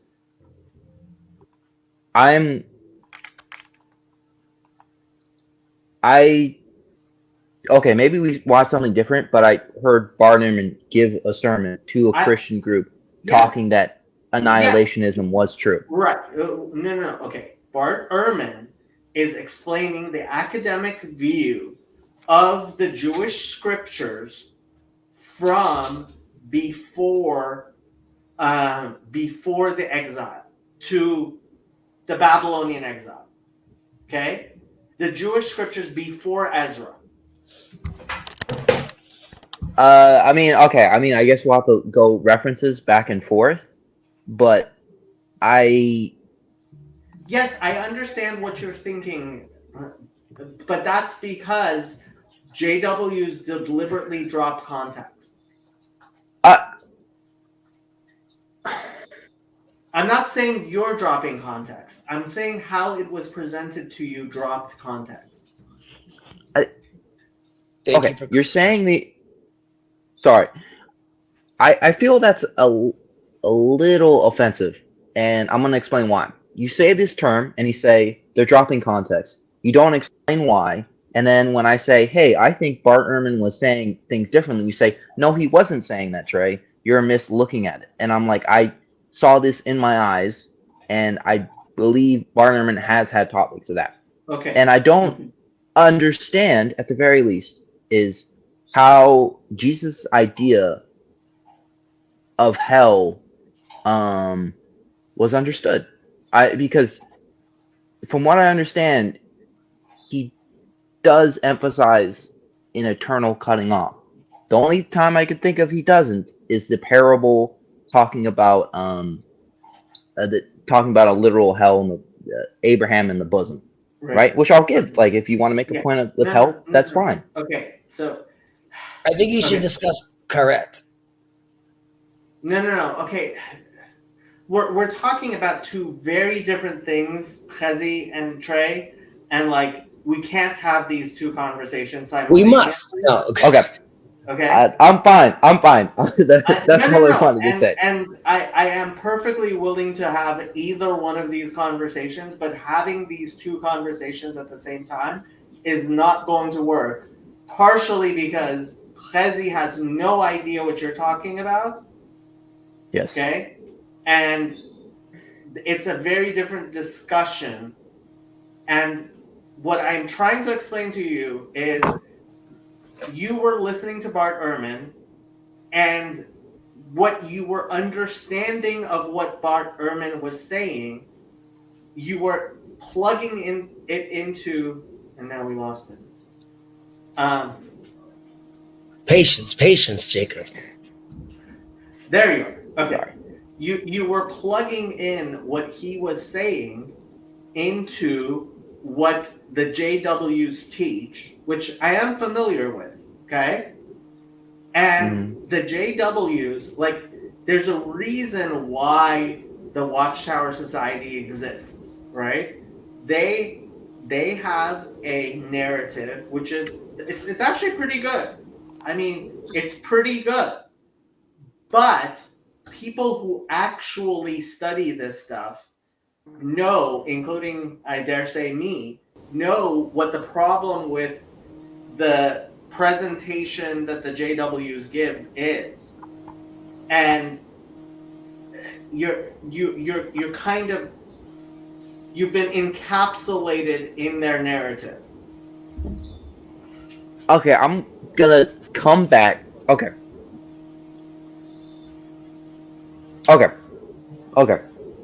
I will come back, but I think I do have a question. You tell me to basically see the light in everything, right? Do you think that the witnesses got anything correct in their the witnesses, well, they got a lot of stuff correct, and yeah, they got a lot of stuff correct. But in trying to help you understand why, like, you're misframing things, part of it is you have to take the narrative apart, because they gave you a narrative that helped you understand a bunch of facts, but they've been misplaced Okay. deliberately by the Watchtower Society. Okay. Your data I tree get you. is your data tree has bad references. Okay. The I got individual you. data points are fine. The data tree is corrupted. Okay. That made sense? Yes, I gotta go anyways. Sorry for derailing the conversation, Hezzy, but it was lovely seeing you guys. Catch you later, brother. Yeah, he recently went on a trip, and we haven't had a chance to talk since his trip. I see he was like chilling in your house, like in your place a little. It's nice of you guys. By trip, I meant. How old is he? הוא לא רוצה לדבר כי יש לו clearance. Anyway, yeah. Someone asked to be Back to the red heifer. The red heifer. The red heifer. The red heifer. I was just talking about this with Sherry actually, right before Shabbos. Very mysterious, but one of the explanations could be, first of all, it's brought up in our part in the portion of our weekly reading. What's up? I should close my eyes and then I open them up and Andrew is there. And that story in Parashat Chukat takes place. All the original generation of the people in the desert passed away. The people that sinned by the golden calf. So the context is we're about to go into Israel. However, there's suddenly this slew of laws that have to do with sort of death. And that's because arguably the people of Israel just dealt with like a lot of death for a long time. Okay, so that's why like this is being brought up. Now, what symbolizes at that time the most, sustenance and life is the heifer. First of all, it's like one of the largest animals you have at the time next to you, and even more symbolic of life than the bull, because the bull obviously can't get pregnant unless it identifies as a heifer. But either way, the heifer is very large and carries life in it, and red symbolizes life, like blood symbolizes life. Okay, so that's as far as the red heifer goes. On the flip side, you have the smallest little animal, the tolat shani. I made a mistake when I was talking to Sherry, I was just like doing a voice note and I did a literal translation of like silkworm. It's not a silkworm. It's some sort of insect that lives on trees that if you mush it, you could get out of it like this red dye. Either way, a very, very, very, very small animal, right? So you have like an insect and then you have a heifer. And then you have two different types of trees. You have a massive, massive, one of the largest trees in the land, the Erez, and you have the Ezov, which there too, I mentioned that it was oregano, and Yosef like lost it. He was like, no way is it oregano, even though Ibn Ezra does say it's oregano. Most people don't say it's oregano. They have other plants, other herbs, what it is. Either way, it's a very small herb. So now you take the largest animal and the smallest animal, the largest tree and the smallest tree, and you combine them all together and you burn them. And this is supposed to be taking all the life elements and completely destroying them. And the ash is there to symbolize death. However, you then take that death, that ash, and you put it in water. And water is supposed to symbolize life, everlasting life, continuous flow. And this is already a hint in the Bible of life after death, or that death can be, you could beat death, so to speak, whether it being spiritually or physically. I'm not getting into that, but this was a hint of that. So that would be my explanation of the red heifer, but I'm sure there's much better explanations that I'm not aware of. I hope Fordwith is happy. Watch your word, Jacob. The feds are watching. Oh, he also understood you in Hebrew. So there you go. You should say Clarence is someone's name. Yeah. Andrew T. So Andrew T, you've been on this little corner for a while, and you show up in many, many streams, and you're there and you're enjoying and you're watching. So what have you learned? What is the pattern that you see repeating itself?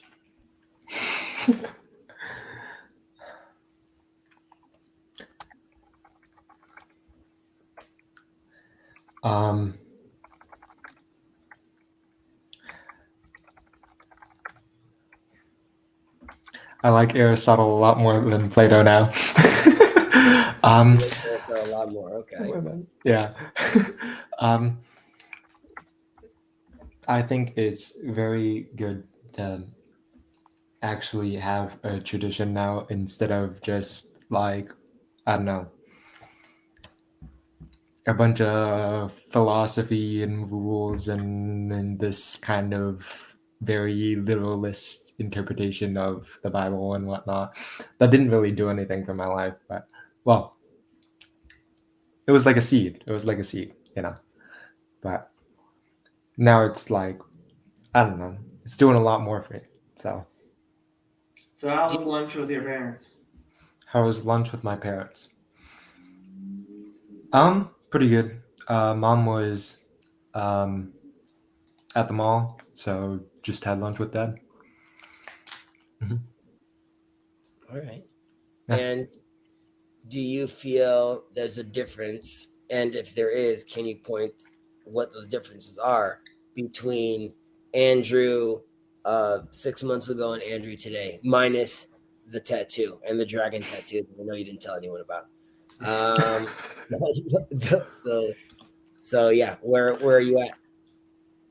6 months ago. When was 6 months ago? Well, I just threw out an arbitrary number of when you started going okay. being on this channel. It could be it's less, it could be more. Wow.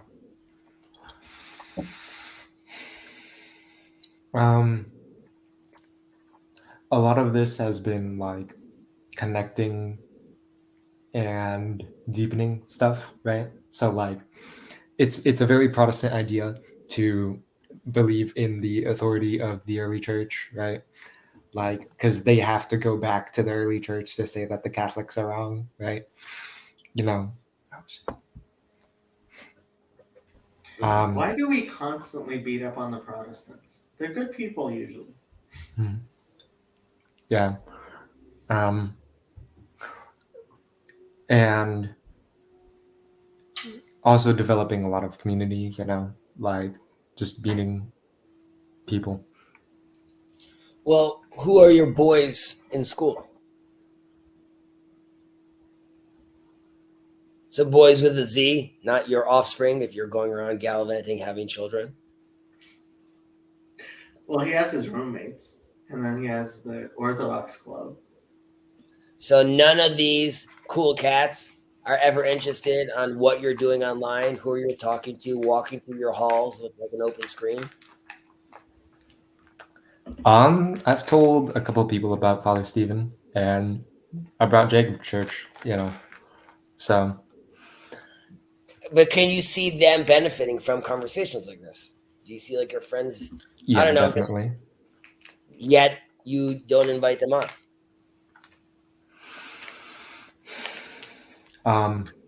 It could also be like, I sort of want this to be my zone, and if I have to share it with other people, then like it's not my zone anymore. Kazi, did you watch Vervaeke on Grim Grizz? His video together when they were both talking? Yeah. A while back, I remember he asks him that question about like, you know, is someone going to understand you working in a convenience store or something like that? Well, he said, how do you explain it to Walmart shoppers? And he said, I won't. Okay, so he's given up? No, it's not even a giving up. It's like some things aren't meant for Walmart shoppers. They just aren't. I'm with you. I'm assuming Andrew's friends are not Walmart shopper because Andrew is seemingly a little more sophisticated than that, and would he want to be chilling? He's back. I would hope that Andrew actually does, in fact, chill with Walmart shoppers as well. I didn't say he can't hang out with them. I just don't know if like his close crew. And by the way, this question goes to Trey as well. Yeah. Where are your boys?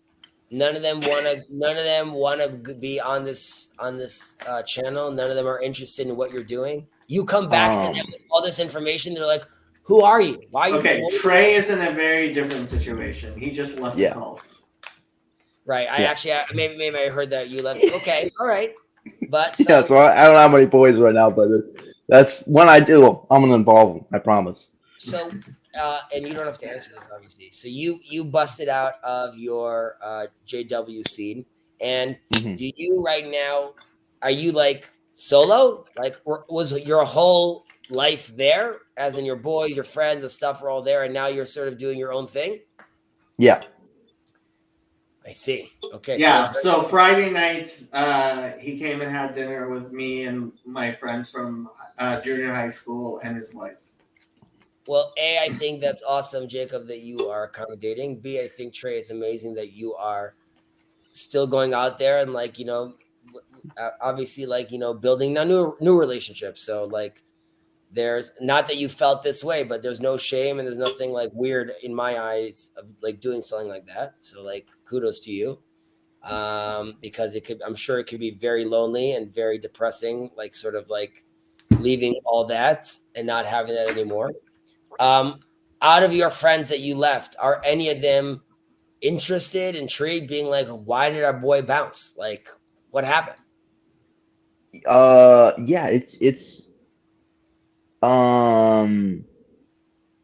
yeah, I think that it's hard because it's not really a realistic question, it's more of a theological question.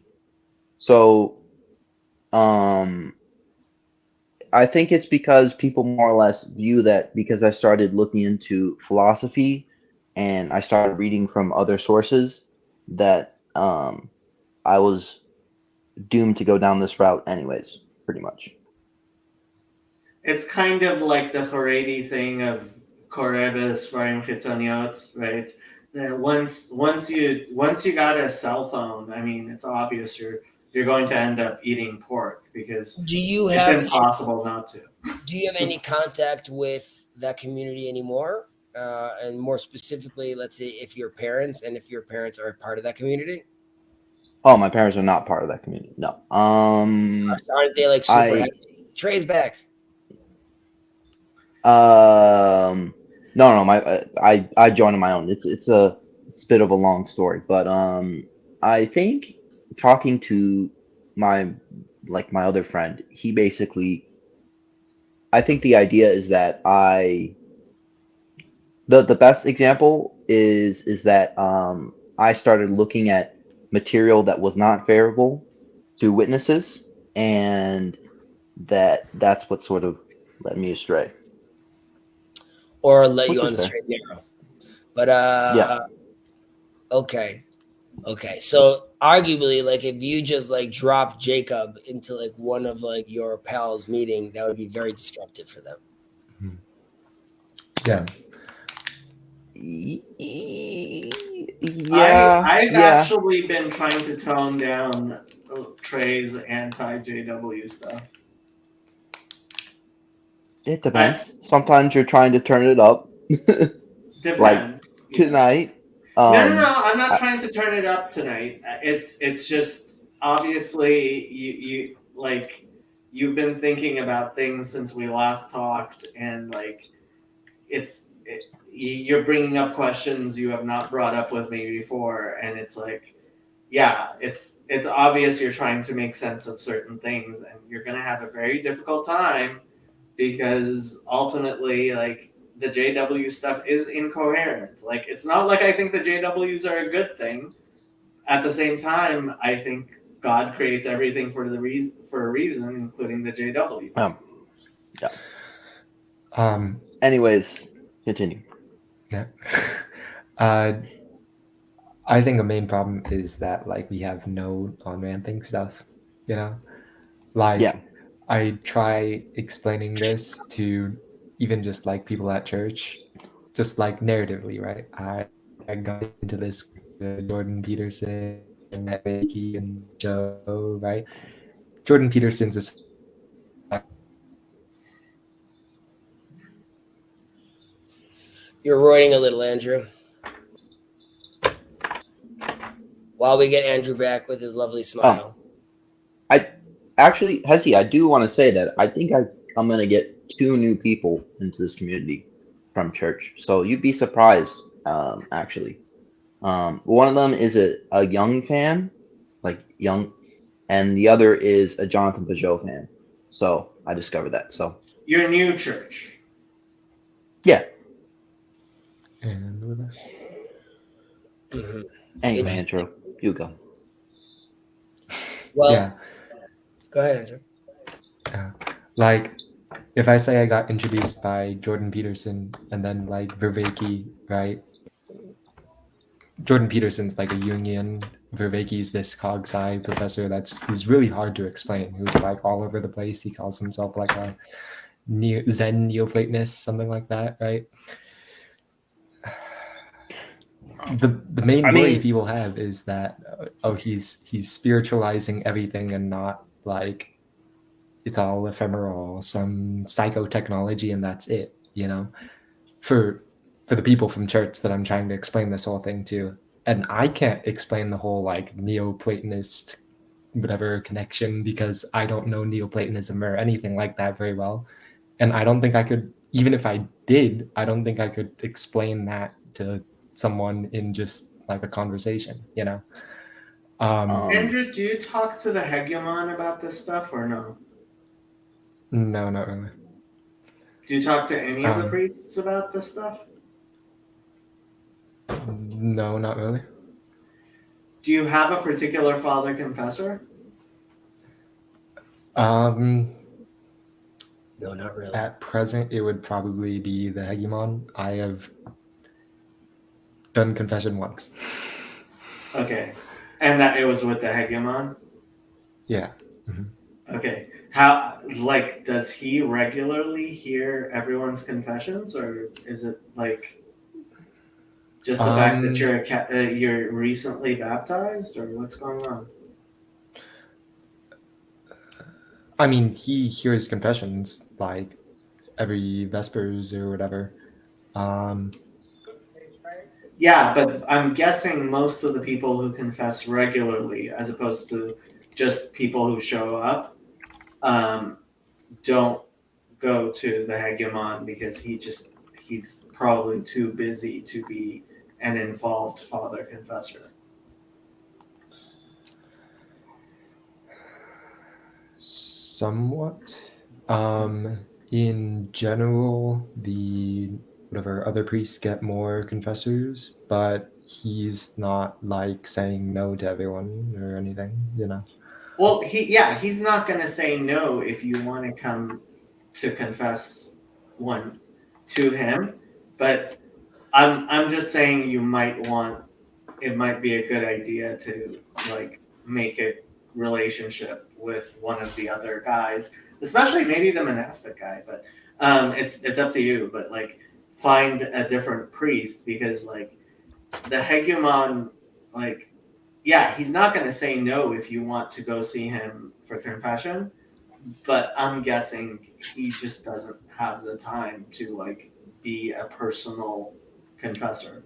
Not that I know that much about like Orthodox confessions, but apparently I know almost as much as you do.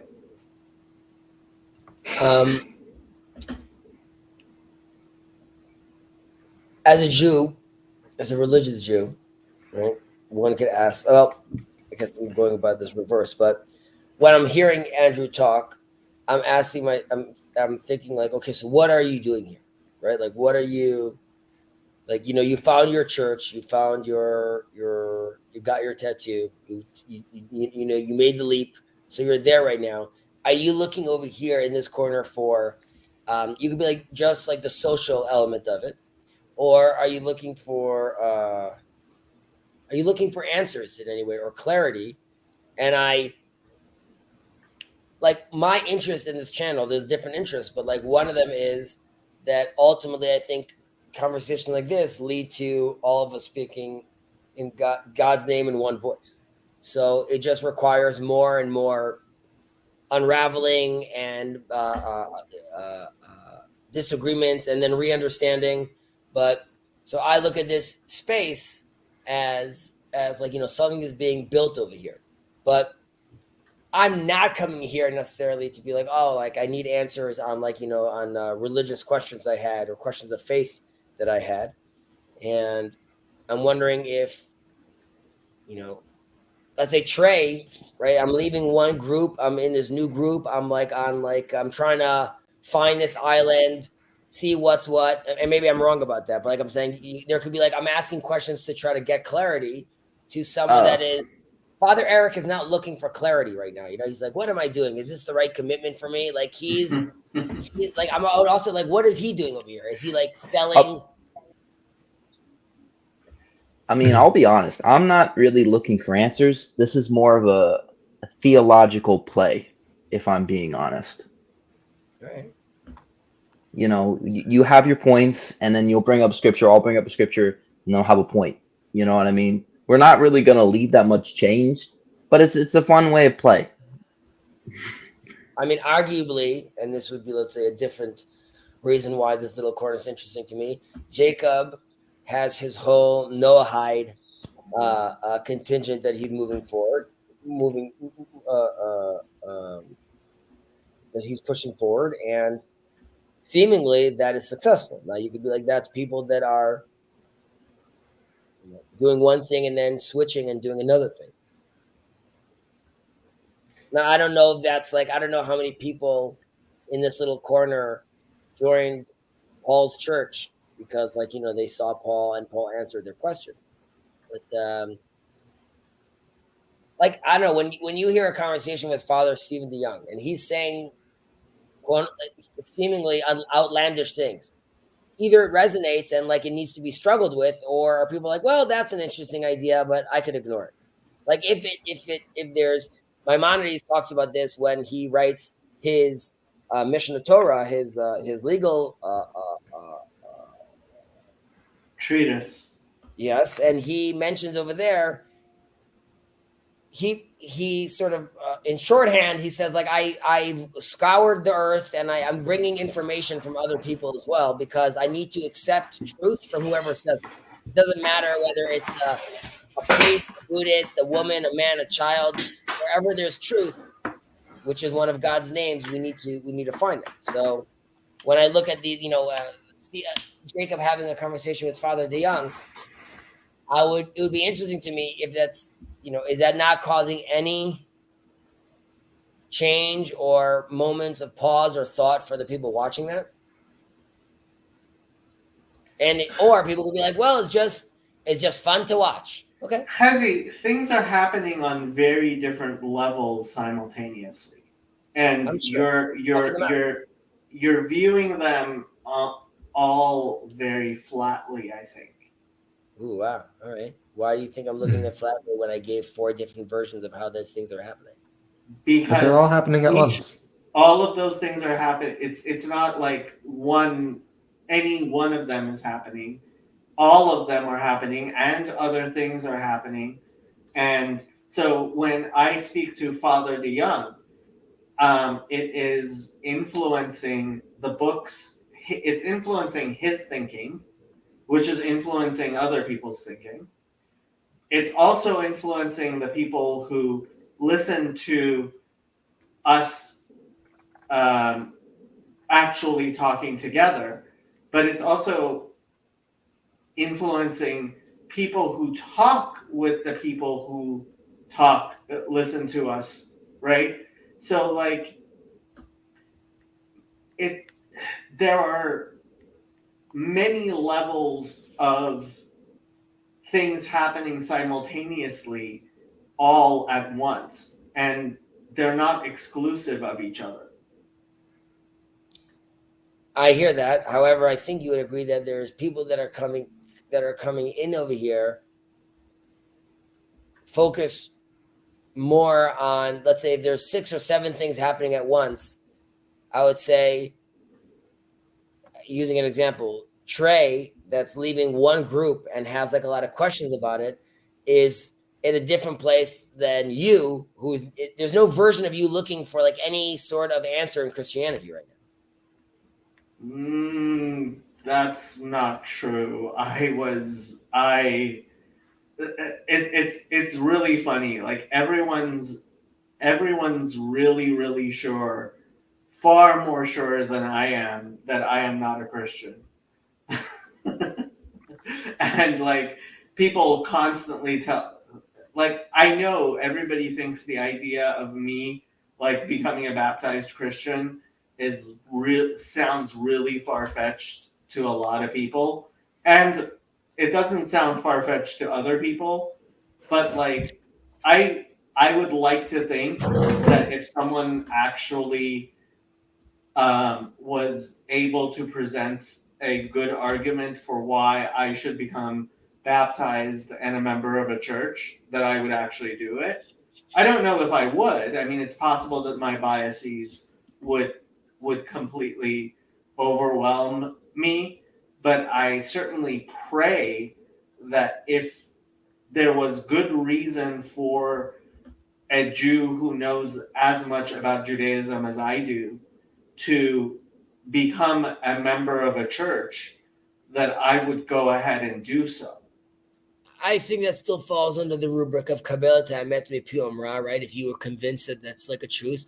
My point being is like, is that happening here in this little corner? As in like how many people, and this is not something I think about all the time. We're just having a free flowing conversation right now. How many people moved from Protestants to Catholic, from Catholic to Protestant, from Orthodox? Like what has been the turnover or changes due to this little corner? And obviously we don't have answers to that. It's definitely not zero. It's definitely not zero. Well, I would say if you could get a Christian to become a Noahide, you're definitely going to have Christians bouncing around between denominations. And there definitely have been Christians, I mean, who've become Noahides, and Paul wore a tallis. So, well, I put the tallis on him. I mean, at any point he could have taken it off, right? So, like, he had that on.